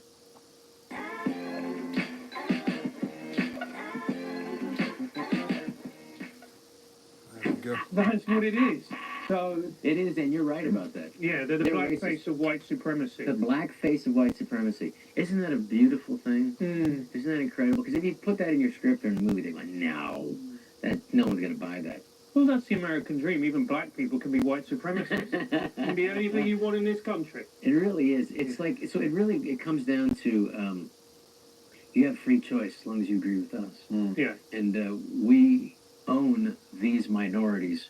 This is our voting bloc. We have them. Stay away from them. And if you don't, and if you're in that, and you no longer, if you're Thomas Sowell, and you're African American, and you think differently, and you find yourself in conflict with these liberals who aren't so liberal, you're a race traitor. You're not just someone who thinks differently. So I'm hopeful that the Democratic Party will see the error of their ways and regroup. This is an opportunity. It's a good day for them. Well, I hope they keep losing, to be honest with you. But, the power shifts. So now my comedy's going to have to shift also to what the Republicans do. It has to be, wherever the power base is, there's going to be an abuse. And there's a potential for abuse. So, I do hope, we only get 2 parties. We tried with Robert Kennedy to have a 3rd party. But you can say what you want about the arrests and the indictments on President Trump, which will all be thrown out this week, or the first week that he's in office. Rightfully so, in my opinion. We have to keep moving forward. But they did, so 7 against Trump, 10 against Kennedy. So there were, the Democrats don't, nobody wants a 3rd party, even the Republicans don't. So what the media does, and the media also needs a spanking from this, and they need to come back to a place where they represent the American people. You can see how far the polls are off. And, the slandering, the Atlantic is a shit magazine. The New York Times, the Washington Post, no one wants to read that. Outside that small little circle of a several block area of New York City and a little bit places in Bel Air and the gated communities in Los Angeles, nobody gives a shit about the LA Times. Nobody gives a shit about the New York Times. It is no longer, I would never pay a penny. When they ask, would you like $1 a month? No, I wouldn't give you a penny a month. You couldn't pay me $1 a month to read that shit. Because it is no longer an objective news. Well, here's the interesting thing, though, because Jeff Bezos has Yeah. came out and actually said what the Washington Post is doing isn't actually, is no longer working. They need to reshape. They need to move forward. They need to catch up with current times. And you're thinking, whatever you think about him, you can't deny the guy's a smart businessman. It's a good moment to talk about how algorithms and ad-driven media can drive specific narratives, influencing how events are framed and understood. That's why we're digging into the election coverage with Ground News. They cut through the noise by showing you how different outlets report the same story, drawing... Party, isn't it, though? I mean, he just did it like 2 weeks ago. He didn't do it 2 years ago. So I would say that if it was still, a hegemony of illiberal, liberal media giants, they would continue it. He wouldn't. But they are privy to information that I'm privy to, as anybody who wants to get inside information on the inside tracks. And it wasn't that hard to get inside information on what was going to happen in this election. That's why Zuckerberg apologized a month ago. He wanted to get out in front of it. And as soon as he apologized, Jeff Bezos, and the same thing with the New York Times. If you're going to be a newspaper, if you're going to attempt to present something that is objective in nature, and sure, it's going to always lean left, but it was a grievance newspaper at a certain point, trying to make people feel like shit. And that's the thing that pissed off Americans, was not only did they thumbed their nose and they had disdain for us. They called us garbage. And I mean it as Trump supporters. They could, it was deplorable garbage. And then Mark Cuban last week. I mean, talk about own goals the Democrats kicked here. Mark Cuban calling Trump's women unintelligent and not strong. I mean, whenever that happened, it was like, yeah, that's another million votes. We got North Carolina for sure now. And then, the great gift, the best gaffe of the entire election was Joe Biden saying why are they letting him on TV? He could have been a phone call. They could have been, said, the only garbage I see of these are his supporters. And it was so beautiful how the White House tried to cover that, wasn't it? They said, no, there was an apostrophe.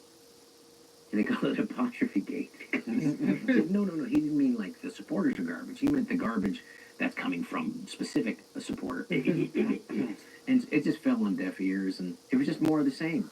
I mean, he's calling us garbage. He was just calling us white supremacists, uba, maga, muga, ultra, maga. Yeah. And these are Americans. These Americans just want to get by and then get the government out of their life. I mean, you really have something that I didn't think was possible. Was we have another Reagan, another Ronald Reagan, who now has a mandate. This is our Ronald Reagan. He is. He's the most powerful.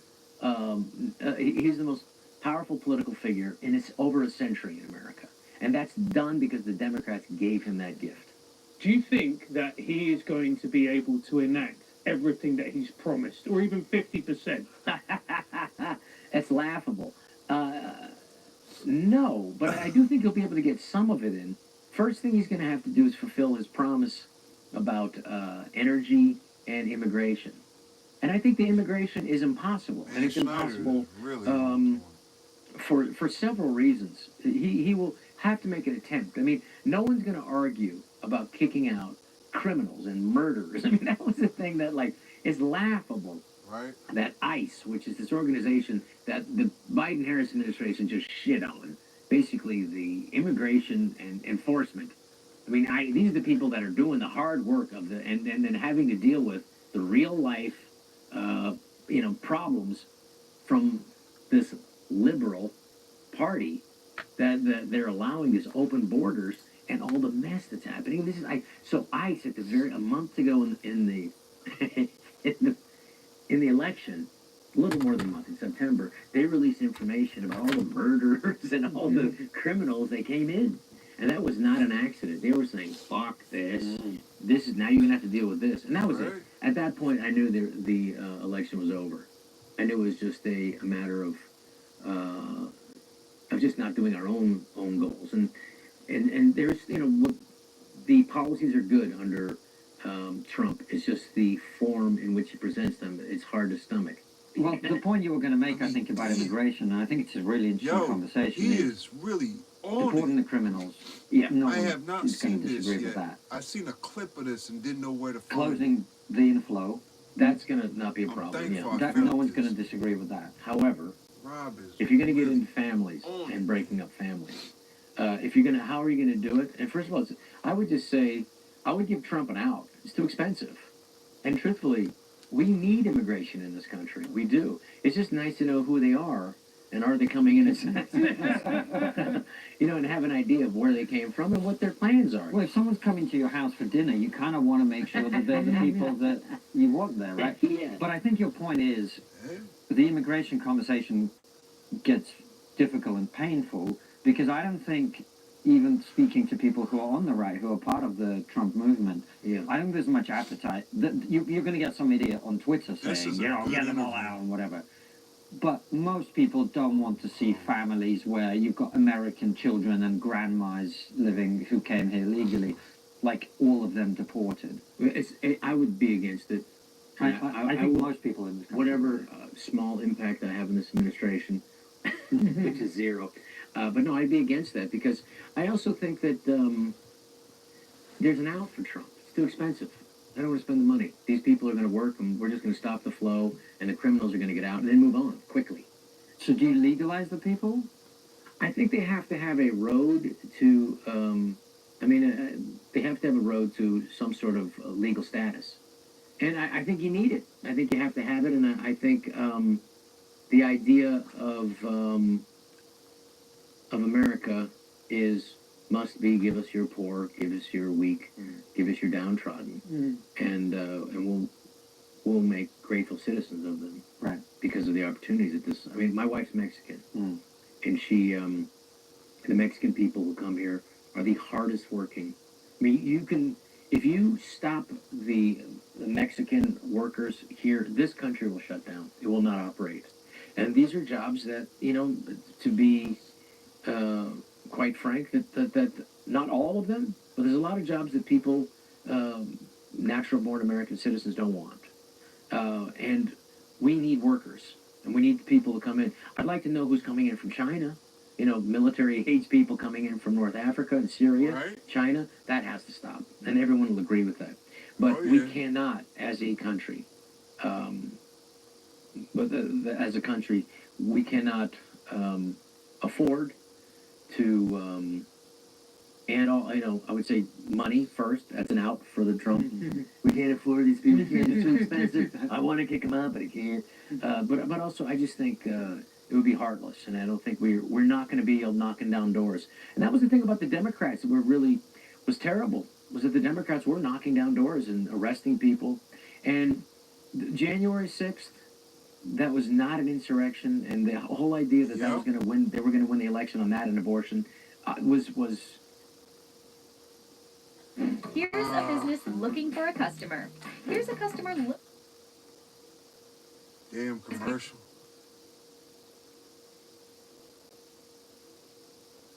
I don't think we're not going to be knocking down doors, and that was the thing about the Democrats that was terrible. Was that the Democrats were knocking down doors and arresting people, and January 6th. That was not an insurrection, and the whole idea that that was going to win, they were going to win the election on that and abortion, was roundly rejected by the American people. Was it ugly? Was it regrettable? Was it a horrible day? Absolutely. Was it a guided tour by the FBI? Probably. You know, it was like a Disney ride. You know, they dressed the FBI. You know, when they asked the FBI, the head of the FBI. At the congressional hearing, because that's all we had. We didn't have the Senate, so the Senate didn't give a fuck what happened that day. You know, to really get to the bottom of it, when they asked the head of the FBI, I'm blanking on his name, they said, were there any FBI agents that were disguised as Trump supporters that day, leading the people? And he said, I can't answer that question. He said, you can't answer it. It's no, or there were. And so that's the kind of thing that has to, that was egregious. Again, it was just too far. I mean, it's a kind of entrapment. Like, there's this incredible case that the FBI did, which was absolutely stunning, where they set up and they got these people who were down and out in Michigan, poor guys, and set them up to, hey, wouldn't it be a great idea? And they pretended to be these other militiamen. Why don't you kidnap the governor, Governor Whitmer of Michigan? And it was all a setup. It was all a complete setup from the government. And luckily, that got thrown out. So it's like, what are you doing? Just go after crime.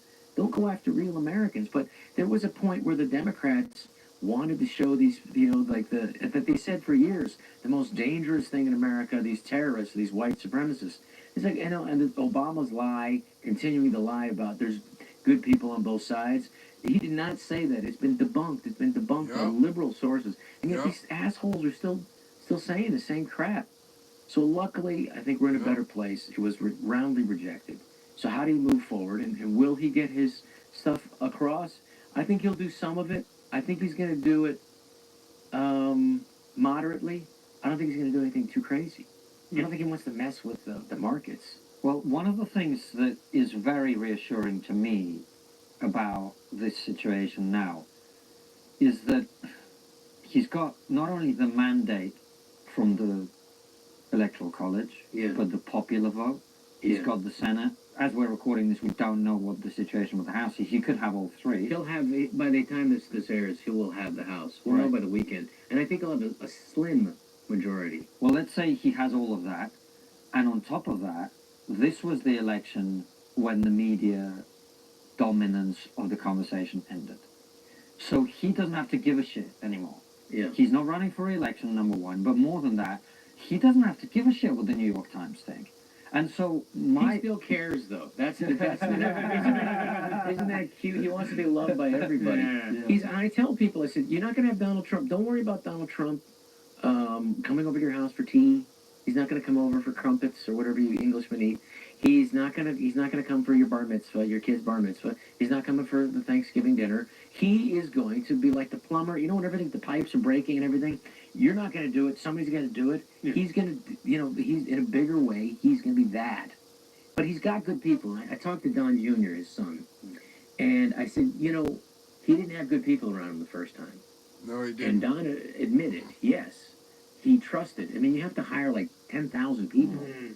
And he didn't have the best people around him. He admits it. John Bolton is this horrible war hawk that will have nothing to do with his administration. And I also hope that Pompeo doesn't as well. I'm worried about that because I think he's another guy who's just a war hawk. We got to get out of wars. We need to get people that are not going to be that gung-ho about it. So, I mean, I think it's a good thing he still wants to be liked by the New York Times. He still wants to be loved by that. But he's not going to have to worry about re-election. So I think he's going to worry about his legacy. Well, yeah, and that's what I'm saying. I just think he has a chance. The American people have spoken, and he has a chance to deliver the things that they asked for. Yeah. And if he just did that, and he didn't worry about the headlines, and he didn't worry about the name calling, and didn't feel that he had to destroy everyone who comes after him, he could just do the things that he promised to do. And if he did that, I suspect he would change the course of history. He really would, because not only would he show Americans that this was possible, and he would hand over the presidency to whoever his successor is going to be, because if he delivers on his policies, why would anyone vote for anyone else, right? Well, exactly right. And then also, Rob, and this is, for us is important, he could show the entire Western world, you don't have to continue going down this path. Well, it is a reckless path of this idea of the global elites and a one-world government. And we have to maintain, if we continue going down this path, it's, as Douglas Murray says, it's Western civilization committing suicide. I mean, when you have now the majority of people in Brussels, Belgium, that are no longer Belgique, but they're foreign-born, you really are. This whole replacement theory is another conspiracy theory that 6 months later, 2 years later, has become fact. So I think it's important that we... Hang on a sec, Rob, but when we say the replacement theory, what are we actually talking about?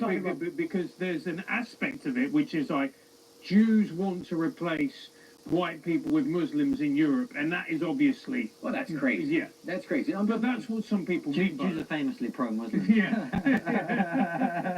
Yeah. It's all, you have to be careful with any grandiose statements. You just got to look at the numbers. And I would just say, also... The thing that's unique about this incredible system, I mean, it ain't perfect. I mean, when our founding fathers, when they said they didn't say we joined together to make a perfect system. No, a better one. That's all. They wanted to have a better one. With the checks and balances, if you read the Federalist Papers, you know what Madison really wanted to do was to create a system that was hard to subvert into tyranny. And I think he did a pretty good job with it. Is it perfect? Absolutely not. But what we have is is our sovereignty. And that was the biggest thing for me. The biggest worry that I had was the Biden administration wanted to give over sovereignty, whether it's to the World Health Organization, which Trump, towards the end of his first run, got us out of that because he saw how it was being run by China and also run by Bill Gates. It was just funding that organization. So, you know, Bill Gates has too much power. It has to be, you know, and we can't have our sovereignty or any nation's sovereignty. We want to keep the individual cultures and what they've developed over hundreds of thousands of years. We want to keep the Gauls French, you know. We want to keep the Swedes. What's happening is, if you're having people come into your society with a spoken plan to subvert your society, you can't bring people into your country who hate you. You can't bring people into your country that want to destroy your country and that will not assimilate. And I will say that the United States seems to be unique in the sense that there's just, I don't know if it's just because there's just so much potential to make money and improve your lives, that it subverts people's religious fervor, and you want to, and you have a chance here to really become successful. And that's why communism never really took a foothold here. And that's what I was worried about with this. With the Democrats, we're moving more towards this Marxist in the name of woke, which all these Trojan horse terms that Andrew Doyle speaks about, it's true. These are, you know, social justice, as Thomas Sowell says, sounds great. When you open it up, hey, that's grievance, that's revenge. These are people that envy.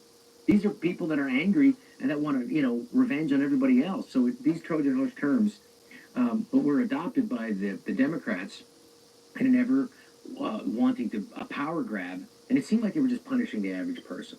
So I think it was important that there was a pushback against that and a real rejection. And I hope we can go back to where these countries will reclaim their sovereignty and hopefully only have people in the United States get subverted to the system and they assimilate. So that's happened so far. And so while it's imperfect and while capitalism also leaves people behind, it does afford one to improve your life and to improve the life of your children. And that's everything. And so communism didn't take over there. However, the Marxists knew that in the West, it was never going to happen. The Marxist revolution was never going to happen. And there were two revolutions from Mao, 1949, but then the Cultural Revolution, 1966. And that was specifically to get rid of the four olds, he called it, which was habits, tradition, culture, and I'm blanking on one more. Your religion? It's tradition, religion, rituals, and you know, religion for sure. But I think that was pretty much gone by '66. So what the Marxists had to do was to sneak in through education and subvert the society through the education. They've been very successful at that now, through the university and then going up into K through 12. And it really is to cause so much, I think the plan is to cause so much grievance and so much chaos that people, and I think the Democrats are part of this too, were trying to cause so much chaos that they'd be willing to give up their liberties for just some sense of calm. Yeah. So that's why when you have like girls, you know, sports and boys and girls locker rooms, and then you have, you know, people, the boys, and then, you know, the trans issue, and then you have the open borders. You just have this crazy chaos where people say, enough. What do we got to do? What liberties do I have to give up so I can have some sense of calm? Yeah, and you know, it's very interesting that you talk about the grievance industry, resentment, because I've started to see this creep into comedy, and you must have seen this because you were doing what, Saturday Night Live in 1990 when it was a completely different world. How do you see Hollywood then and Hollywood now? Let me tell you about this new supplement that has got a lot of people excited. Researchers like the bio.so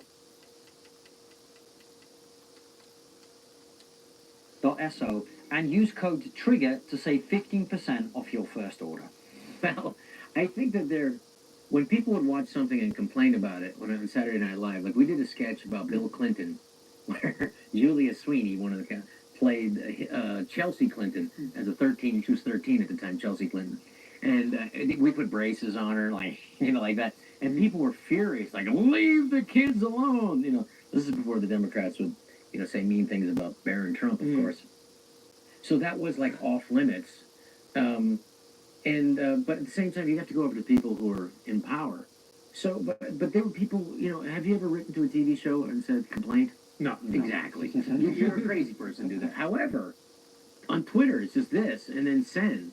And so the idea of, which is, social media is relatively new. So the idea for companies and advertisers are just, particularly, they're not immune to this pressure. And so if they get 15 or 20 or 30 of these things, they could think it's 300. Or if they get 300, they just think it's 3,000 complaints, and all of a sudden they worry about their brand. We didn't have that pressure then, but they do now. So that's why when the most wonderful thing that's happened, and I think one of the reasons why Trump was so successful, is because the last bastion in tech companies for free speech is Twitter.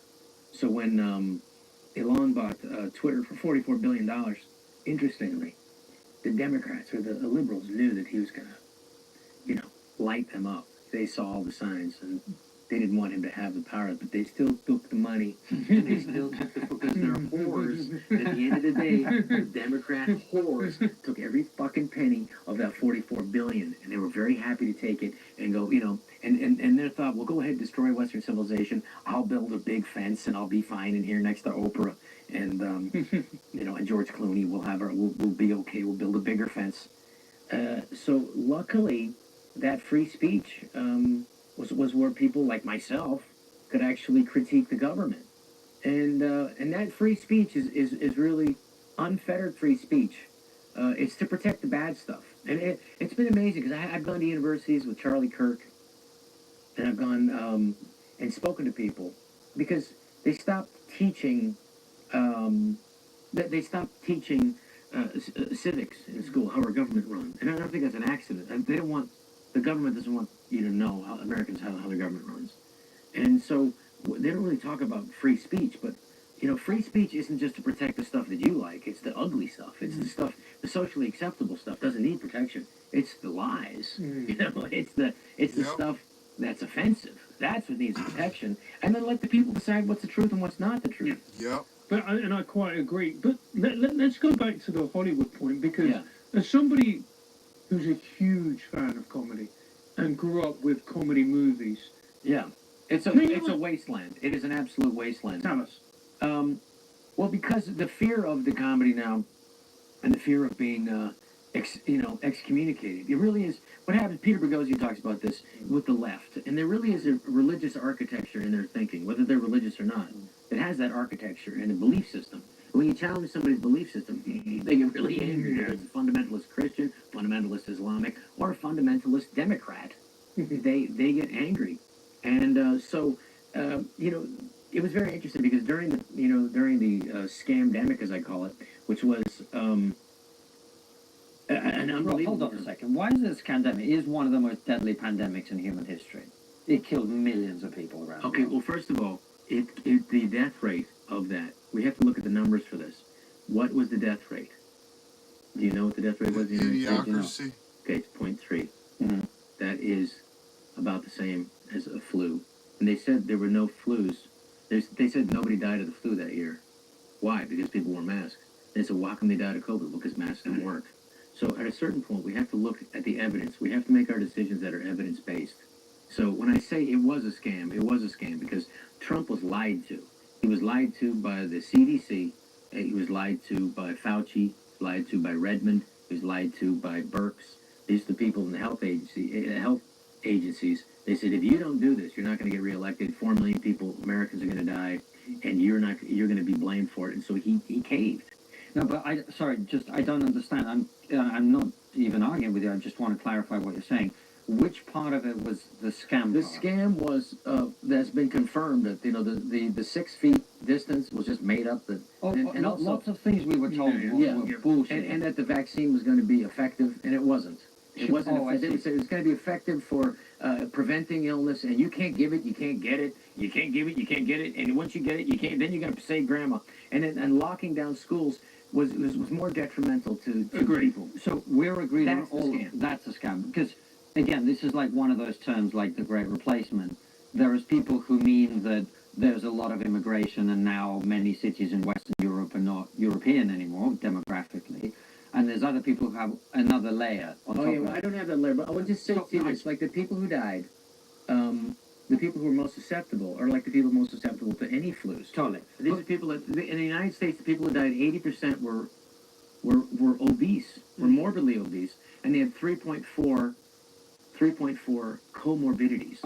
All of this stuff, I agree with you. So this is what caused the death of this, and it was, it was something that was manipulated. I had a friend of mine at the NIH, the National Institutes of Health, and I talked to him July 3rd in 2020, and I said, "Tell me what's happening." And he said to me, and it's in my book, "You can do it," which is you can do it, and the subtitle is Scamdemic. The real truth. He said to me that, I said, "What is going on?" Because he was hired by the government to go to the NIH. He's a professor of medicine. I won't use his name, but he said, receptor 26 looks a little sticky. And I said, well, what is that? And he said, seems to be man-made, manipulated. Sure. And so what happened was it was able to, this thing was, they basically, these sick bastards wanted to, they were shut down from this gain of research study here in the United States. Yeah. And they said, well, and they kept doing it anyway in the Ukraine, incidentally. And they also kept doing it in Wuhan and was paid by Fauci after Obama had shut it down. And they kept it going. And so it was manipulated, and then something, it got out. Just like they were transporting, the CDC was transporting anthrax and some other, and smallpox in these little containers, and the fucking van crashed. And that was luckily that it didn't cause a big, gigantic epidemic. But the idea is that we can't, we have to be evidence-based on all this. Totally agreed. The reason I picked up on it is I just want to clarify, because a lot of people who hear the term scamdemic, what they think is you're saying nobody died, there was no disease, etc., right? Well, the people that, the people that died, the people most susceptible, was interesting because there were different strains of it. So in Italy, you had, in the beginning of it, you had people getting very, very sick with a particular type, with their blood type. That was in Italy. That was very early. That was the beginning of the shutdowns. However, the shutdowns ended up being more harmful in the end, and it was also Imperial College. Agreed. Thanks to you and your... No. It was one dickhead. One dickhead. We're not taking responsibility. Well, so what happened? But that was funded by China, and China would like nothing more than to shut down this Western-style idea of freedom and the exercise of it by our citizenry, because they don't want China to, they don't want their Chinese citizens knowing that there's a freer world out there. And so we have to have, we have to have the truth. We have to have, make things evidence-based. That's why I'm very excited about Robert Kennedy joining this administration. I mean, is he going to agree with everything from Trump? No. Is Trump going to try to do some stuff that's probably out of bounds? Absolutely. Is he going to accomplish it? Hopefully not. Can we have some normalcy? I would hope so. I do think that as a guy who got shot in the face, I would think there is some humility there. I don't see the same Trump as I saw before. And I think he is concerned about his legacy. I like Tulsi Gabbard a lot. I got to spend some time with her. I got to spend some time with Vivek Ramaswamy. I've been Robert Kennedy is a dear friend and a lovely human being. And I just don't think that, and I really like Vance. So I think there's some good people there. Yeah. And I think they're going to want to do good things. And I think they're also, the American people are expecting good things.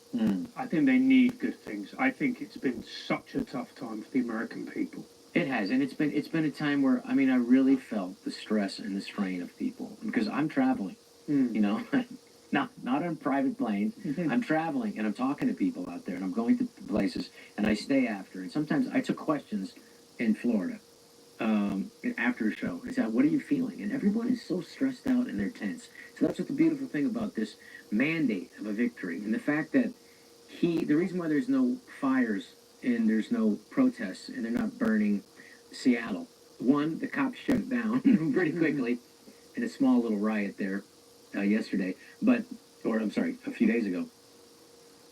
But also it's a mandate.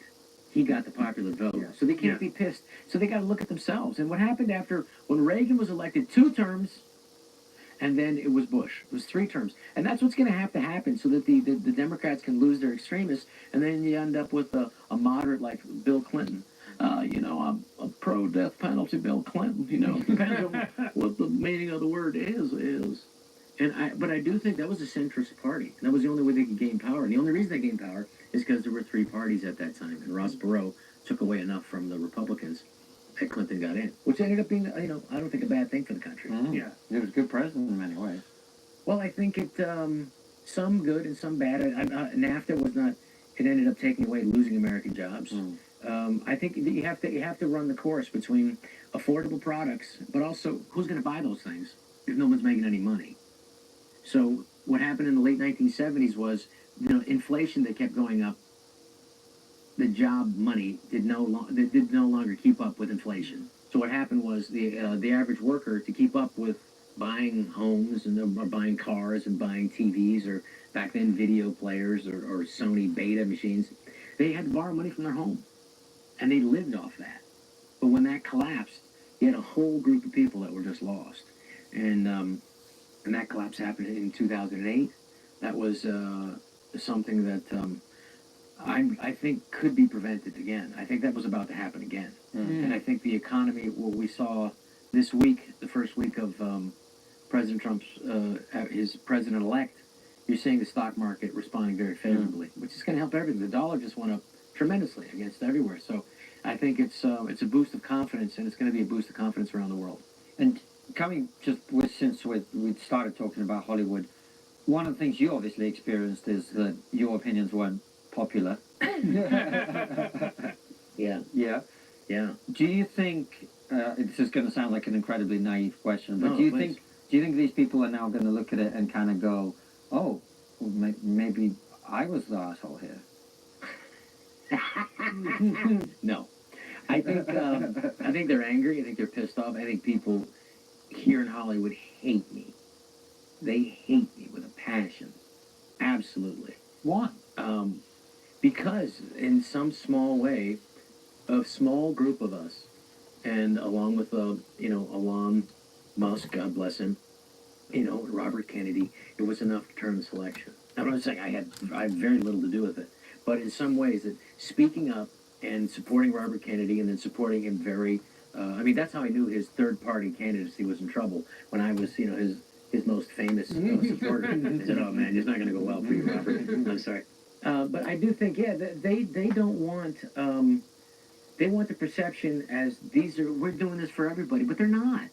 They're absolutely, completely out of touch with the average American, what they go through. Oprah Winfrey, when she's going and talking about, nobody cared what she said, because they know that her life is like, what gave her the opportunity to become a billionaire was this society. And here she is shitting on people, trying to make the best out of it. And I would say that that's the amazing thing about the United States. The difference between England, in my experience, is that, like, people root for you to be fucking rich here. Oh, yeah. People don't in the UK. That's why we love America. I mean, we go like, fuck yeah, oh, bro, you're a billionaire. God, now. But I'm telling you, it was getting to a point where people were getting pissed off. And they showed it at the polls.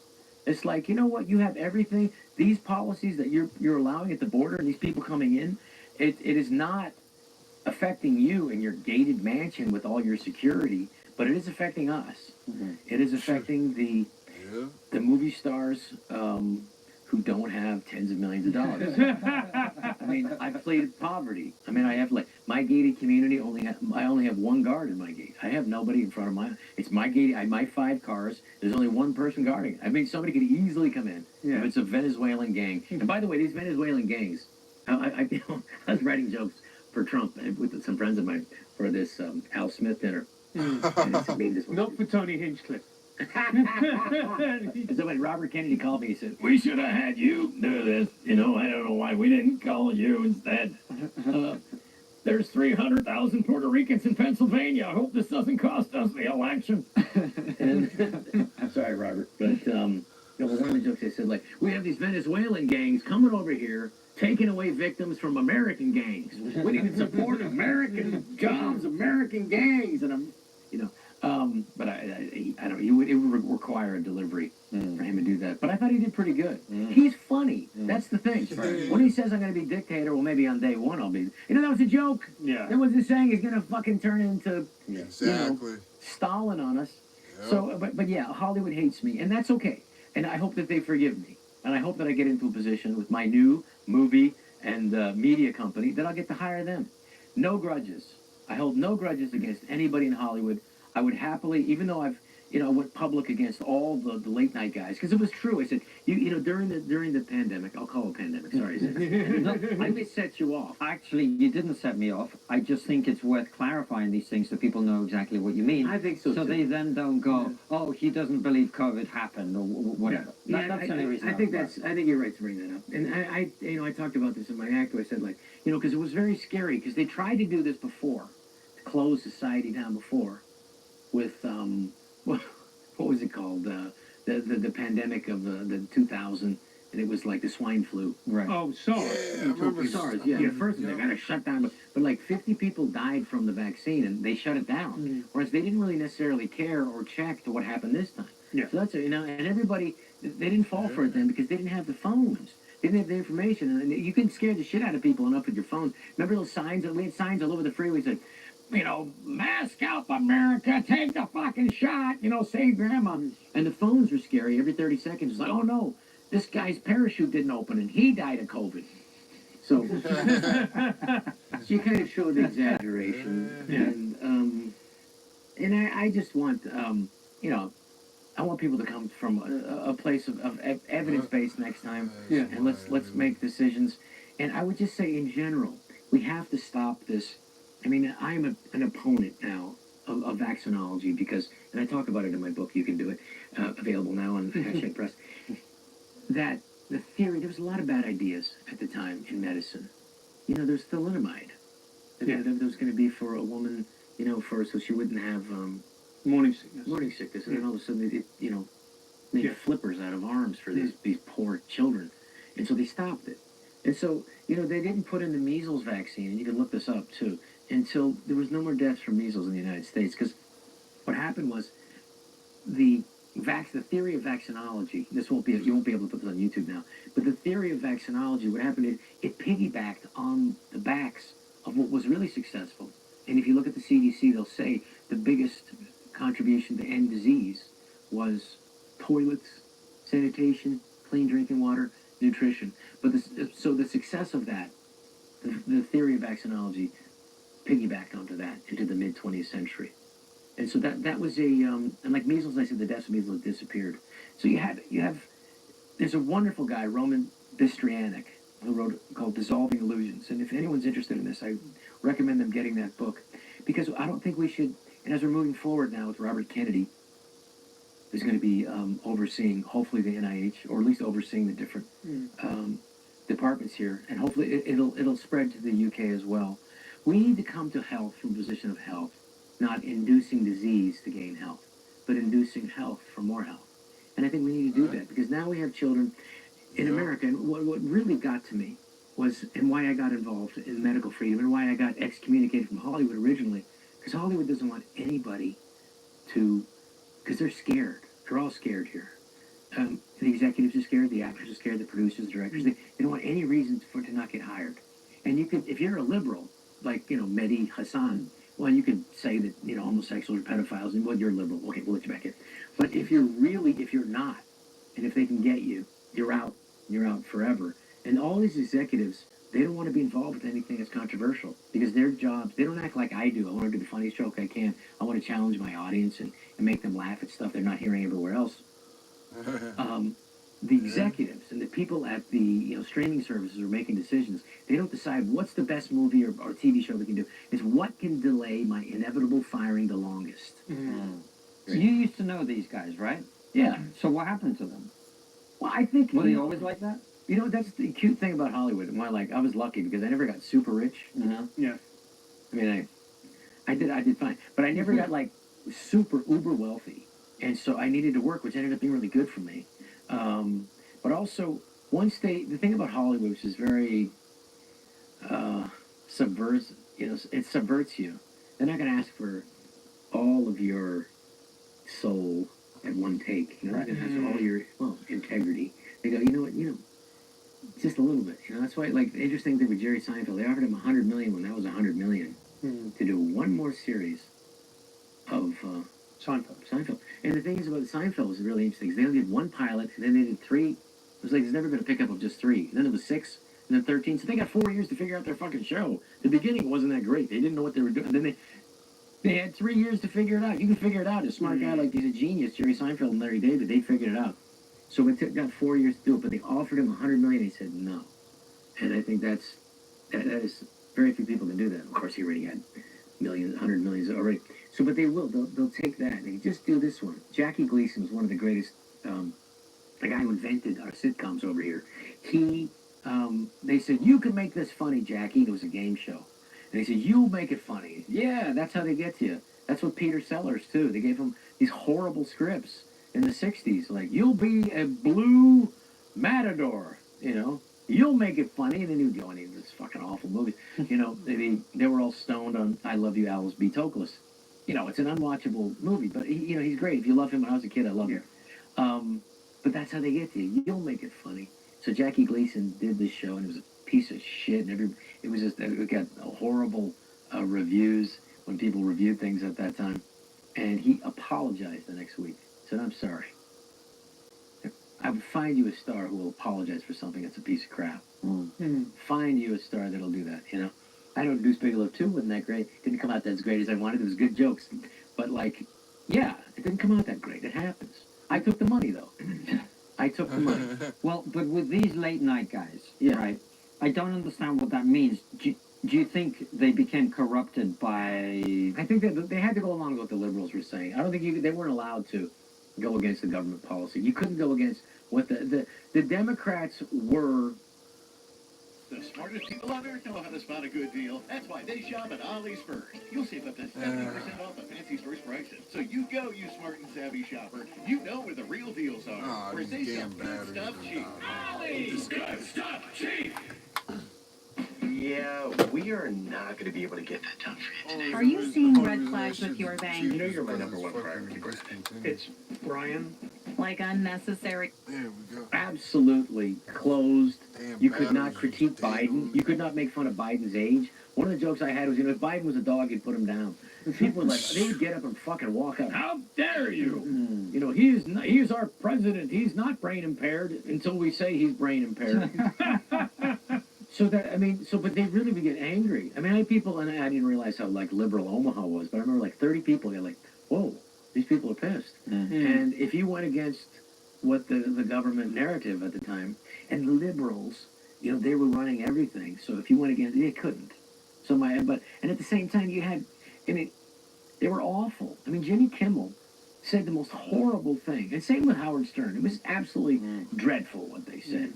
If you have a heart problem, you're vaccinated, come on in the hospital. If you're not, sorry, wheezy. In other words, die in the hallway because you're choosing not to get an experimental gene therapy that was developed at warp speed. And you don't want to take, so that you die in the hallway. I thought that was the low watermark for comedy in the 21st century. But what about this? Forget the COVID and the vaccine. I know it's important to you. And actually, Francis and I both were very critical of what... Are you talking about comedy in general? Well, I just mean that there's a kind of clustering of opinion. Like you made the point that there is no uniqueness to it. Well, they wouldn't go after the power base. Until Jon Stewart sat next to Stephen Colbert and said, the Wuhan virus probably came from the Wuhan Institute. Right. And he was like, what? Because nobody was allowed to talk about it. We all got kicked off Twitter. We got kicked off Facebook because of saying that. Yeah. We were all excommunicated from the Church of Liberalism. But when he was one of their own. And so he was able to say He was big enough to say it. Yeah. But I guess, Jon Stewart to me is a very good example on this Tony Hinchcliffe thing. He came out and defended Tony. He defended Tony. Yeah. Bill Maher, you know Bill Maher, you may agree, disagree, whatever, but that's him. But Bill Maher is another Trump. There's something that happened with Trump, and it happened with liberalism. For people who were, I mean, when they say Trump derangement syndrome, I always thought that was an exaggeration, but no, it makes people crazy. And I really think, like, I was in an elevator with Alec Baldwin, Donald Trump, Melania, and his Alec Baldwin's wife, and then my wife. We're all laughing in the elevator 10 years ago at Saturday Night Live's 40th anniversary. And then, you know, they were all loving him. Oprah loved him, and everyone, until he ran for president, and they fucking hated him. He suddenly became the Antichrist. He became, so it was a thing that spun out. And I remember a friend of mine was an international banker. He was having, you know, at a function with the head of the executive, with the publisher in chief of the New York Times. And this was, I guess, 4 years ago. And he said, is it possible for you to be objective about the coverage of Donald Trump? And he said, it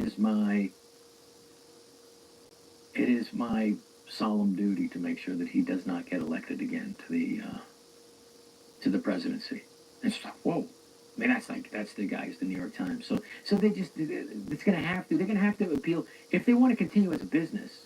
If they want to try to, I would just tell people there's California and then there's New York, but then there's this other 47 states, and you got, you know, Hawaii's basically an extension of California, but then you got Alaska. You know, it's hard to get to. It's basically, you know, basically Russia, but you have this whole group of people that don't feel that they're being served to. Nobody in that 48 watches late night TV. Yeah. I mean, very few people that would. They don't care. I mean, those shows are going to be gone. They won't exist in 2 years. Yeah.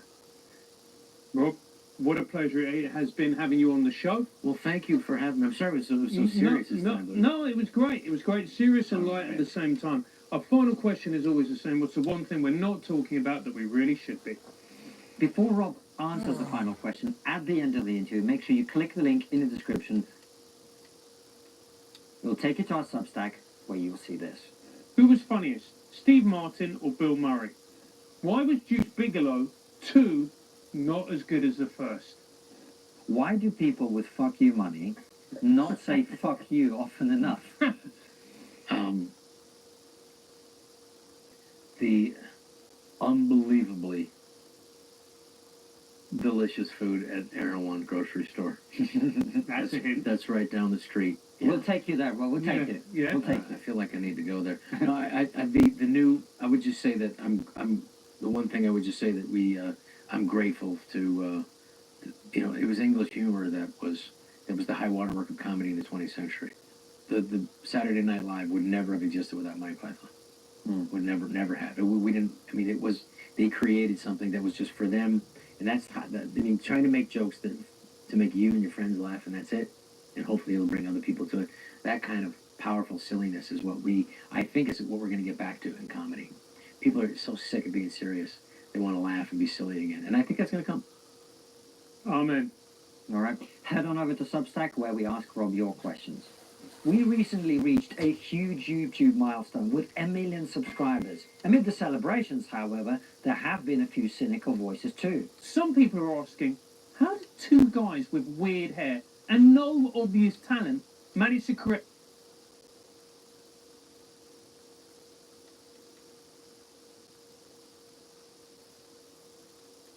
The meaning of the word is. But I do think that was a centrist party. And that was the only way they could gain power. And the only reason they gained power is because there were 3 parties at that time. And Ross Perot took away enough from the Republicans that Clinton got in. Which ended up being, you know, I don't think a bad thing for the country. Yeah. He was a good president in many ways. Well, I think it, some good and some bad. NAFTA was not, it ended up taking away, losing American jobs. I think that you have to run the course between affordable products, but also who's going to buy those things if no one's making any money? So what happened in the late 1970s was, you know, inflation that kept going up. The job money did no longer keep up with inflation. So what happened was the average worker, to keep up with buying homes and buying cars and buying TVs, or back then video players or Sony Beta machines, they had to borrow money from their home, and they lived off that. But when that collapsed, you had a whole group of people that were just lost, and that collapse happened in 2008. That was something that I think could be prevented again. I think that was about to happen again, and I think the economy, what we saw this week, the first week of President Trump's his president-elect, you're seeing the stock market responding very favorably, which is going to help everything. The dollar just went up tremendously against everywhere. So I think it's a boost of confidence, and it's going to be a boost of confidence around the world. And coming since we started talking about Hollywood, one of the things you obviously experienced is that your opinions weren't popular. Yeah. Yeah. Yeah. Do you think this is going to sound like an incredibly naive question, but No, do you please. think these people are now going to look at it and kind of go, oh, well, maybe I was the asshole here? No. I think they're angry. I think they're pissed off. I think people here in Hollywood hate me. They hate me with a passion. Absolutely. Why? Because in some small way, a small group of us, and along with Elon Musk, God bless him, Robert Kennedy, it was enough to turn this election. I'm not saying I had very little to do with it, but in some ways, that speaking up and supporting Robert Kennedy and then supporting him very, that's how I knew his third-party candidacy was in trouble when I was, his most famous supporter. I said, "Oh man, it's not going to go well for you, Robert." I'm sorry, but I do think, yeah, they don't want. They want the perception as we're doing this for everybody, but they're not.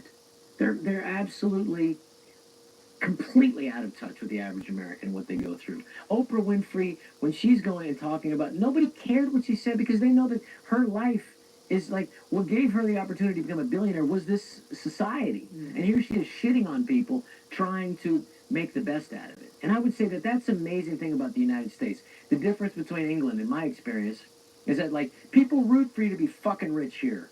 Oh, yeah. People don't in the UK. That's why we love America. I mean, we go like, fuck yeah, Oprah, you're a billionaire. God, now. But I'm telling you, it was getting to a point where people were getting pissed off.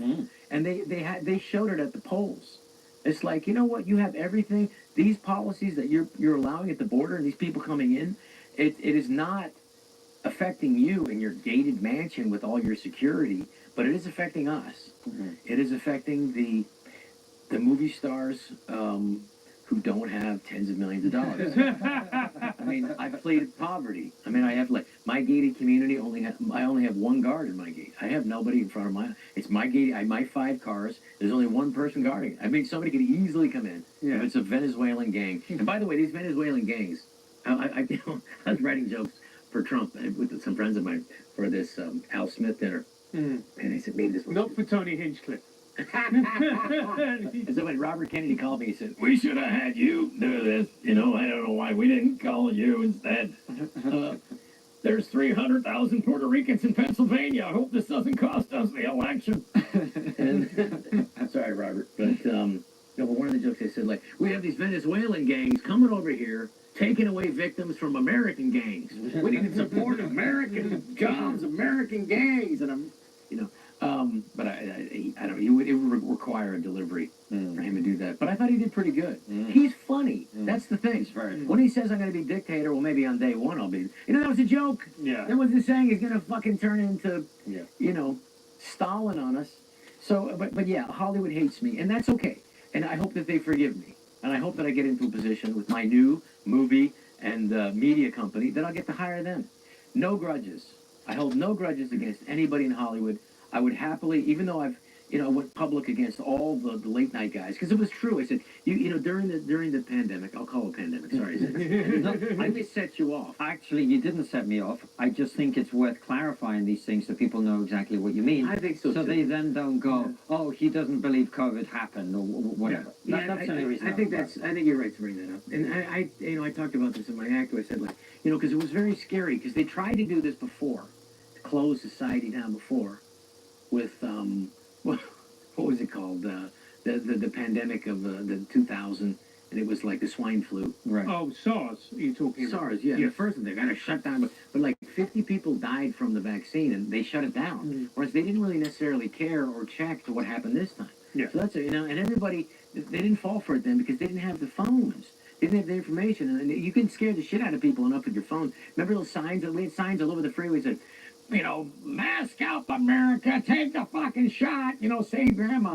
And the phones were scary every 30 seconds. It's like, oh no, this guy's parachute didn't open and he died of COVID. So she kind of showed the exaggeration, Yeah. and I just want, you know, I want people to come from a place of evidence based next time, Yeah. and let's make decisions. And I would just say, in general, we have to stop this. I mean, I'm an opponent now of vaccinology because, and I talk about it in my book. You can do it, available now on Hashtag Press. That the theory, there was a lot of bad ideas at the time in medicine. You know, there's thalidomide. Yeah. There was going to be for a woman, you know, so she wouldn't have morning sickness. morning sickness, and then all of a sudden it, you know, made Yeah. flippers out of arms for these poor children, and so they stopped it. And so, you know, they didn't put in the measles vaccine, and you can look this up too, until there was no more deaths from measles in the United States. Because what happened was, Yeah, Rob is a the legend, theory of man. vaccinology. This won't be you won't be able to put this on YouTube now. But the theory of vaccinology, what happened is it piggybacked on the backs of what was really successful. He And if just, you look at the CDC, they'll say everything the came out of biggest his mouth was contribution to end disease was toilets, sanitation, clean drinking water, nutrition. But so the success of that, the theory of vaccinology, piggybacked onto that into the mid 20th century. And so that was and like measles, I said the deaths of measles have disappeared. So you have, there's a wonderful guy, Roman Bystrianic, who wrote called Dissolving Illusions. And if anyone's interested in this, I recommend them getting that book. Because I don't think we should, and as we're moving forward now with Robert Kennedy, who's going to be overseeing, hopefully, the NIH, or at least overseeing the different departments here, and hopefully it'll spread to the UK as well. We need to come to health from a position of health, not inducing disease to gain health, but inducing health for more health. And I think we need to do that because now we have children in America. And what really got to me was, and why I got involved in medical freedom, and why I got excommunicated from Hollywood originally, because Hollywood doesn't want anybody to, because they're scared. They're all scared here. The executives are scared, the actors are scared, the producers, the directors. They don't want any reason to not get hired. And you could, if you're a liberal, like, you know, Mehdi Hassan, well, you could say that, you know, homosexuals are pedophiles, and, well, you're liberal. Okay, we'll let you back in. But if you're not, and if they can get you, you're out forever. And all these executives, they don't want to be involved with anything that's controversial because their jobs, they don't act like I do. I want to do the funniest joke I can. I want to challenge my audience and make them laugh at stuff they're not hearing everywhere else. The executives and the people at the, you know, streaming services are making decisions. They don't decide what's the best movie or TV show we can do. It's what can delay my inevitable firing the longest. You used to know these guys, right? Yeah. So what happened to them? Well, I think... Were they always like that? You know, that's the cute thing about Hollywood. And I was lucky because I never got super rich. Yeah. I mean, I did fine. But I never got, like, super uber wealthy. And so I needed to work, which ended up being really good for me. But also, the thing about Hollywood, which is very subversive, you know, it subverts you. They're not going to ask for all of your soul at one take, you know, Right. it has all your, integrity. They go, you know what, just a little bit, you know, that's why, like, the interesting thing with Jerry Seinfeld, they offered him $100 million when that was $100 million to do one more series of Seinfeld. And the thing is about Seinfeld is really interesting. They only did one pilot, and then they did 3. It was like, there's never been a pickup of just 3. And then it was 6, and then 13. So they got 4 years to figure out their fucking show. The beginning wasn't that great. They didn't know what they were doing. And then they had 3 years to figure it out. You can figure it out. A smart guy like, he's a genius, Jerry Seinfeld and Larry David, they figured it out. So it got 4 years to do it, but they offered him $100 million. He said no. And I think that is, very few people can do that. Of course, he already had $100 million already. So, but they will. They'll take that. They just do this one. Jackie Gleason was one of the greatest. The guy who invented our sitcoms over here. They said, you can make this funny, Jackie. It was a game show. And they said, you'll make it funny. Yeah, that's how they get to you. That's what Peter Sellers, too. They gave him these horrible scripts in the 60s. Like, you'll be a blue matador, you know. You'll make it funny. And then he would go into this fucking awful movie. You know, they were all stoned on I Love You, Alice B. Toklas. You know, it's an unwatchable movie, but he's great. If you love him when I was a kid, I love him. But that's how they get to you. You'll make it funny. So Jackie Gleason did this show, and it was a piece of shit. And it got horrible reviews when people reviewed things at that time. And he apologized the next week. Said, I'm sorry. I would find you a star who will apologize for something that's a piece of crap. Find you a star that'll do that, you know? I know Deuce Bigelow too wasn't that great. Didn't come out as great as I wanted. It was good jokes, but like, yeah, it didn't come out that great. It happens. I took the money though. I took the money. Well, but with these late night guys, Yeah. right?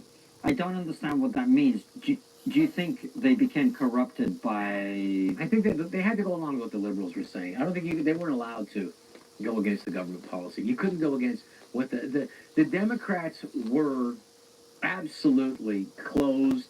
You could not critique Biden. You could not make fun of Biden's age. One of the jokes I had was, you know, if Biden was a dog, you'd put him down. People were like, they would get up and fucking walk out. How dare you? You know, he is our president. He's not brain impaired until we say he's brain impaired. So that, I mean, but they really would get angry. I mean, I had people, and I didn't realize how, like, liberal Omaha was, but I remember, like, 30 people, they're like, whoa, these people are pissed. And if you went against what the government narrative at the time, and the liberals, you know, they were running everything, so if you went against it, they couldn't. But at the same time, you had, I mean, they were awful. I mean, Jimmy Kimmel said the most horrible thing, and same with Howard Stern. It was absolutely dreadful what they said. Like, if you have a heart problem, you're vaccinated, come on in the hospital. If you're not, sorry, wheezy. In other words, die in the hallway because you're choosing not to get an experimental gene therapy that was developed at warp speed, and you don't want to take, so that you die in the hallway. I thought that was the low watermark for comedy in the 21st century. But what about this? Forget the COVID and the vaccine. I know it's important to you, and actually, you know, Francis and I both were very critical of what. Are you talking about comedy in general? Well, I just mean that there's a kind of clustering of opinion. Like you made the point that there is no uniqueness to it. Well, they wouldn't go after the power base. I mean, until Jon Stewart sat next to Stephen Colbert and said, you know, the Wuhan virus probably came from the Wuhan Institute. Right. And he was like, what? Because nobody was allowed to talk about it. We all got kicked off Twitter. We got kicked off Facebook because of saying that. Yeah. We were all excommunicated from the Church of Liberalism. But when John, he was one of their own. And so he was able to say he was big enough to say it. Yeah. But I guess Jon Stewart to me is a very good example on this Tony Hinchcliffe thing. He came out and defended Tony. Yeah. He defended Tony. Yeah. You know, Bill Maher. You know Bill Maher. You may agree, disagree, whatever, but you know, like, that's him. Well, Bill Maher is another Trump. I mean, there's something that happened with Trump and happened with liberalism for people who were. I mean, when they say Trump derangement syndrome, I always thought that was an exaggeration, but no, it makes people crazy. And I really think, like, I was in an elevator with Alec Baldwin, Donald Trump, Melania, and his Alec Baldwin's wife, and then my wife. We're all laughing in the elevator 10 years ago at Saturday Night Live's 40th anniversary. And then, you know, they were all loving him. Oprah loved him, and everyone, until he ran for president, and they fucking hated him. He suddenly became the Antichrist. So it was a thing that spun out.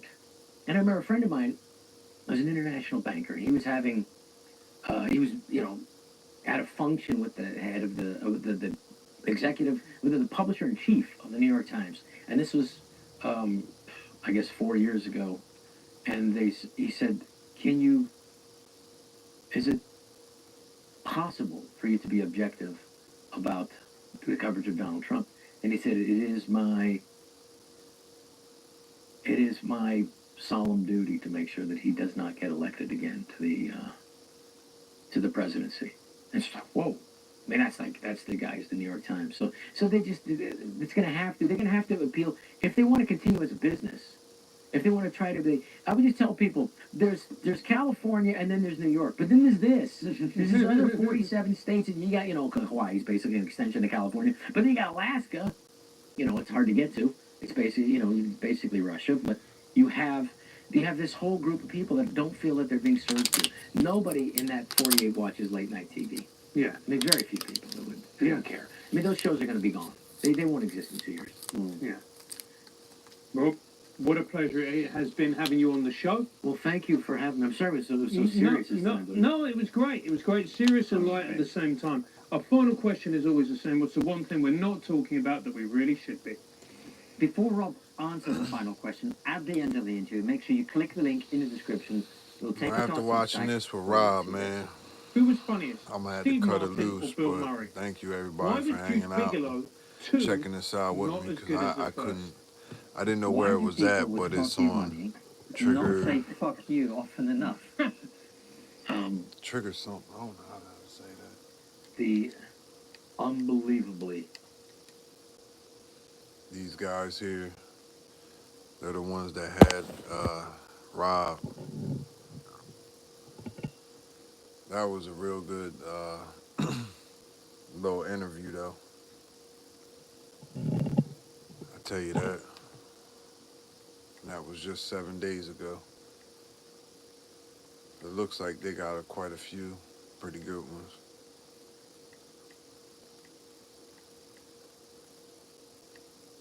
Oh wow, they even got Gabbard on there 5 months ago. That might have been before she turned Republican and stuff, so that might be pretty good to watch.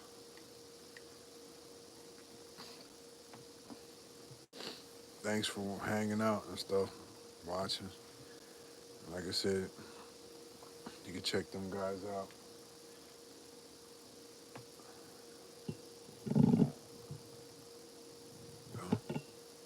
All right, thanks.